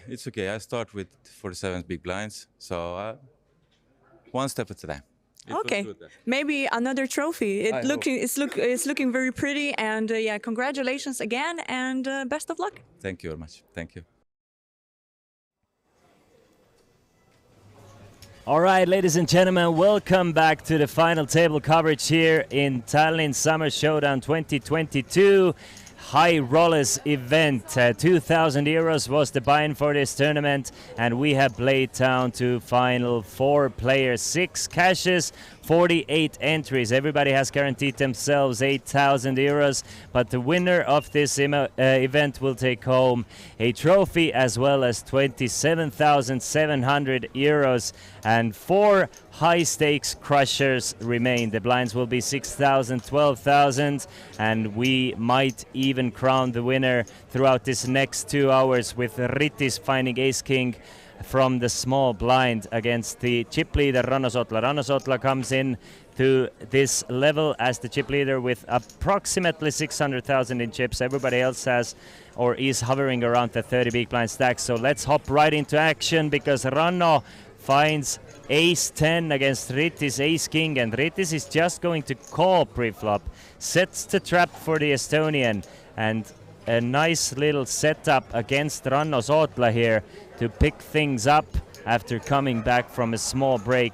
Ranno makes it 40,000, and Ritis with 30-something big blinds. Is he going to 3-bet? Is he going to shove? What do you guys think?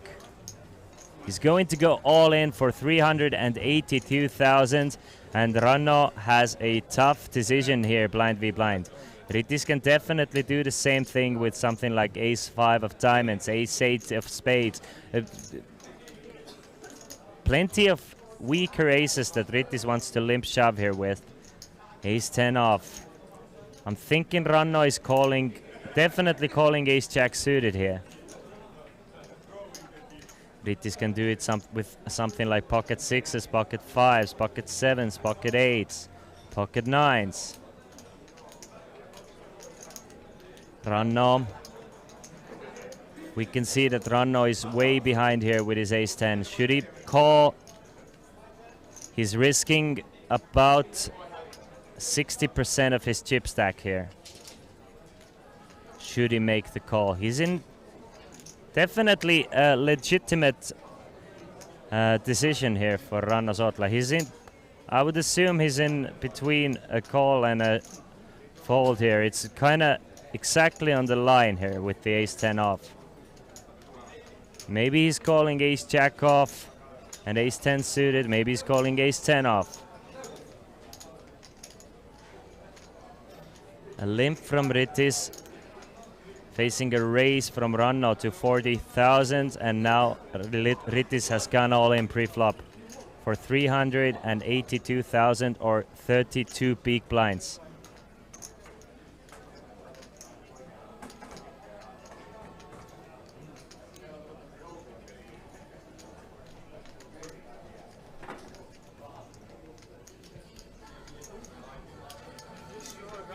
A big pot looming here, should Ranno call this. We can see that Britis has 73% to win this pot should he get called. But Ranno will fold to ace-10, gets away from the ace-10 here. So, does not lose too much here. Do not really mind to play from Britis either.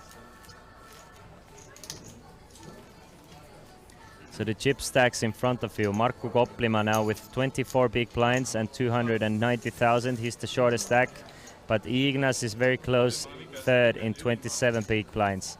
Ritis with 36, Ranno with 46. Very even stacked. Should Markku double up through it, anyone, he's going to be the chip leader. So, I mean, anyone's still in it.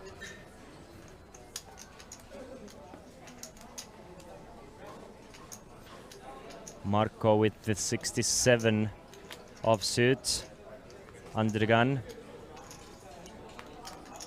40-minute levels here in this high roller tournament. Rana will fold. Ritis, another hand he can definitely raise with. So he's going to raise with the King 9 offsuit. Makes it 25,000 and now it's Ranna's turn to 3-bet him. Ranna finds a pair of 10s from the small blind. So the best position to actually have it in a situation like this, because it's small blind is gonna have the most amount of bluffs as 3-bets there.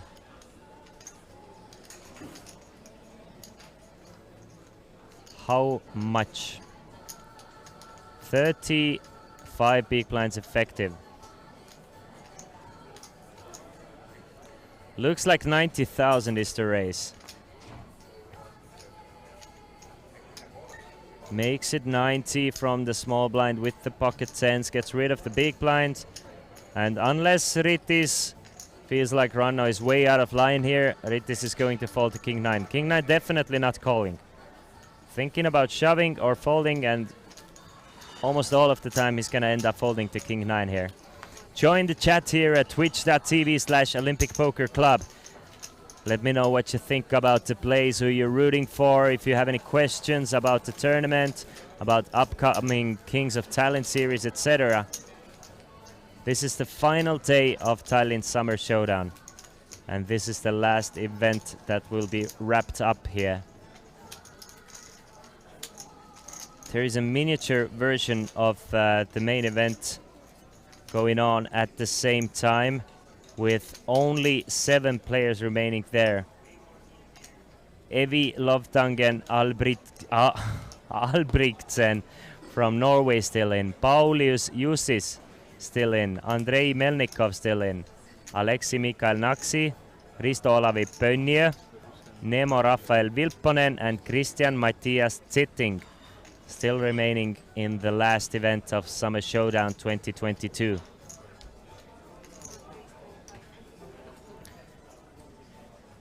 Christian Zitting, the last year's winner of Summer Showdown 2021 main event. This time it went to Glenn Gaines from the UK with 62,400 euros. Ranno makes a button raise with Jack 5 of hearts. Ignas is going to probably shove from the small blind. Maybe 3-bet to induce. 3-bet to something like 85,000. To try and induce shoves from something like ace-5 suited from Ranno Sotla.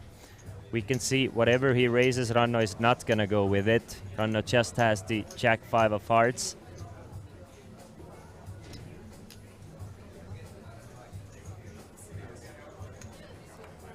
There you go. It's a 3-bet to 85,000 from Ignas. Markku with the 6-7, he's gonna find a fold. And Ranno has a simple fold as well.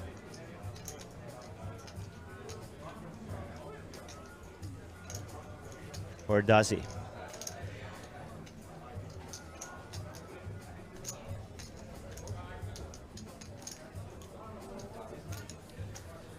Yep, he does. So another extra 50,000 for Ignas.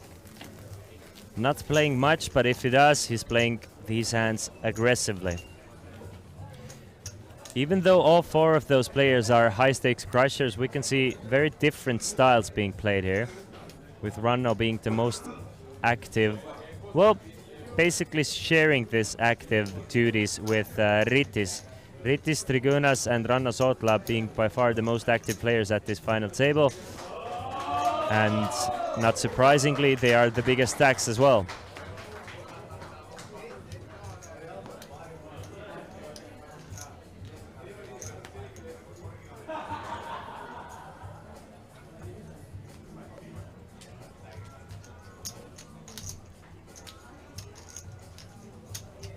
Jack 10 offsuit now for Ignis from the button. Again, at this point you can sometimes expect to see a limp even from the button with a hand like this, but he will raise it up to 25,000 and Markku Koplima finds an actual hand with ace queen of hearts. I think it's just a simple 3-bet shove with him having 22 big blinds effectively. Facing a raise from the button, you do want to shove quite often there, and you want to shove with your best hands as well, so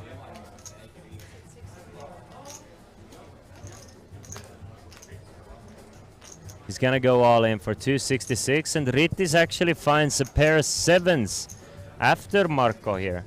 Knowing that Ignas is raising his buttons quite often, as he should, and Marco shoots shove hands like ace-2 ace-2 suited, ace-3 suited, ace-4 suited, ace-5 suited, as well as ace-kings, ace-queens, ace-jacks, ace-10s,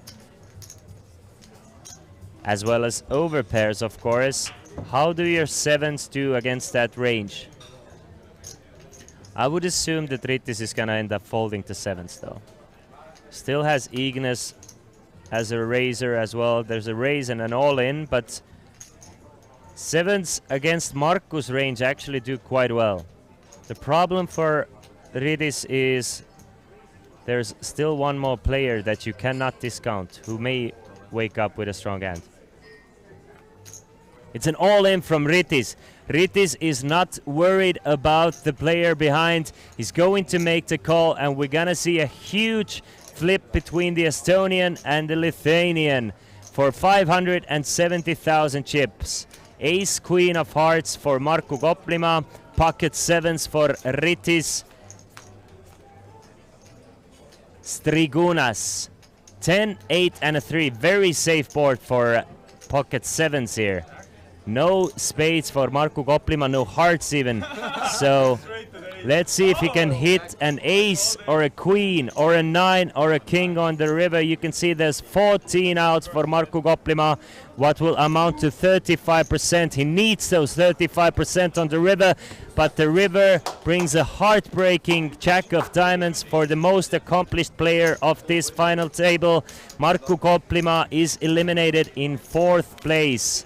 The player who had 1.3 million in live tournament earnings, about 10 million in online tournaments, he will be our 4th place finisher, taking home 8,020 euros, and everybody else has guaranteed themselves a 5,500 euro money jump, meaning that everybody has guaranteed themselves 13,500 euros, and we got even closer to the winner. And once again we have another chip leader. It has been Ignas, it was Marco for the longest time, it has been Ranno, and now back at it again with his crazy antics, Ritas Trigunas. Interesting that he decided to go with the sevens there. Just fearless thing from the Lithuanian. So 2 Lithuanians against the Estonian now, battling out for the high roller event win. Let's hop right back into the action, ladies and gentlemen. It has been crazy 4 days of poker, and I have to say, honestly, as a poker fan and a player myself, this table has been the most joyful to watch. The level of play has been immense. I have learned a thing or two from these players that I really want to implement in my game as well.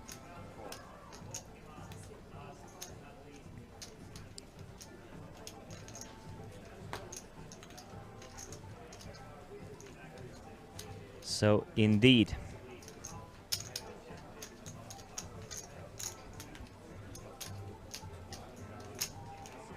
3 players remaining.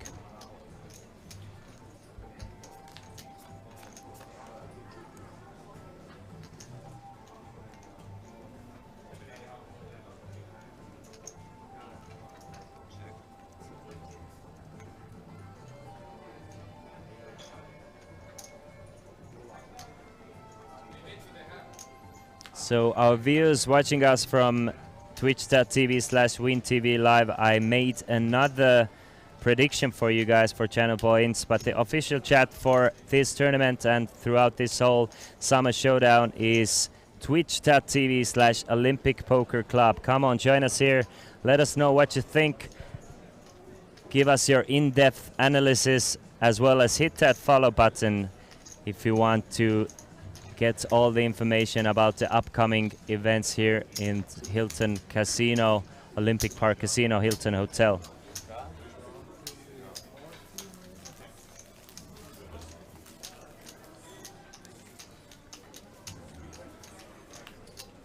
Ritis can start pressuring Ranno now quite a lot,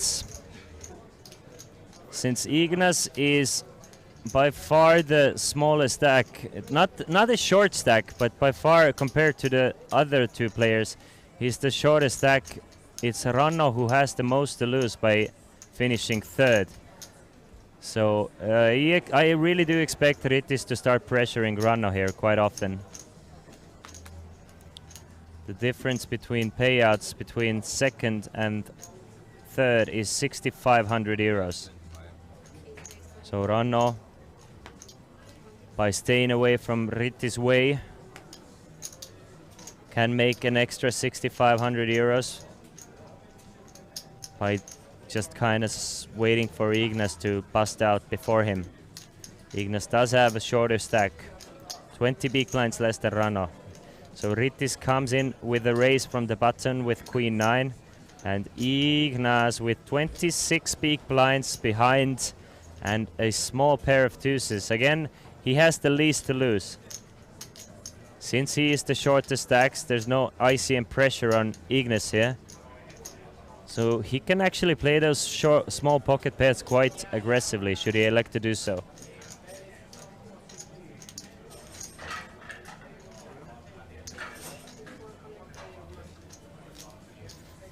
So he's gonna go all in, and Ritis is going to fold. So I love what I'm seeing from these players, and I mean it's expected though from the high roller tournament.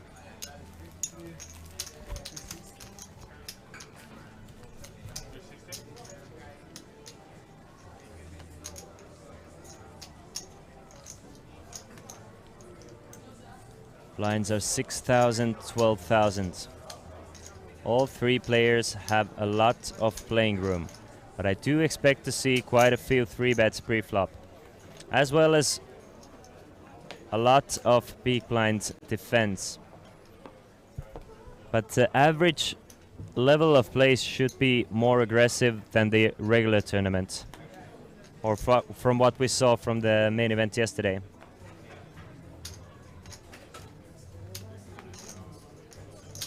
Ace-8 of hearts from Ignas.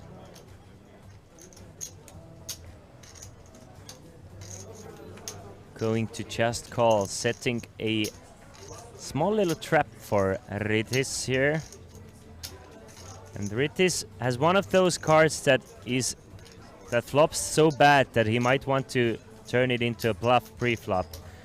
Doesn't even want to take a free flop. We've learned this throughout this day, that some of those worst holdings you want to use as a pre-flop bluff, even if you get a chance to see a flop for free, because they just don't flop well.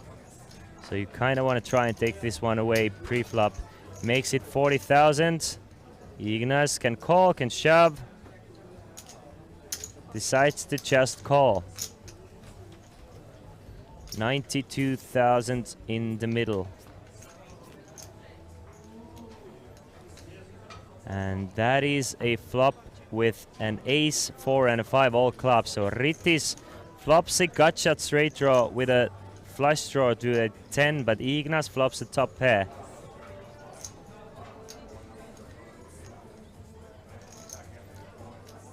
Honestly, I can see Ritis either betting or checking here. I think it's gonna be a mixture of both. Mostly a bet of something like 26,000 maybe, to just get rid of hands that don't want to continue. Something like King 9 that don't contain a club. 20,000 even smaller. Just gets rid of all the trash right away by a bet like this. Something like Queen 10 without a club, Jack 9 without a club, 10-8 without a club, 10-9 without a club, King 8 without a club, King 10, King Jack, all of those hands really cannot continue even for 20,000. But we can see that Ignis actually did flop top pair. Oh, Patricia, you're a sweetheart. Thank you so much. It is a queen of diamonds on a turn. And Ignis checks it over to Ritis one more time.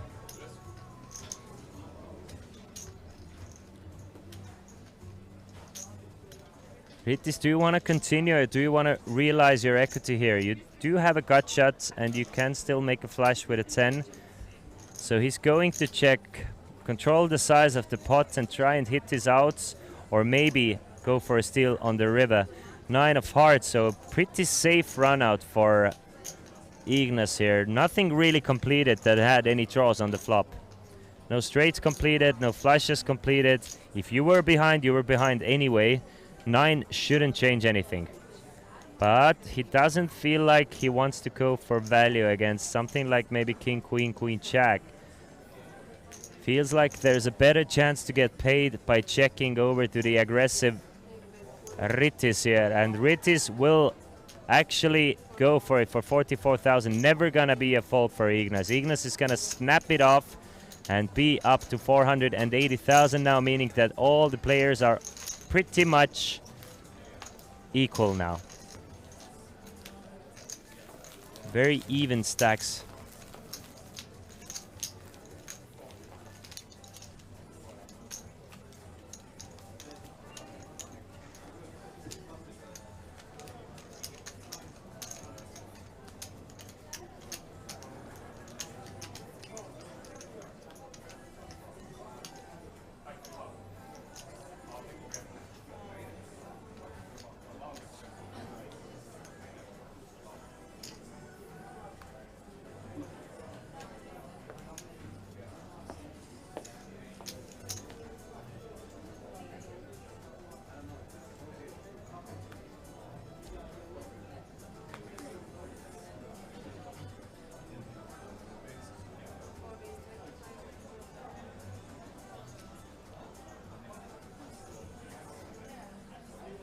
King or a Queen 9 of spades, a raise from Ignis. Did Koplima bust? Yes.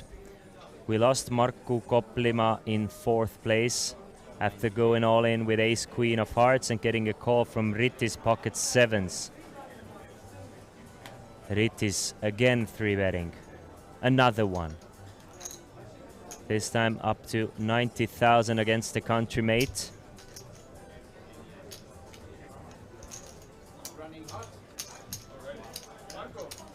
Both players with spades.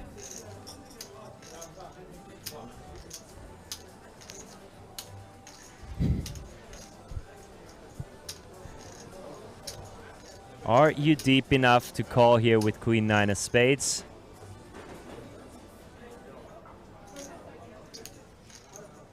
Suited, semi-connected card. No. No, you do not want to call, even though you're in position.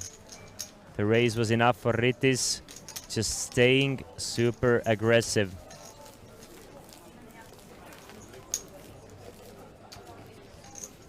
And if you're wondering why Ritis has this cask on his hand, I have inside information that he is very bad at riding scooters. He's very good at playing poker. Probably a wonderful person, but when it comes to riding scooters, he's just awful. Probably one of the worst.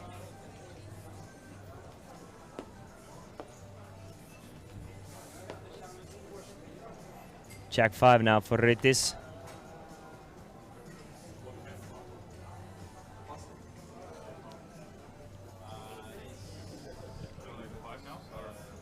Not good enough for raise. Ranno Sotla, the WSOP bracelet winner from Estonia, rocking the Kobe shirt.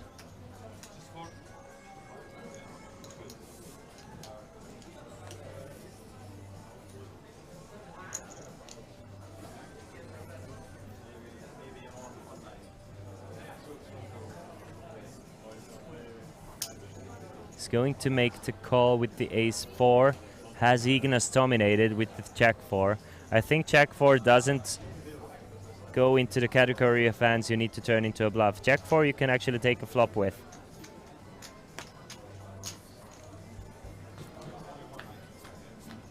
Chipro Koplima 3-bet all in with ace-queen of hearts for 260,000 against the button shove. From the small blind, and Ritas from big blind found pocket sevens and reshoved after him. Markku Koplima saw a flop against pocket sevens that contained 10, 8 and an X, whatever that third card was. Jack on a turn gave Markku Koplima a double gutter and 2 overcards, needed to hit an ace, king, queen or a 9 to make a straight, but the river paired the jack and Markku Koplima was done just like that. It was a 500-something thousand pot. Bet of 20,000 on the flop for Ranno Sotla. Gets called from Ignas, both players with middle pair.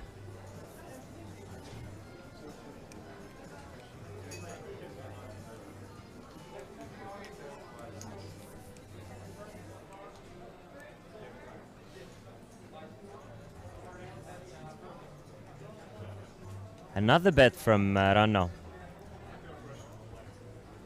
Feels like there's enough equity, enough to protect against, to go for another bet. 47,000 this time.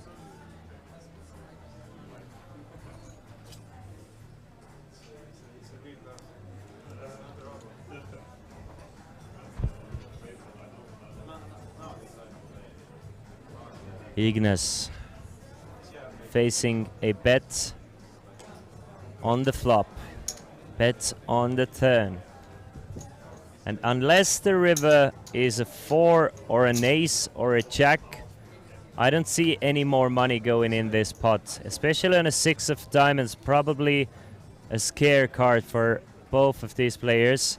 Ignas can definitely have something like 6-5, 5-7 of clubs maybe. So Ranno is gonna check this one down, and Ignas probably doesn't need to turn his 4 into a bluff. So I'm assuming Ignas will check behind.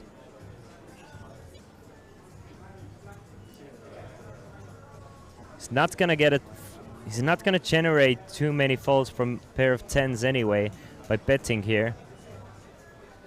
So I feel like Ignas has enough showdown value. I mean, these are the high-stakes players. Maybe he will think differently. Yeah, look at that. Goes for a bet with his 4 of clubs. Turns his pair of 4s into a bluff because he feels like since Ranno checked the river, it's even more likely than that Ranno actually has him beat there on the river than if Ranno would have bet. So calls twice and now bombs the river.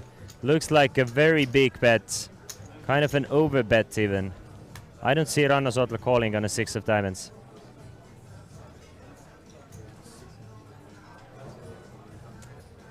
Ranno instantly folds the better hand, and look at that. Ignas actually outplays Ranno Sotla in this hand. A wonderful bluff here, and here I was thinking, that's the issue with the players like me who don't play high stakes regularly with players like that. I would have been happy with my showdown in a situation, and I'm very critical of players taking too much showdown value.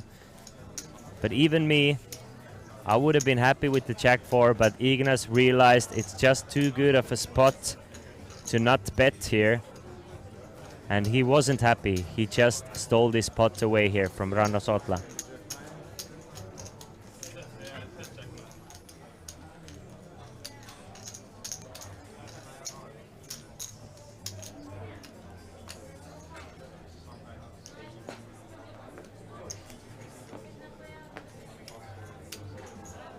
Just every single pot these guys play post flop seems to be a super fascinating one.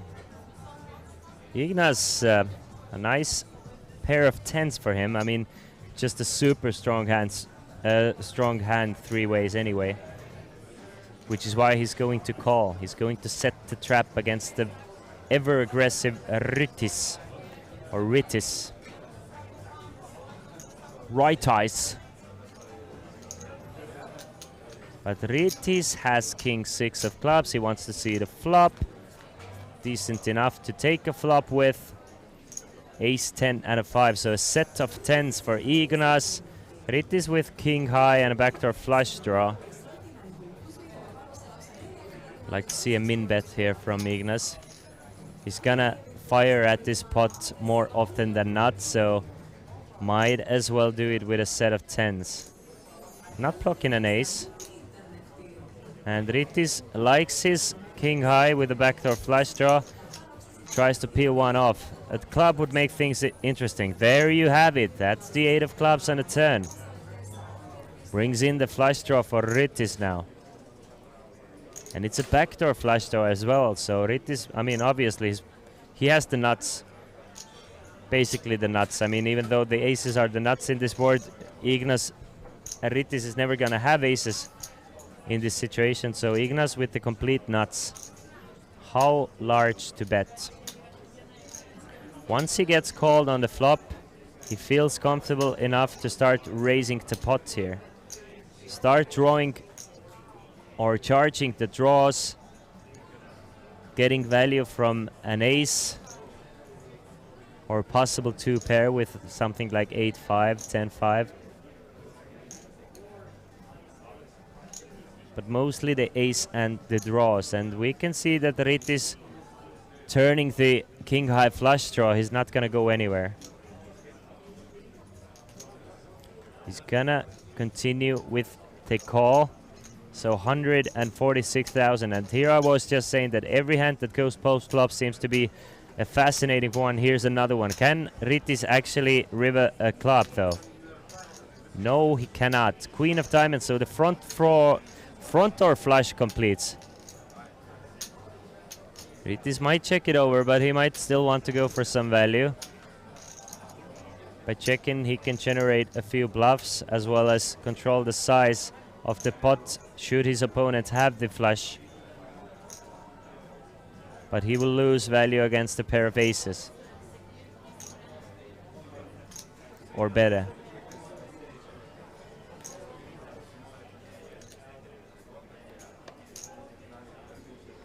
I feel like he's gonna go for a bet though.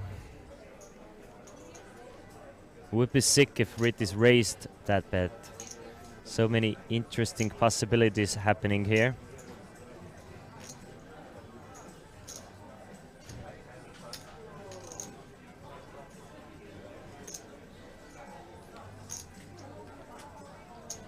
Ignas does not want to lose any possible value here. He's gonna go for a bet of 95,000. Ace of clubs on the river would have been it for Rytis. Any other clubs would have been almost it for Ignas. Super difficult to put your opponent on a backdoor flush. As it is, Rytis just has king high. You're gonna see a fold more often than not, but Rytis is just trying to figure out if there's any way he can get his opponent to fold.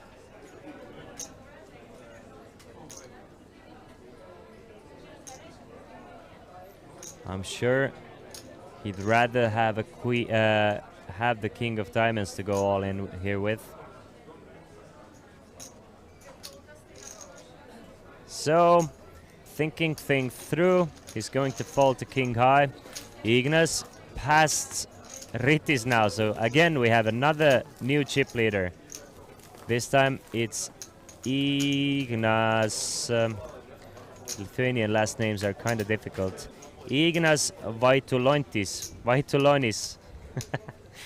Ignas Vaitulonis.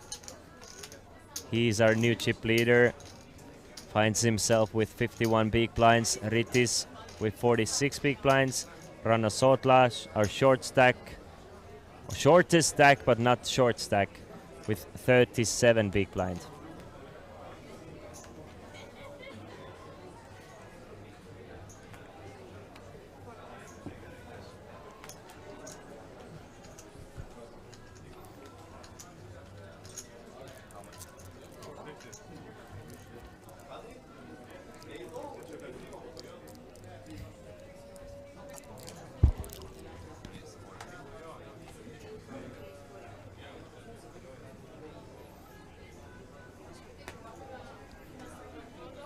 Vaatamme Markku Kopliman bust by going all in, 3-bet going all in with ace queen running into pocket sevens. Ace queen of hearts for Markku, pocket sevens for Rittis, and it was a 520,000 chip pot approximately, and Rittis pocket sevens held up against Ranno's ace queen of hearts.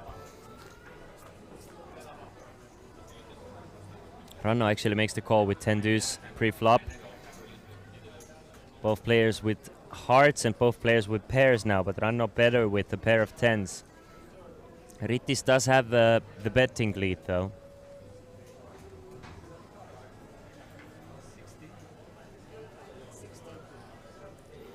And he's gonna continue, and he's gonna continue quite large here. Goes for 2/3 bet here for 60,000.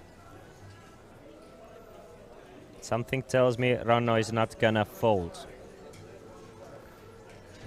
Players usually don't call pre-flop and flop a pair and fold to a single bet.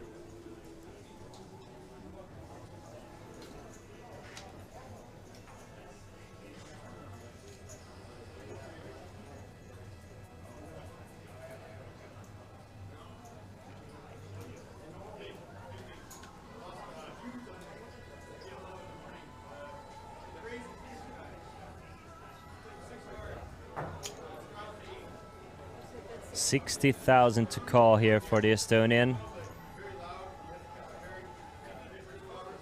Most accomplished player left in this field at the moment. And he's gonna accomplish more things by calling here with a pair of tens. 212,000 in the middle. Ranno ahead with a pair of tens. Rittis needs a 6 or a 3, or something like a queen of diamonds. Much better card for Rittis here. Rittis can have ace king. Ranno really cannot have ace king.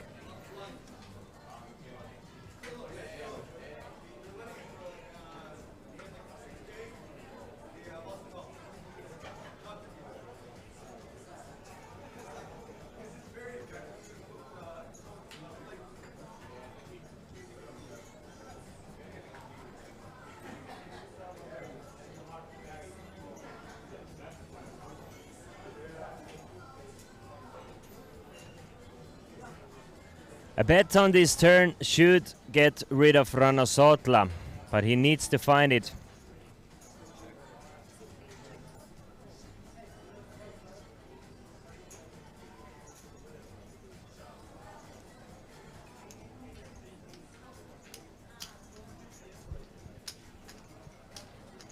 It's the ultimate scare card for a raggy 10 on a turn. Queen of diamonds, probably the worst card for Ranno Sotla. Not a card Ranno was looking for. And I just don't see him continuing on this turn. Should Rittis find a bet? Of course, it's still very possible Ranno actually has something strong here. Might have 2 pair, might have a straight with king 9 or 8-9. Rittis checks it over to Ranno, and it's Ranno turning his tens into a bluff. I didn't even notice the check from Rittis here. So kind of missed it. And Ranno feels like there's not enough showdown value for my tens. Now I'm gonna turn my pair into a bluff. We see a lot of that in the high roller tournaments.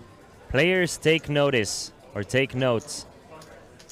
Sometimes you need to turn your showdown value into bluffs. We can see that Ranno actually doesn't need to, but he's taking away the opportunity for Rittis to bluff at it on the river by bluffing at it himself. Sometimes he's gonna get a better hand to fold. Sometimes he's gonna get a hand with equity to fold. So he's going to fold, and Ranno Sootla, you're a wizard, Ranno, manages to still win this pot with his pair of tens.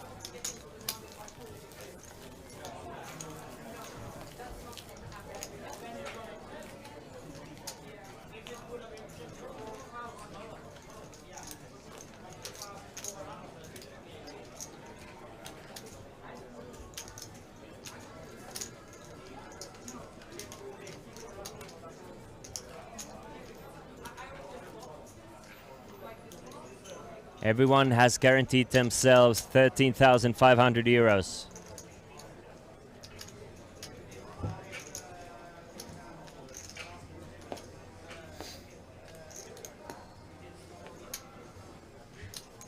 Rytis will start things off from the button with a jack and a deuce.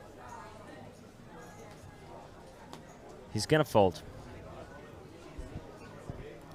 Ranno Sootla with the 85.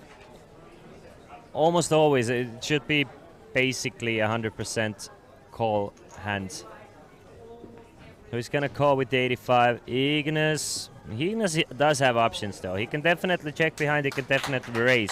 I think he's gonna raise most of the time, check behind some of the time with the ace-3. He's gonna elect to check this time.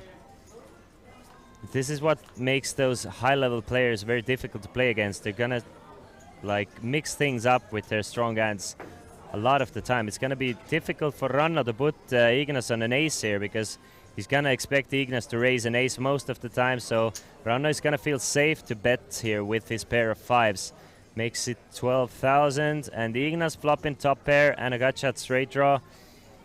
Again, I mean, mostly going to be a call, sometimes mix in a raise. Just to confuse your opponents, but yeah, I think it's like 90-something% to call here on the flop. Deuce of spades now gives Ranno Sootla a flush draw. Not the best card for Ranno here. He's gonna check it over to Ignas. Brings in the front door flush draw. Now a pair of deuces made trips on a 10. Still behind a few aces that Ignas checks behind pre-flop. So I mean, it's not like Ranno's super happy about it. But we still know that Ignas is definitely floating fair bit here. He could have something like 6-7 of clubs that wants to take a turn off.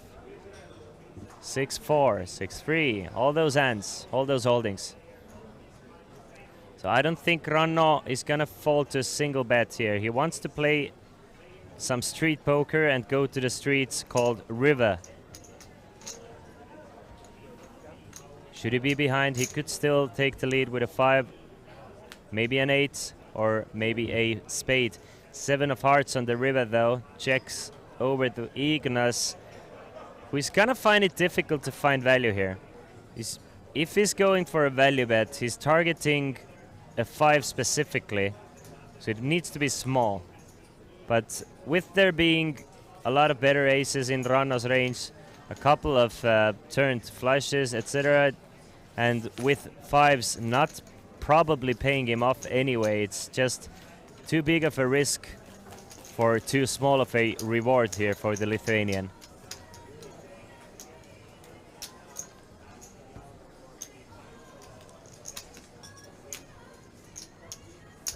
Keeps himself from getting value owned against something like ace-6, ace-8 that might play the same way from Mr. Sootla.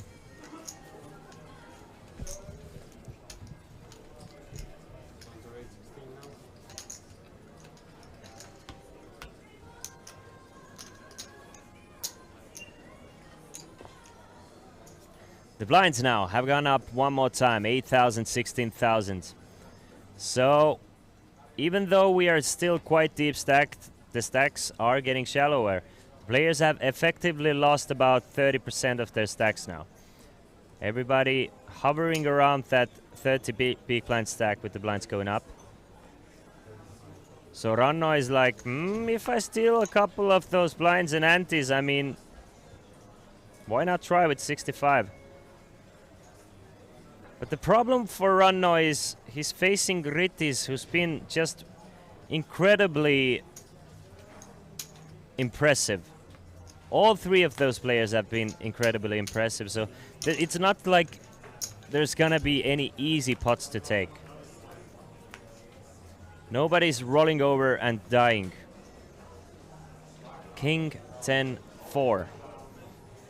Sometimes, just as an experiment, the sadist in me wants to take like 2 chat heroes and put them against those high stakes players on a poker tournament and see how easy it is to actually play these hands. Not that there's any here, just as a as a thought. There's usually players in the chat who are saying that this is a simple decision, this is also easy. It would be fun to have 3 of the best players with 3 players from Twitch chat fighting against each other.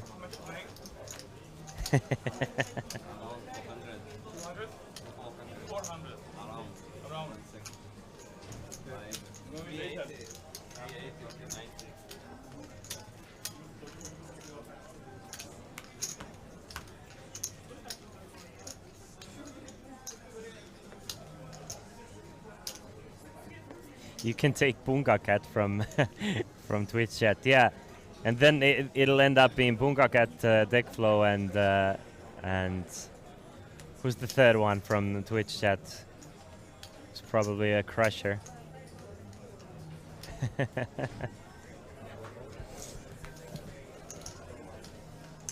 Yeah, Ottomar doesn't hang out in Twitch chat though.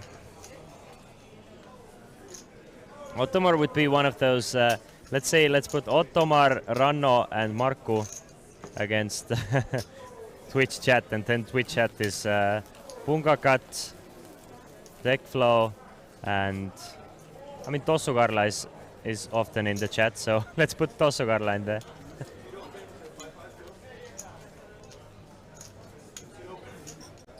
It would be a very even match in that case. Still very much Ranno, Markku and Ottomar favored, I would think. Well, a little, not very much.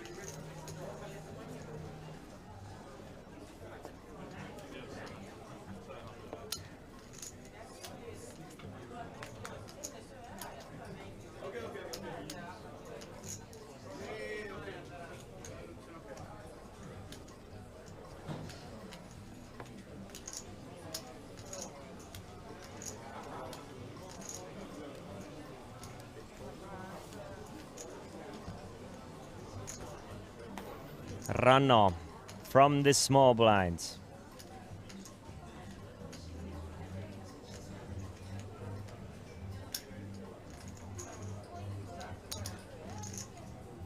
He's going to call.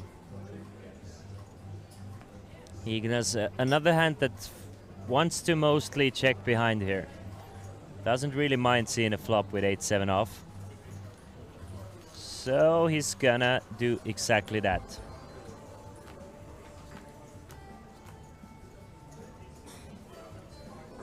And to the flop we go, which contains a Queen of Hearts, 9 of Hearts, and a Jack of Diamonds, so a pair of 9s and an open-ended straight draw for Ranno Sotna. Ignas with a gut shot straight draw and a backdoor flush draw to a 7.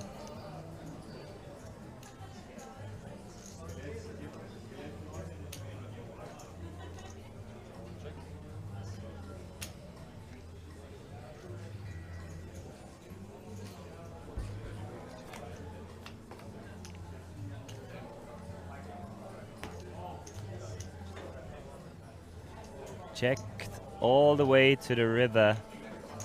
It's interesting to see if Ranno would like to go for some value in this situation. No, feels like there's more value to be get by possibly letting your opponent bluff here.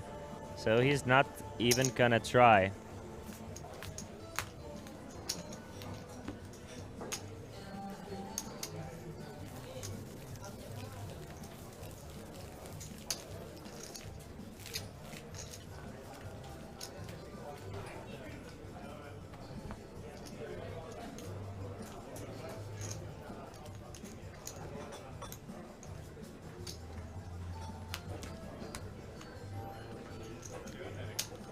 Since the stacks are as even as they are, players are playing a bit more cautiously.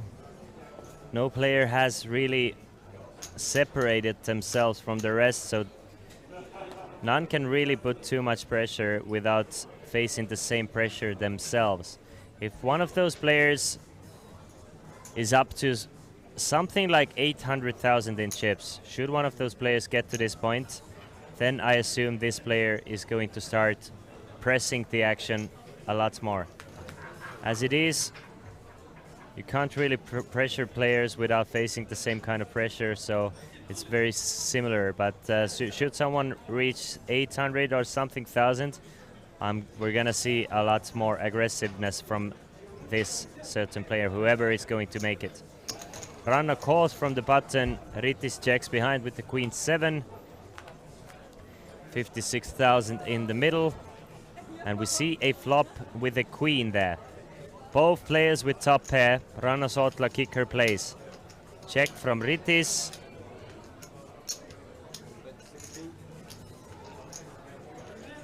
Bet of 16,000 from Ranno. And this is a chance for Ranno to make some chips here with his superior kicker. Call from Ritis. Never mind, no chance for Ranno to make any chips here. Both players now playing queens and deuces with a 10 kicker, so Ranno's kicker is counterfeited. Can still turn, or can still river a 10 or a 9 to take the lead. Ritis needs a 7. Should a 10 come on the river, then both players would have queens and 10s, and Ranno's kicker would start playing again. A bet of 25,000 from on the river on the turn from Ritis, and Ranno is going to call this bet.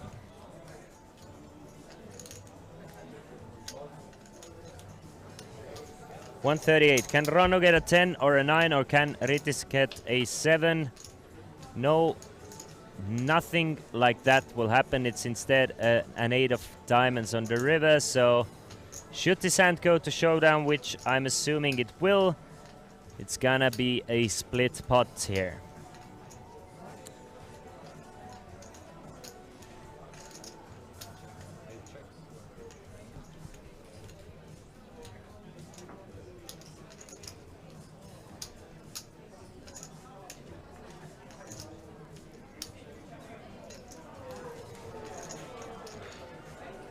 A check from Ritis. And I assume Ranno is gonna go for some value here, and Ritis is gonna snap it off. I mean, obviously they still have to think about all the possibilities that could call, etc. But we can see from the card that it's gonna go a bet and a quick call from Ritis. Everything missed, all the draws besides Jack-9 missed by the river. So it's a fairly simple call for Ritis here, probably. Obviously, he still loses to a better queen. Loses to an overpair, should Ranno have an overpair here. But he can beat plenty of bluffs.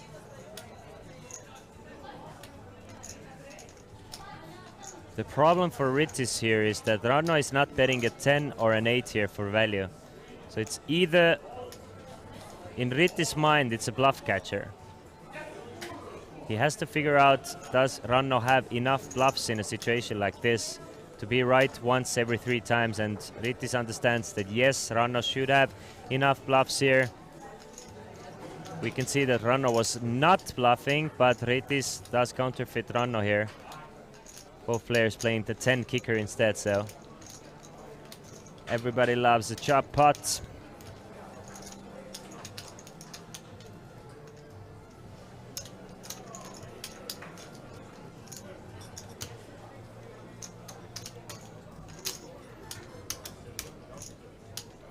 Chip stacks in front of you. Ritis with 24 bigs. Am I getting sleepy, or did I not see Ritis receiving any chips here? I might have missed it, but it kind of looked like Ritis did not get his half of the pot. Is it possible that none of the players or the dealer realized that it was a chop pot, or...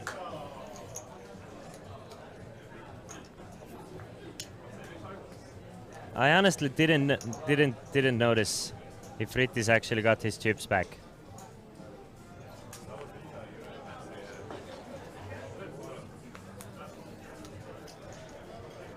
Let's see how much he has. 2, 3, 4.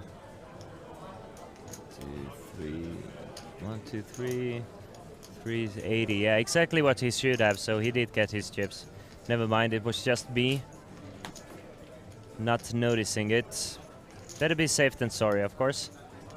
Rittis just makes the call. Ranno checks behind. Very, very, very... I mean, the table dynamic has changed completely here now. Once we reach 3 ways.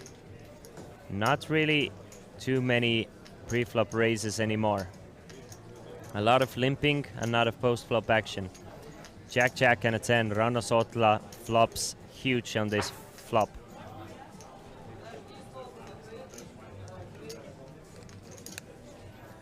Trip jacks for Sotla. Honestly, I can see him checking back here, yeah. There's not a lot of holdings that want to bet on the flop like this when you run a Sotla, so sometimes you want to check behind with your complete nuts. Especially holding the 9 of spades here, you're not really worried about any run out. It's a bet of 16,000 from Rittis, which should be called from Ranno. Raise again, doesn't make sense. Keep all your opponent's bluffs in. Try and build some value. 80,000. Very safe 3 of diamonds on the river, so nothing really completed. Ranno having the 9 of spades just makes it so much less likely that his opponent has any sort of a draw. So he can honestly just keep on calling and hope his opponent keeps on firing and bluffing at him. Once the river is a check, it's 2 pair for Rittis now on the river though. So he's now beating better ace size, which probably would check behind, but so it doesn't, honestly it doesn't change anything for Rittis here to ace 3, getting the 3 on the river. Besides just he gets to say that he has 2 pair, but effectively it changes nothing on the river, and Ranno Sotla bets 80,000. Check on the flop. Check call on the turn, and now Ranno Sotla bets the pot size bet. And it's up to Rittis to figure out what can he beat.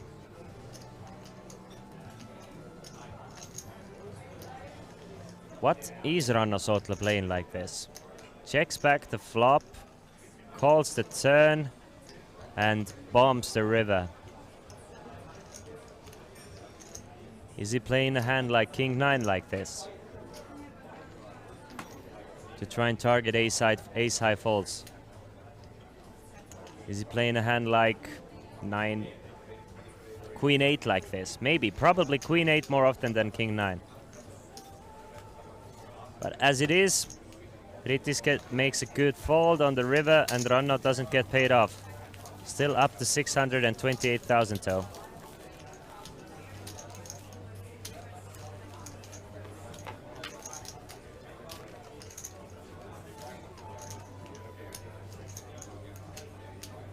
So Ignas and Ranno now share the chip lead with 39 big blind, and Rittis has been falling behind a little bit. Still a very playable 22 big blind stack for the Lithuanian. 13.5k locked up. Next money jump worth 6,500 euros. Kind of a flat payout structure here. Difference between second and third, 6,500. Difference between second and first, 7,700. Ranno makes the call with King 7. Ignas, one of those hands that he may turn into a bluff pre-flop. Doesn't flop that well. As we've said many times before, You want to use those hands some of the time to just raise pre-flop and not take it to the streets. We've seen it every time we've had a chance with a hand like this from these players. I'm telling you, that is something. These are the little differences that high-stakes players do. Makes a large raise, actually. Makes it 56,000.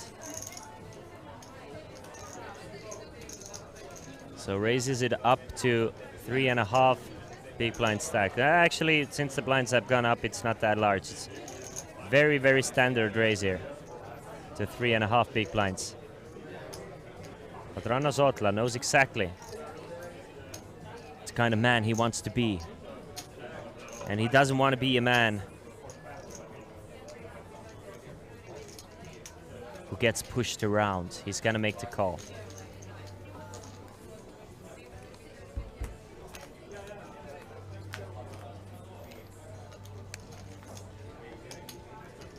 Deuce, 5 and a 6, so a pair of deuces for Ignas now.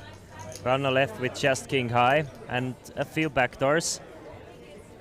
Checks it over to Mr. Ignas. He's gonna check it back. 8 of hearts, the action card on the turn, gives Ignas 2 pair. Ranno open-ended straight draw.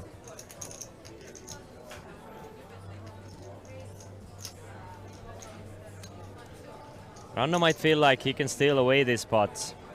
Get a bunch of folds from ace and king highs. So he's going to bet or semi-bluff at this, but it's a very bad timing for Ranno Sotla because Ignas turned 2 pair. And it's gonna be very difficult for Ranno to put the Ignas on 2 pair. He's guessing Ignas is checking back hands like 6-5, 6-8, 8-5.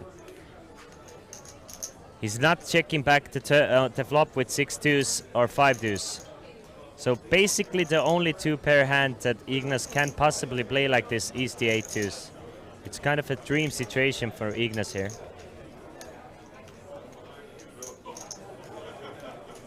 Ranno bets 75,000. Ignas will make the call with 2 pair.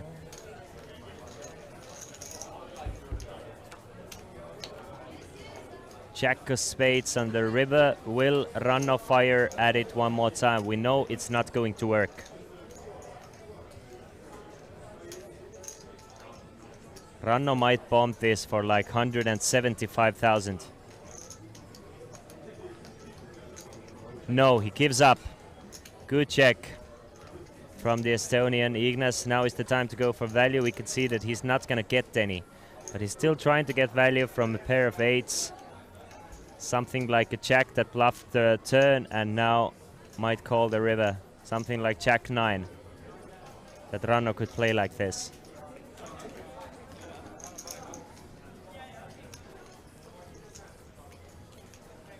It would make sense to go for a large sizing here for Ignas, in my opinion, since all the obvious draws missed. Clubs missed, hearts missed, straights missed. So you kind of want to polarize your bet here. But instead he's going for a small sizing. Really trying to target 1 pair hands here. Make life difficult for a pair of 8s, pair of 6s that Ranno might have here. Something like 6-9, 6-7. That maybe Ranno plays like this. I don't see Ranno playing 6-7 like this though. Goes for a small sizing, doesn't get paid. Ranno left with just king high, but by not firing the river there saves himself a lot of chips. If Ranno is betting this river, I'm really expecting him to go close to pot size here. Anyway, Ranno Sotla still in second place with 31 big blinds and 500,000 in chips. And it's Ignas, the silent assassin from Lithuania, with 47 big blinds and 755,000. 50k away from this 800,000 mark, where I assumed that the player, whoever makes it to 800,000, will start picking up the pace really, really fast.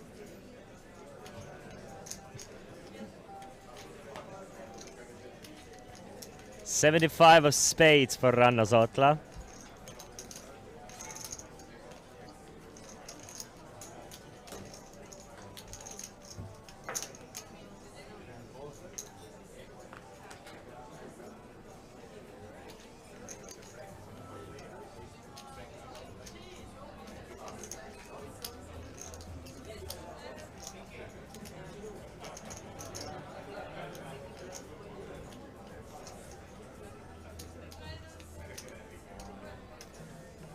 call from the button from the Estonian.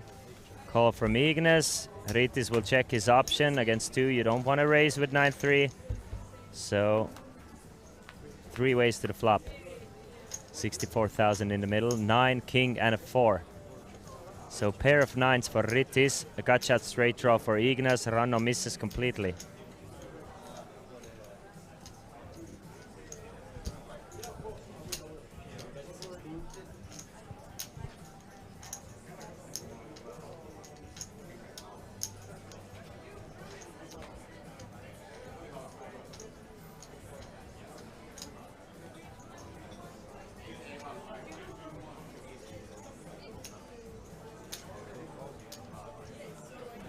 But it's Ranno Zotla betting 16,000. Call from Ignas. And Ritis might not feel that good about his pair of 9s. He's still getting great pot odds though. Still might be ahead. Knows exactly that Ranno might just take a stab at it. And Ignas might have exactly the hand that he does have. So Ritis will make the call for 16,000. And we see an ace of clubs on a turn.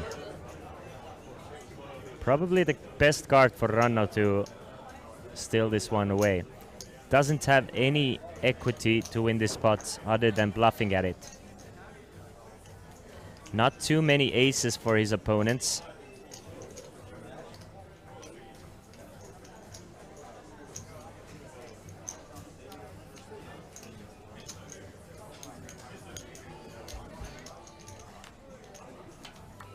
But Ranno does not bet at it. Checks it around. The 6 of clubs means that Ritis has locked his pot up unless he folds his pair of 9s. I can see Ignas going at it. No, he doesn't. Checks around to Ritis, who will check around to Ranno. Backdoor flush draw completed on the river, but Ranno really cannot represent the backdoor flush draw there. I'm sure he's gonna continue with most of his club throws on a turn, so it doesn't make too much sense if Ranno bets here. Ranno can represent something like a6. Oh, maybe, I don't know. Something like pocket 6s, but it just doesn't. Ranno says to me, next to me, that he regrets this, and we don't know what happens, but honestly, besides pocket 6s, the story just doesn't make too much sense from Ranno here. He's trying to fold out queen jack or jack 10, which is one of the holdings Ignas has, but it will be interesting to see if Ritis will sniff this one out. I don't see Ignas doing anything but fold here, but since he has Ritis still left behind, he's gonna fold the queen jack. Smellings, he's reluctantly though. It feels like even Ignas kinda smelled a false play here from Ranno, but and Ritis does make the call with his pair of 9s, and Ranno is left showing his 7 high. Gets a quick call from Ritis now, and things evening out even more between those two guys. Ritis now with 487,000, Ranno with 400,000 after losing a pot worth 242,000.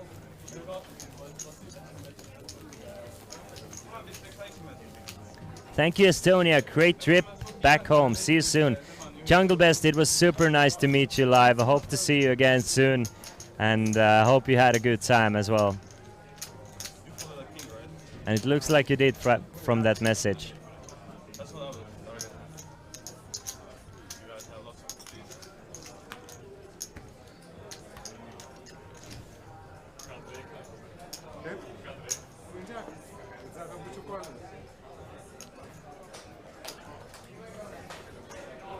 Ignas, now is a good time because your two players are kind of similarly stacked. You're kind of pulled away from these players. You can definitely start opening a bit wider.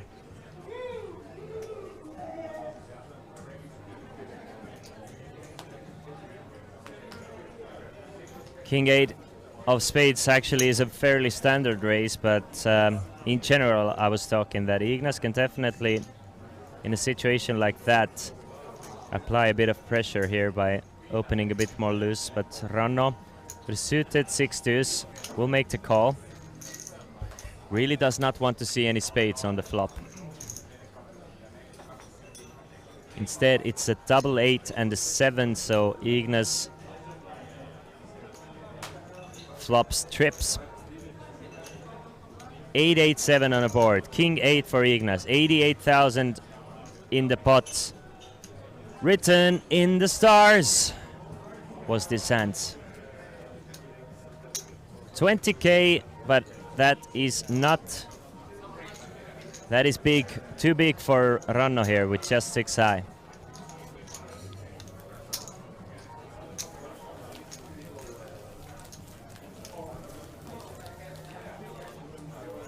$10 minutes remaining of this level. Next level will be 10,000, 20,000.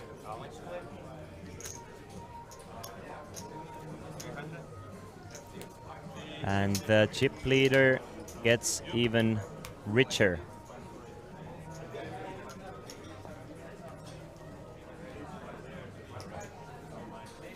Ritis. Very good looking king queen of hearts from the button. Kind of hope to see a 3-bet with a hand like this, so you can ship it in. Even if you're up against ace king, you can just feel that 30% coming in with king queen. Just a beautiful hand, king queen suited. Very strong gold, holding 3 ways anyway, or 3-handed.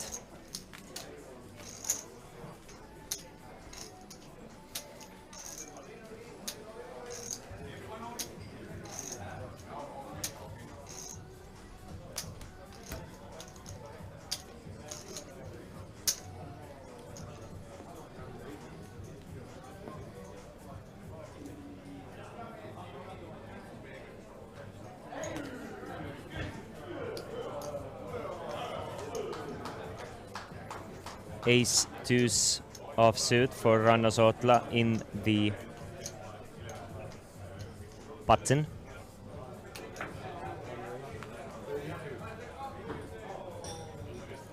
Makes it 32. Ignas. I mean, I can see Ignas going all in here. Ranno Sootla has 20 big blinds effective. Big blind has something like 25 big blinds effective. Pocket 3 is facing a raise. Just keep the pressure on.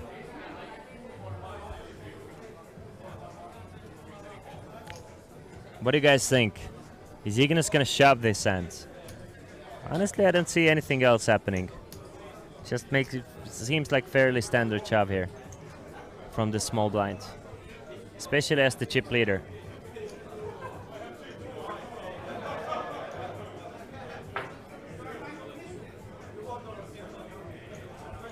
Might go for a 3-bet. But honestly, just ship it in.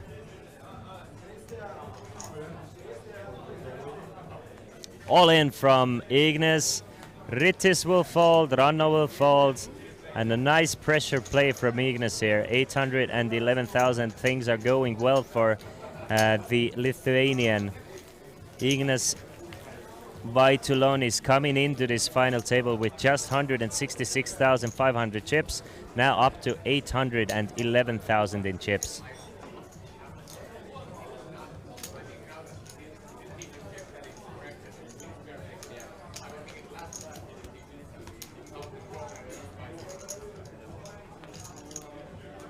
"46 players started. Trying to figure out who will make it to the heads-up play.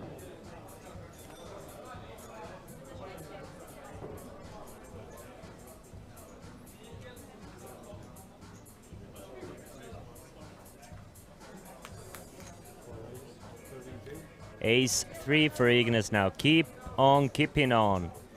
Another raise.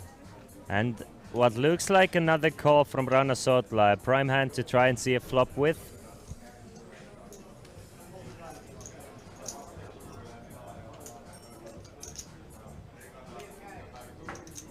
16k into a pot of 72k, so very good pot odds for him as well. But no. Ranno Sootla says he doesn't. He's done looking at flops that don't hit him. He's gonna take this one down down pre-flop. Adds 40,000, now up to 350,000.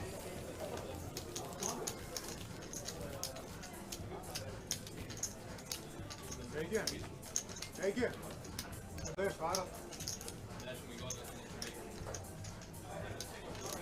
Uses the queen 8 of spades with approximately 18 big blinds as a 3-bet all-in.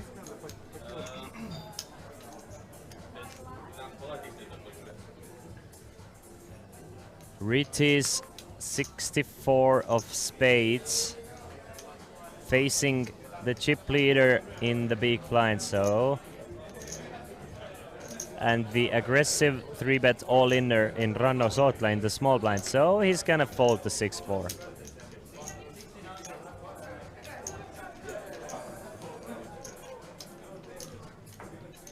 Ranno most likely going to call with the king 8 here, trying to see what happens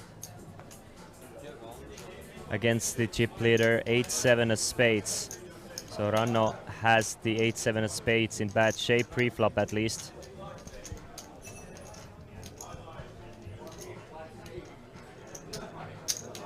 So it is a check behind from Ignis here. 48,000 in the middle. But the flop is favorable for the Lithuanian. 9-7-5 with 2 clubs. Both players with a gut shot, but Ignas flops a pair of 7s to go along with the gut shot straight draw.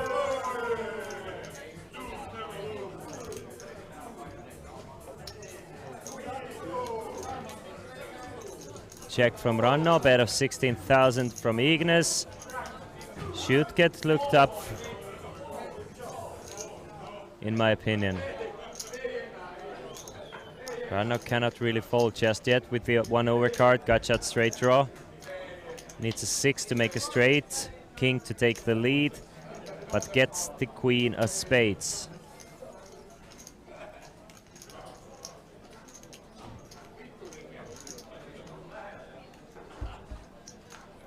Check, check on a 10. 3 of spades on the river, so nothing changes. Ranno Sotla still with just king high. Ignas with a 3rd pair of 7s. Ranno, another check from Ranno Sotla. I'm guessing Ignas will check behind. He's gonna run into something like Jack 7, 10-7 a bit too often. A 5 or 7 might not pay him off anyway, a weaker one. So he's gonna take the showdown value in a situation like this. He knows he's also ahead a fair amount of the time, so doesn't need to turn this 7 into a bluff either.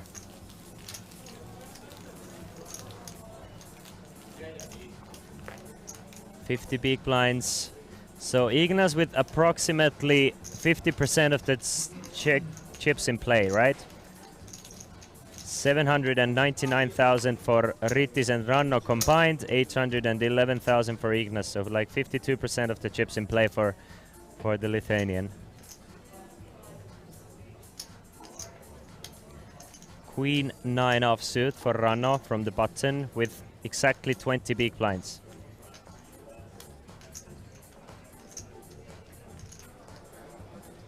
We have seen Ranno limping quite a bit with hands like this.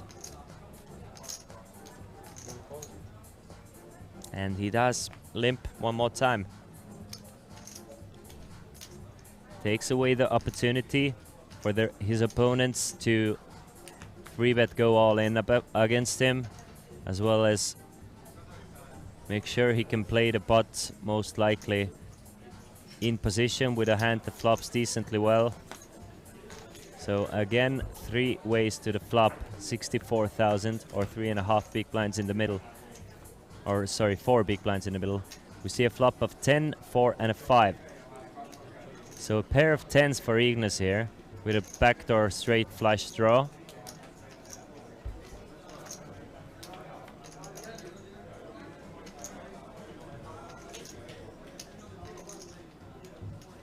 Checked around on the flop now. Ranno with an open-ended straight draw with this jack of spades coming on the turn. Will he start firing? It looks like he will. Well, Ritis is out of this pot. Now it's the matter of will Ignis call here with his 10-6. Knows there's plenty of combo draws Ranno can do this with. But should Ranno have a jack or a 10? 10 probably not likely. Definitely not likely. Ranno is betting a 10. Should Ranno have a jack, he's drawing very slim.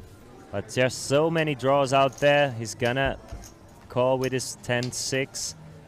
And Jack of Hearts is the best possible card for Ignas besides a 10 or a 6. Makes it way less likely that his opponent has a jack. All the draws missed, the clubs missed, the straight draws missed, the flush draws missed, just a proper brick for 10-6. And Ranno knows exactly that. There's nothing he can represent believably, so he's not going to. Ignas now pulling away from these two players. Close to 900,000 for Ignis now. 55 big blinds. And about 60% of the tournament chips in play.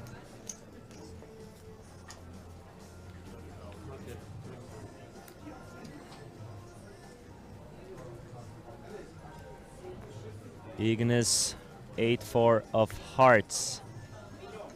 And the chip lead.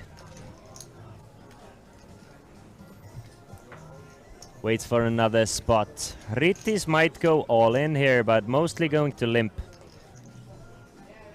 Ranno has something like 15 bigs.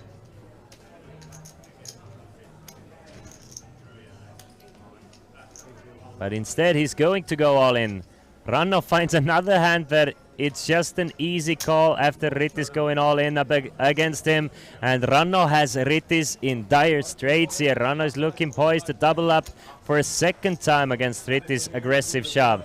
Last time Ritis shoved was with Jack-8 of clubs, and Ranno made the call with Ace-King, and it held up. This time, 8-9 offsuit against Ranno's Ace-8. Needs a 9 to eliminate Ranno. King 7-7 2 clubs, so running clubs, running straight cards, or a 9 needed for Ritis here. Queen of clubs makes things interesting. Ritis can now hit a 9 or a club to eliminate Ranno Sotla, but instead it's the king of diamonds, meaning that Ranno Sotla will double up one more time through the Lithuanian Ritis Strigunas, who is now left with just 194,000 in chips. Ranno back up to 522,000.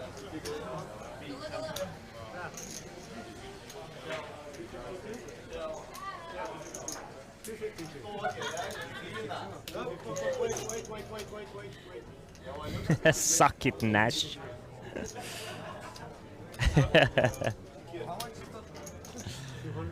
Kenny's.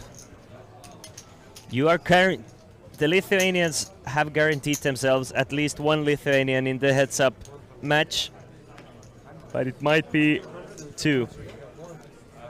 If Ranno passes out in third place, it's looking better for Ranno than it's looking better for Ritis though now after this hand.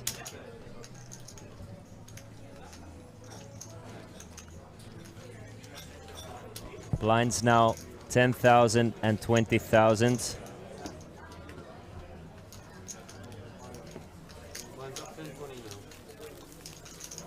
After this bombshell of a hand. What a nice spot for Ranno Sotla to double up. Keeps on fighting those strong hands against Ritis shoves. Every time Ranno has fallen down to a short stack, it's been Ritis doubling him up.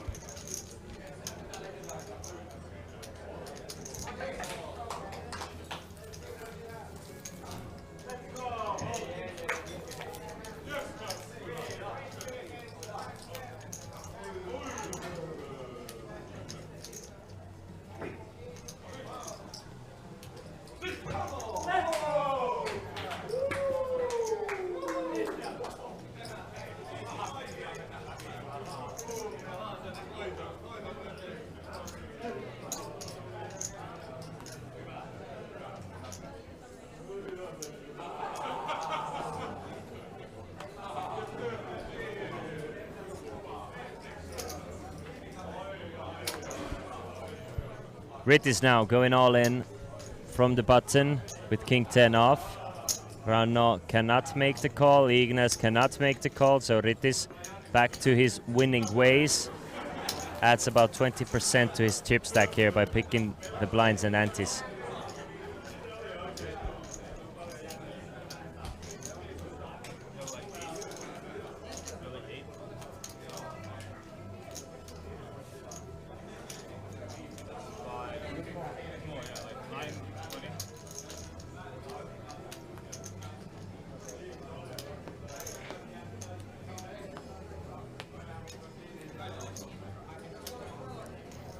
Ranno from the button with king 10 off.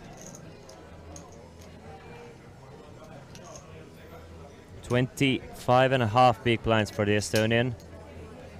Comes in with another limp. So mostly a limping. No, it's a raise to 40,000. Didn't notice. Did Sitting win the miniature version of the main event? Yeah, Christian Matthias Sitting did win the event.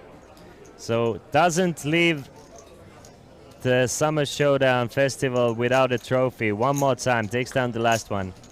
Penny Risto Olavi taking second place and Nemo Rafael Vilponen third place. So triple finish for the Finnish players.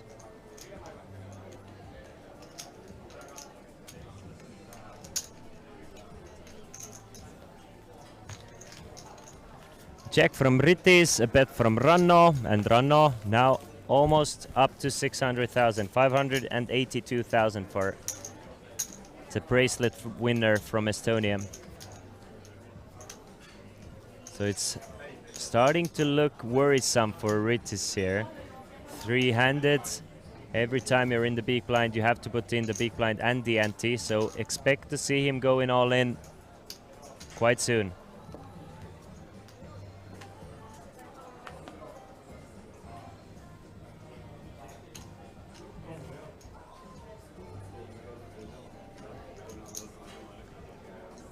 Ignas now with king 7 from the button.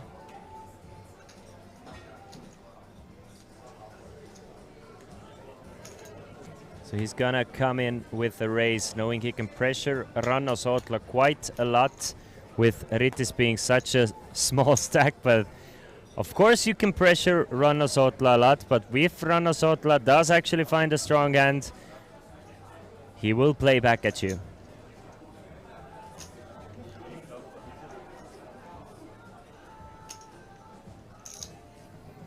Navata may we even have a big blind ante in a heads-up play here, so not really.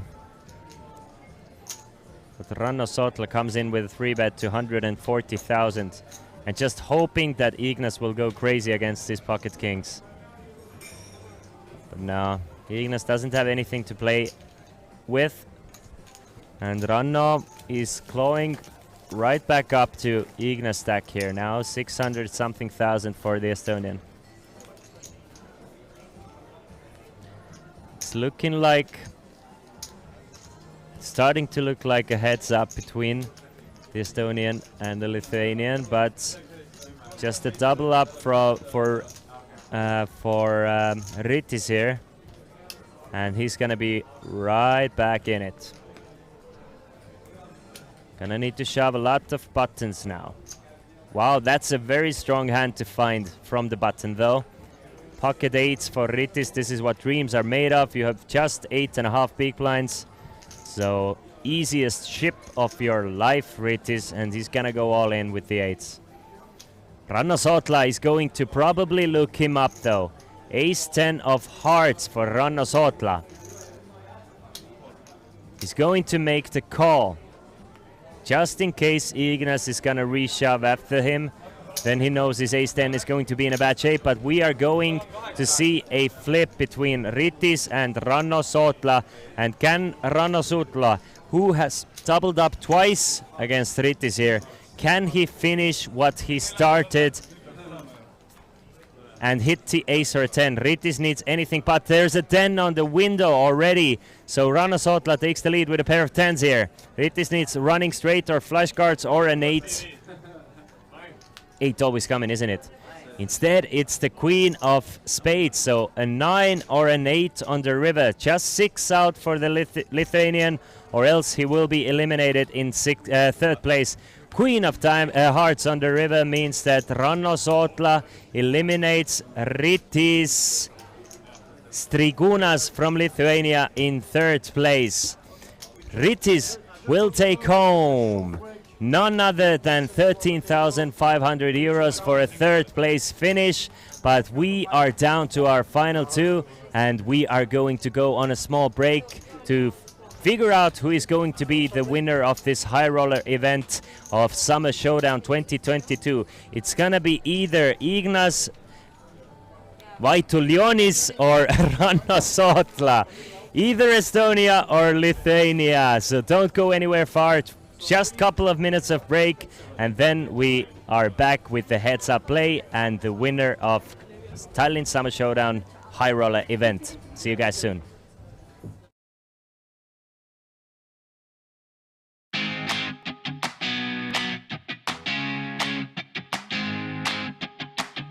I'm Patricia Rimfire, summer's in a full swing, and we already jumped into the 6th edition of the action-packed poker summer festival, Tallinn Summer Showdown 2022, which is taking place here at the fabulous Olympic Park Casino and Hilton Tallinn Park Hotel. A lot will be going on beside €1,100 buy-in main event that starts tomorrow. For sure, players are excited, and one big reason for this is Tallinn Summer Showdown team competition. We already have 26 teams registered, where a total of 2% of each prize pool is reserved for the team competition. New exciting addition is also Summer Showdown Mystery Bounty, which already started, and the final is tonight at 9 p.m. Stay tuned for the highlights of the day, interviews, and some fun parts. As well, don't forget to check out the website tallinnshowdown.com/live.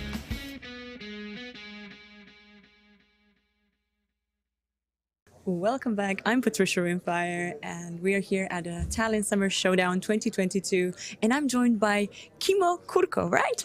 Yes, Kimmo, yes. So you're obviously a pro player from Finland, and you having so many winnings in your life, good rankings. When did it all started? It started like 06, so I've been playing 16 years. That's quite a lot. Yeah, that's a long career, so it's been all right. You obviously had a great success here in Tallinn, and what do you think? Are you going to be sitting at the final table at the main event? Well, I hope so. I haven't had many success in main events, so main events here, I mean, so I hope so. And how is your table right now? Anything interesting happened? Well, I've been running like God, so I have like triple average almost, so it's been a great start. Yeah, it's a cool table, right? Yeah, it's been fun. Yeah, and yeah, well, best of luck. Maybe you're the new Summer Showdown winner right here, and best of luck in the future. Yeah, cheers.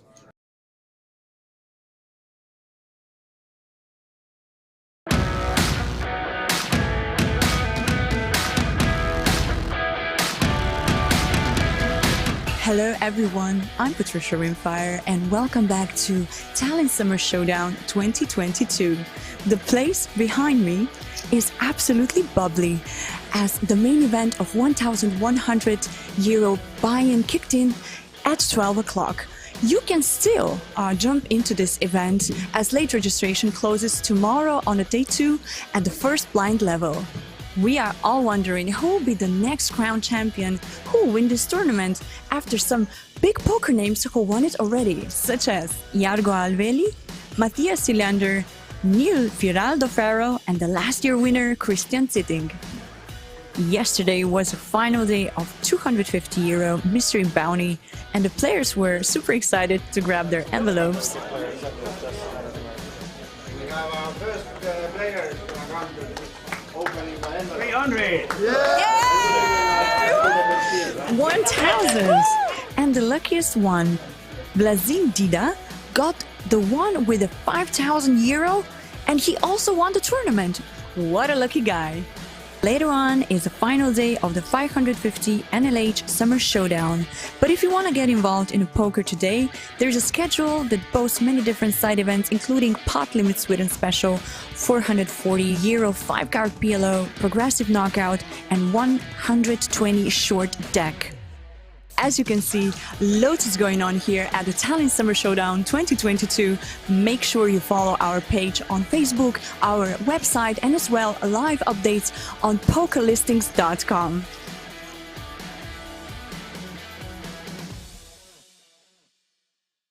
Welcome back to Tallinn Summer Showdown 2022. I'm joined by Max Avila, the winner of the first event that happened here, Summer Showdown opening. How do you feel? I feel great, thanks. Show us the trophy, really Q1. Look at this. You backed almost 10K, yeah? Yeah, plus I had a last longer with my friend who was also in the final table. Oh, wow. So I got 100 euro extra. Well, that's a good earning. And how do you feel? What happened on the table actually? Early on, I went down to half starting stack, and then I got lucky and got triple up with aces and triple up with jacks, and then it was smooth after that. That's a good turning point, right? Yeah. But that's how it is with poker. Are you planning to join any other events this week? Yeah, I have the day 2 of the 550 tonight at 9 p.m. and I'm playing the main event right now. Okay, yeah, you're on the break, so we don't want to grab you for too long. Yeah. So wish you best of luck and congrats again on your award. And yes, thank you for chatting with me. Thank you.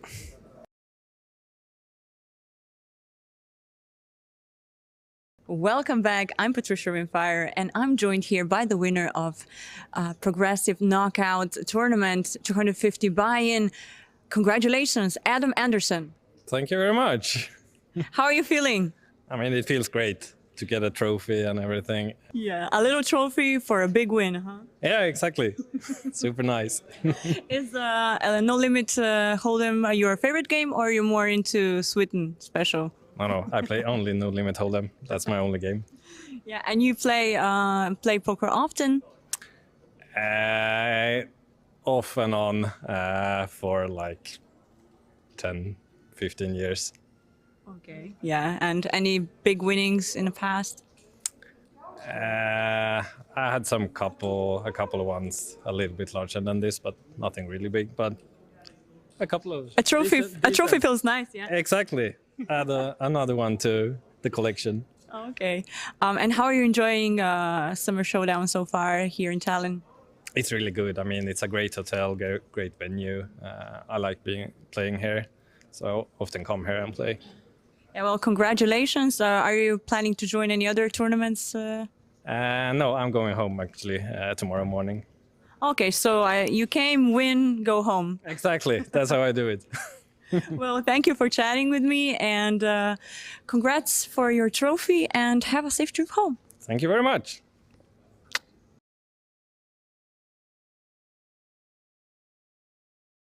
I'm Patricia Rimfire, and welcome back to Tallinn Summer Showdown 2022. And I'm joined by Kshitij Kocheria from India. Land way back. So how are you doing so far? You playing the main event, doing pretty well? Yeah, I can't complain. I have 3 stacks, so definitely I'm doing good here till now. What was the hand that gave you the most chips? I actually stacked 2 people for the whole stacks for 30k. In one hand, I opened with queens. There was a 3-bet and there was like a small jam. I reshoved and the guy called with ace king and I won the flip.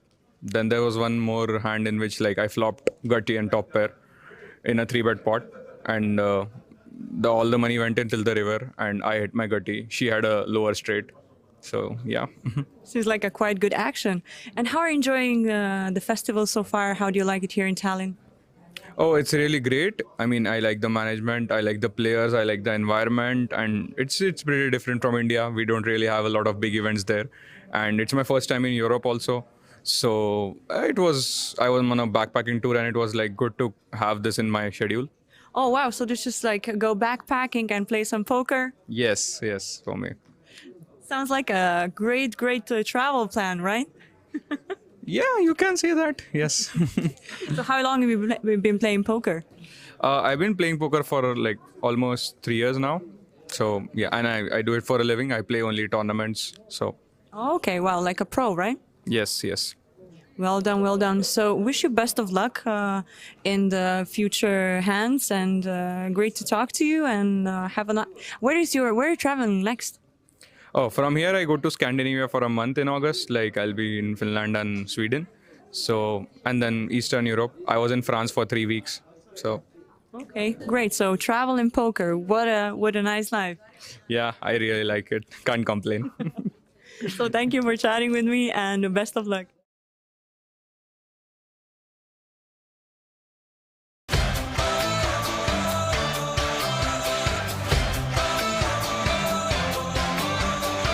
I'm Patricia Rimfire, and welcome back to our coverage of Tallinn Summer Showdown 2022, which is taking place here at the fabulous Hilton Park Hotel and Olympic Park Casino. It's getting pretty busy around here as the day 2 of the main event started. Registration is now closed, with a total of 285 entries. Team competition is getting exciting as players are collecting points. It's Friday and the weekend just started.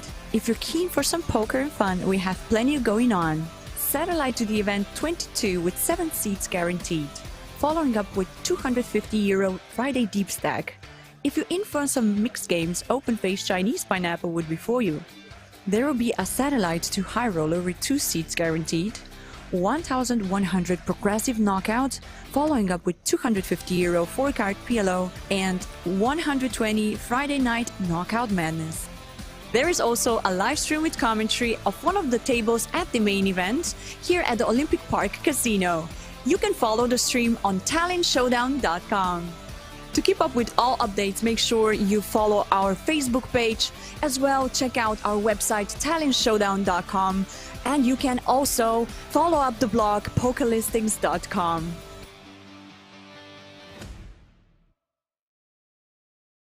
Welcome back to our coverage of Tallinn Summer Showdown 2022, and I'm here with double winner Ivares. Congratulations! This is the second trophy.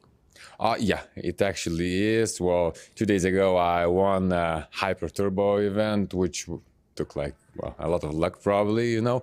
And yesterday I won a short deck 6 max tournament, which I must tell you, I read the rules 1 hour before the tournament, read some strategies, watched some Tom Dwan videos on YouTube, and basically I did what he told me to do, so. And it went out real good. Wow, congrats. That's like astonishing. Oh, well, trying to keep it up. Now I need to make it up to Welcome back, ladies and gentlemen. 46 entries to this high roller event here in Tallinn Summer Showdown 2022. And we are down to 2 players, and it's all evened up. Ranno Sootla from Estonia against Ignas Valitulonis from Lithuania. Ranno Sootla started this final table with 3rd chip stack. Ignas was 5th, started the final table with 166,000. Ranno Sootla started with 296,000, but both are almost very close to 800,000 now. Blinds are 10,000 and 20,000. So approximately 40 peak blinds effective stacks here, playing for the title of high rollers here in Tallinn Summer Showdown 2022. Both players have guaranteed themselves 20,000 and 20 euros, but the first place will take home 27,700 euros. My name is Christian Laas, and let's hope to see a fantastic heads-up match between those high-stakes crushers here.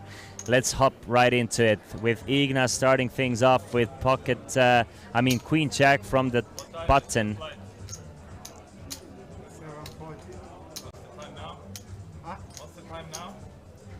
Ignas raises it up to 40,000.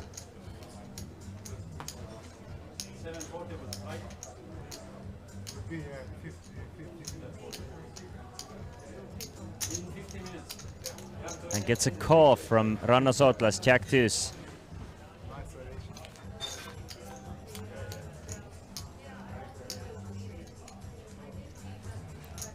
King, king, and a 4, so Ignas still ahead with his queen jack. Let me know in the chat, twitch.tv/Olympic Poker Club.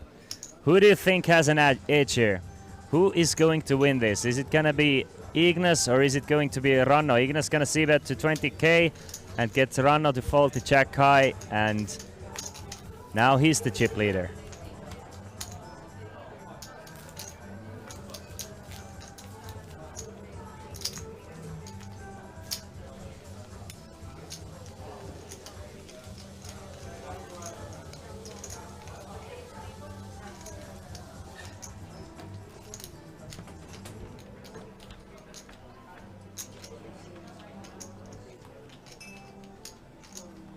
With two high-stakes crushers playing heads up against one another, where do you find an edge? That is the question.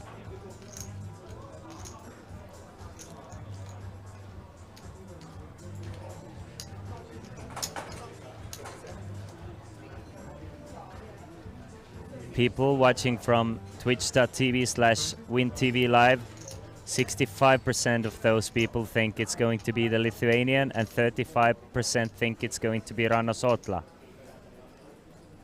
The official chat, twitch.tv/Olympic Poker Club, yet to be known.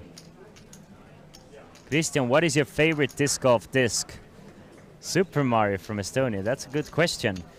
I think my all-time favorite has to be a Harf. West Side Discs Harf.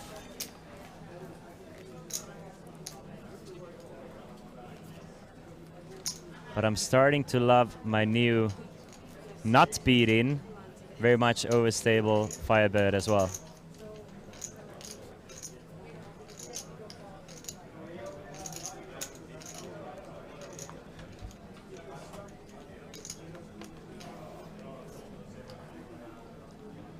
What about you, Super Mario from Estonia? What's your favorite disc? Oh, man, freak, now I forgot what I was... The one disc I just lost was the Star Eagle.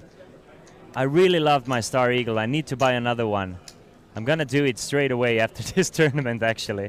I'm gonna do it while commentating on this tournament. I need a Star Eagle. And I was wondering, there was something missing from my bag.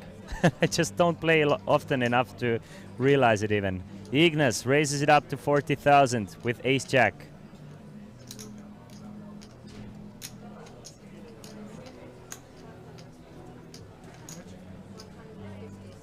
Ranno uses queen 6 off as a 3-bet.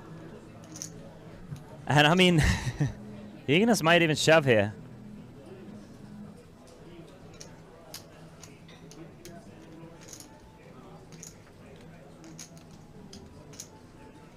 Ace jack off, definitely a very strong hand. Heads up. So he's going to go all in, and Ranno will have to snap fold, and Ignas now up to 1 million. Ranno 595,000. Very aggressive player. If you run well against a player like Ranno, get good cards, it's gonna be way easier to get chips. But if you don't get a good distribution of cards, it's gonna be super tough against a player like this.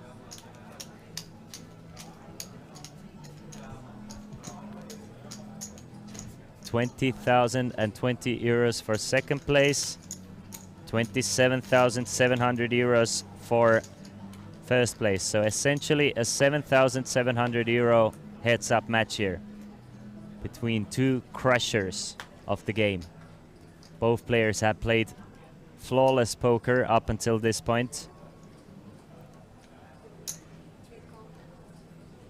Ignas' rise to the top of the leaderboard started with Ranno actually doubling him up with Ignas' pocket kings against Ranno's king 4 of hearts.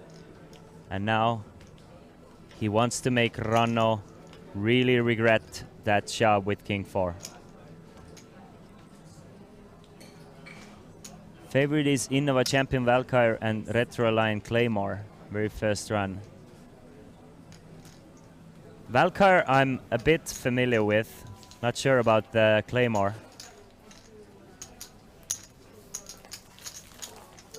Super Mario, do you have rollers in your game? What do you use as roller discs?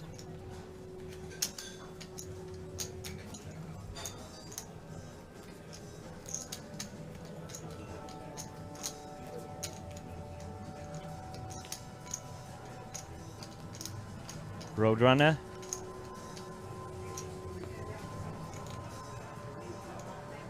That's what I've seen the pros use. This is why I asked Roadrunner. Ignis will fall to 5-3. Ranno gets a walk with King Deuce.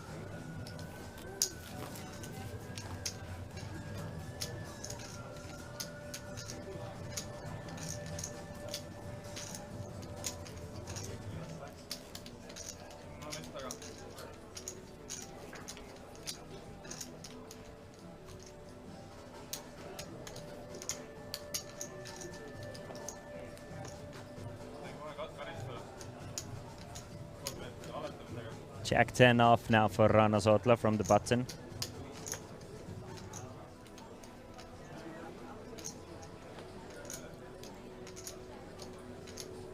Let's see if he's gonna implement a limping strategy or continue with raising.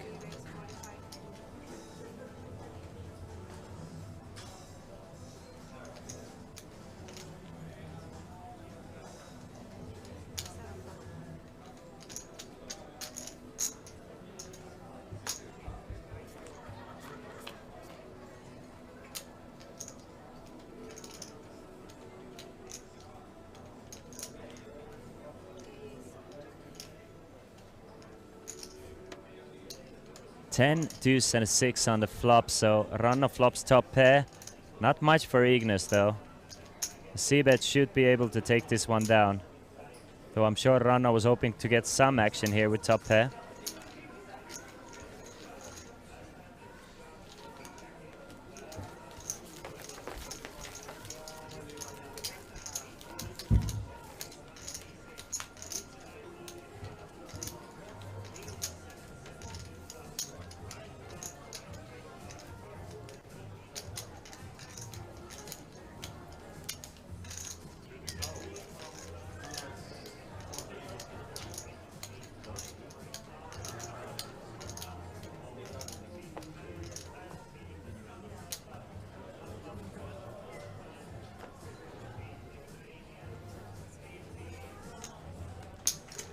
A3, a fall from, so Ranno gets a walk with 5 deuce.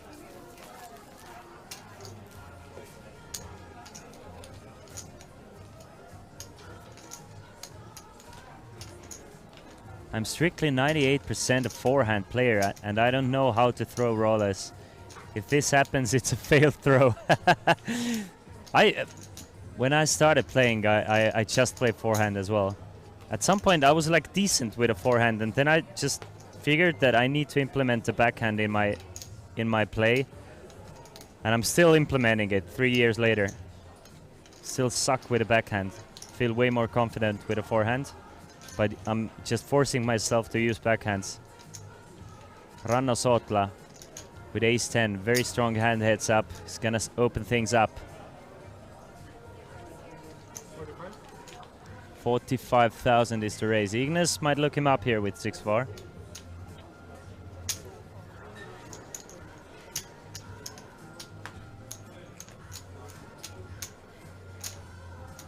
So heads up to the flop.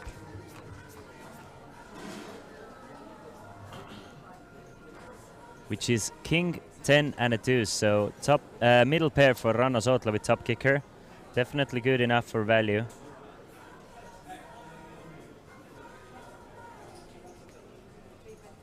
That's 25,000. Ignis misses completely, so he's going to fold.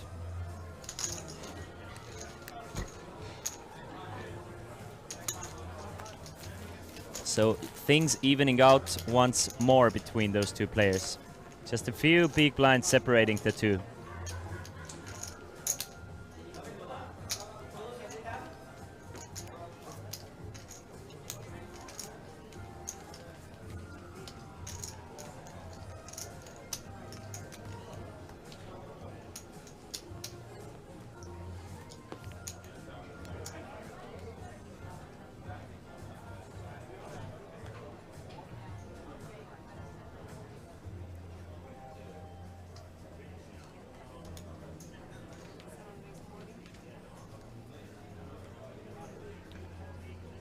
Ignis, couple of strong hands here. Ignis makes it 40,000 from the button, but Ranno actually wakes up with a suited ace. He's just going to call though.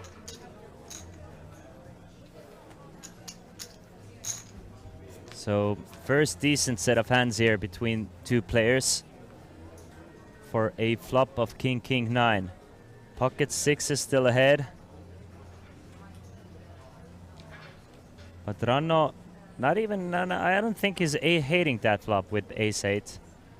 He's gonna at least call once for sure. After just calling pre-flop, I mean, there's plenty of garbage still in Ignis' range. We can see that Ignis actually has a decent hand, but there's plenty of jack 7s, queen 8s, etc. that Ranno is still beating with an ace 8. So we will see a turn which is a 5 of hearts, a safe turn for Ignis. One of the better cards he was hoping for with the 6s.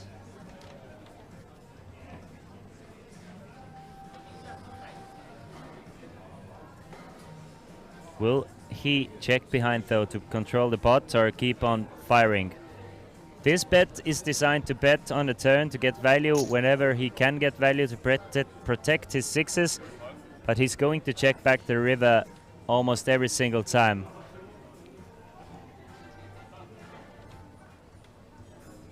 $45,000 is the bet from Ignis. Ranno is going to call, and unless the river is a 6, I think it's gonna go check, check.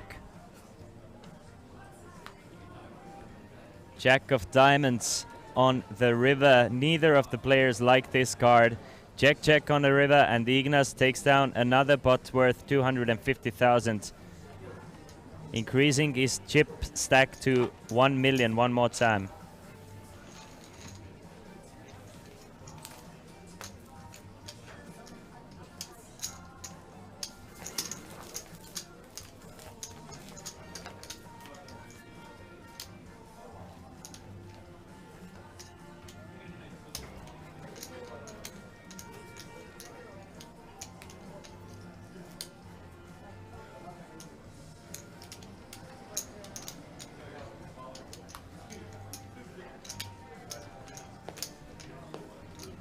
But it's close to 2-1 chip lead now for the Lithuanian.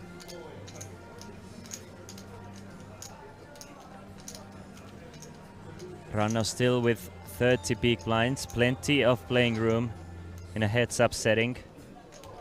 Once players reach this 20 to 25 big blind or even 30 big blind stack, they might start limping buttons, and Ranno is doing exactly that. He's going to start to limp buttons again.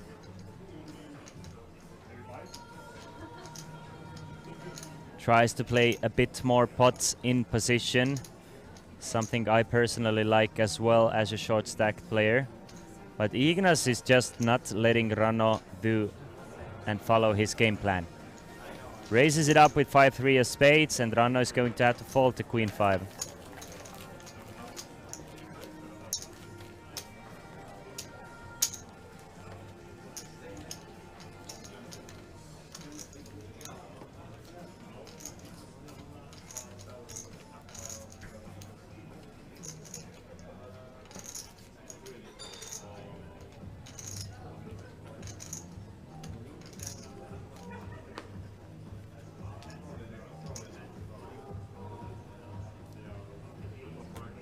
Four deuce should be a fold from what we've seen from Ignis. He doesn't like those hands from the button.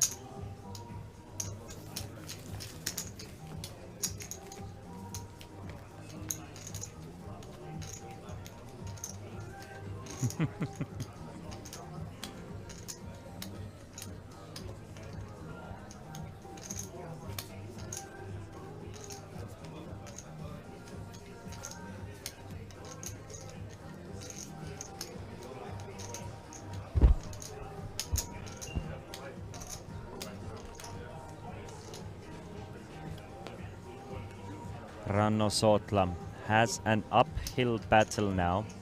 They started it even. Ranno has lost approximately 10 big blinds since the start of this heads up, losing 2 pots worth 250,000 each.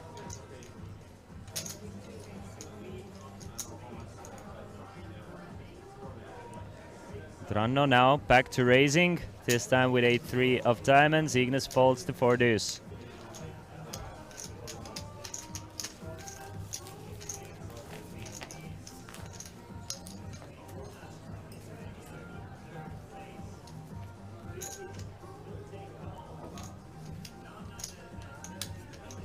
$49 big blinds against 31 big blinds. Heads up.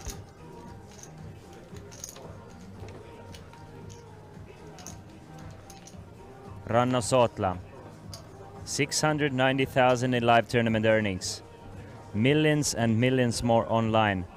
He is the first Estonian WSOP bracelet winner for 600,000 in 2020. Winner of Kings of Tallinn main event 2015. Winner of Estonian Championship main event 2014. Winner of Prague Open. Just countless titles for this guy. Ignas Vaitulonis from Lithuania. Just 17,000 in live recorded earnings, but primarily an online player. Won the Olympic Summer Series Progressive Knockout event this year.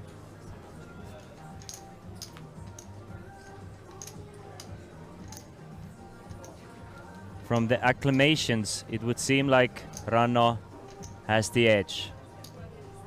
But Ignas has played incredible poker, just flawless poker, honestly. And he has built up a chip lead, and he's now up to 1.1 million against Ranno Sotla's 560,000, officially now 2-1 chip lead. And Ranno is left just shaking his head, not sure how to proceed against this guy.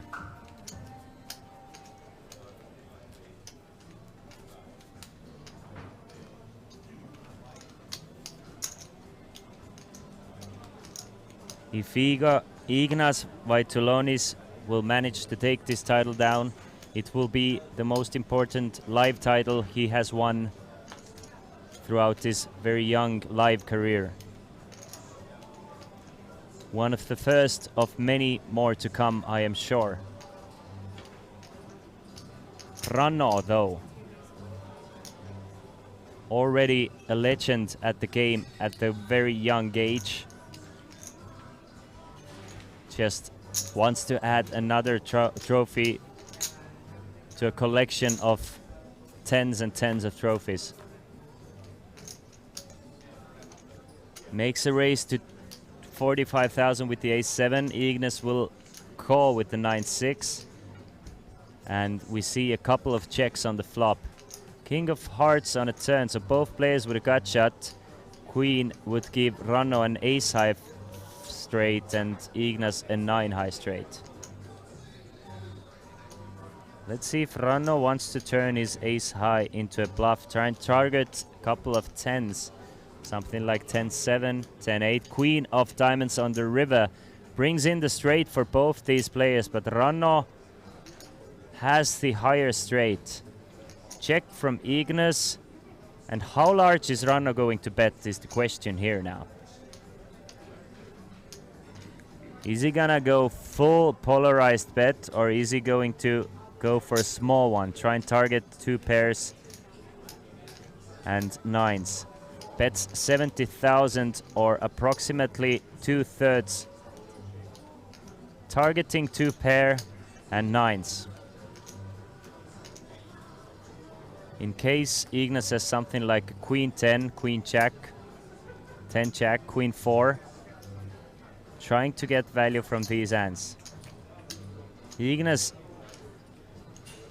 honestly doesn't feel... It's a heads-up straight versus straight situation, but the way this hand has been played, it does look a lot like Ranno has the ace here. The thing is, Ignas is thinking, only hand that doesn't contain an ace that Ranno plays this way is something like a pair of 5s, 6s, 7s, 3s or deuces that'll bluff the river. And Ignas thinks that Ranno has those holdings decently enough so he can pay this bet off. But Ranno, a first significant pot goes over to the Estonian now. 915,000 against 695,000.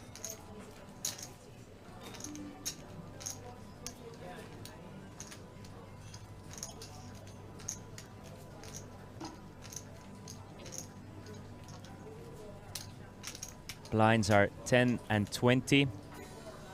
We are still playing with a big blind ante. Changes the dynamic considerably. The button has to put in 10,000. The big blind has to put in 40,000. The button in a dynamic like this is just super overpowered, as is calling against the raise from the big blind. You're always getting 4 to 1. In a heads-up setting, getting 4 to 1. Even against aces, you're getting decent odds to call. So players are very inclined to call against a raise from the button.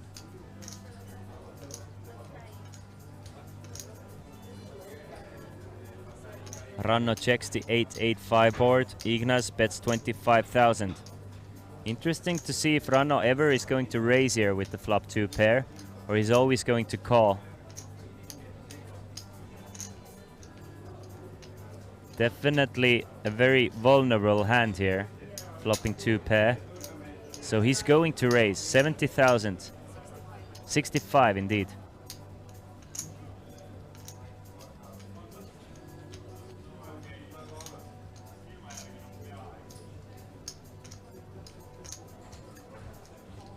Ignas, 2 overcards, backdoor straight flush draw. So many good turn cards for him. Any 7, any 6, any 10, any 9, any jack, any queen, any diamond would give him at least extra equity. 3 of hearts though is the brickest of the bricks.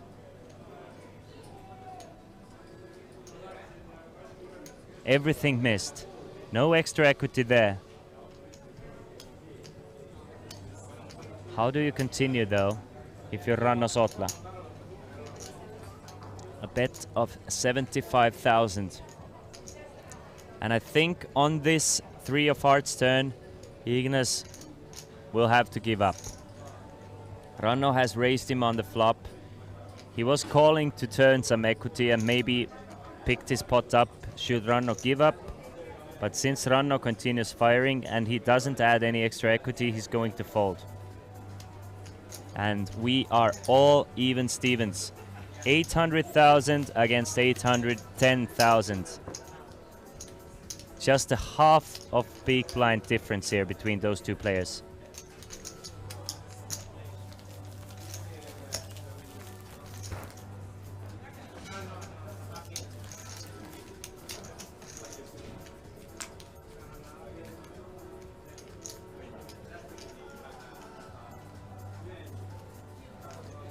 Be ready for an epic battle. It has already been. I mean, it has been nothing but interesting. Leave it to the sharpest minds of the poker community to make even the most boring part of what is spectating poker live super, super fascinating. You can just expect a proper leveling war almost every single hand. The web, the players have not made a deal. They will play this one out for 27.7k as well as the trophy. Ignas facing a limp from Ranno, making it about 70k, I would assume. Yep, makes it exactly 70,000, so Ranno will fold, and Ignas takes down a small pot. But very, very... There's a lot of merit to call in those hands, even trash hands from the button, because you're basically, since we are playing big blind ante, you're risking 10k to win 60k extra. So even the trashiest of hands have enough equity against top range in that sense. You really don't want to fold any buttons. Jack 9 offsuit for Ignas. Is it good enough for raise? Yes, it is.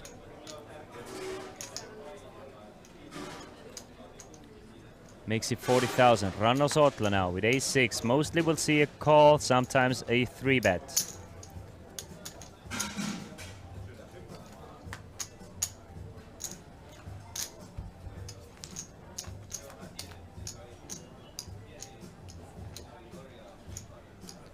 Ranno will this time just call.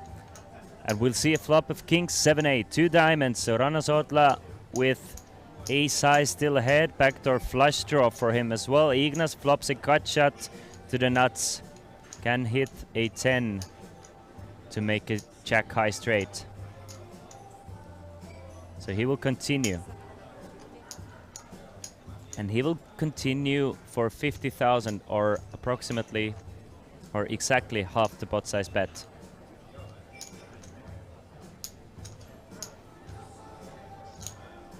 Ranno, with his ace of diamonds, he's gonna peel one off.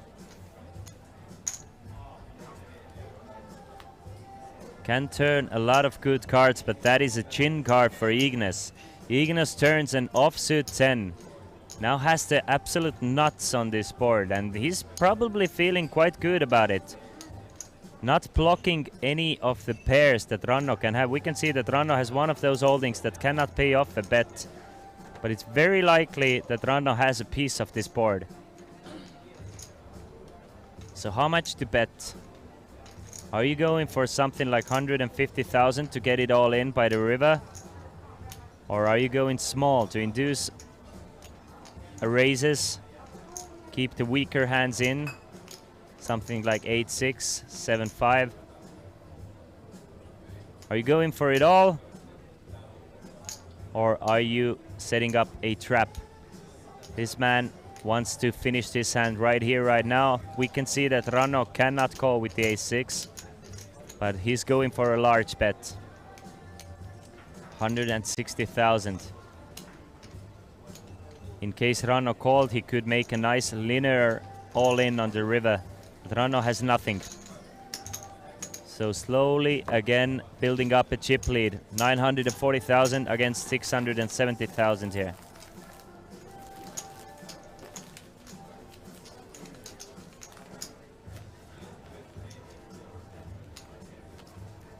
You can see those purple chips are worth 5k each. Green chips worth 25k each.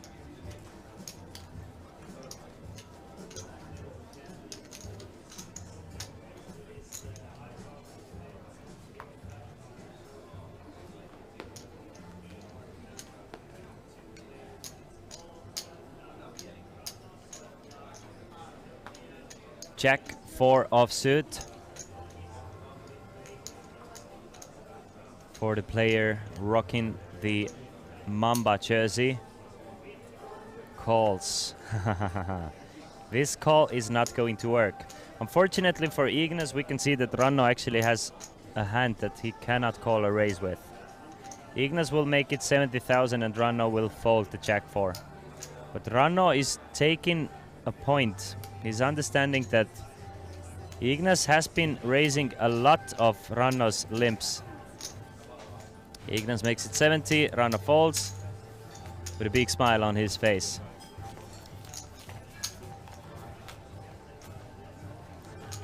$32 big blinds against 48 big blinds, so exactly 1.5x the chip lead.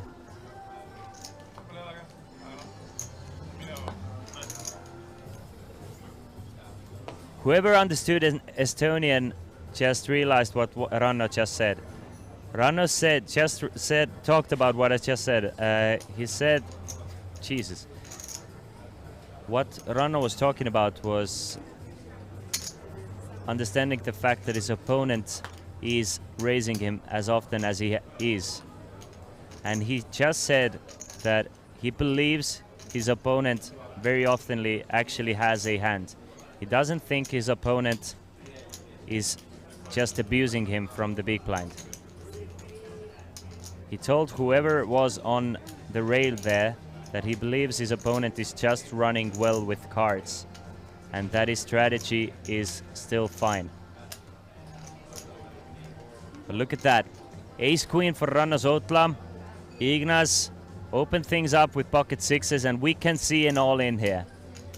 It is definitely possible that Ignas will go all in with pocket sixes here, and Rannos Outla, we know, will not fold to Ace Queen.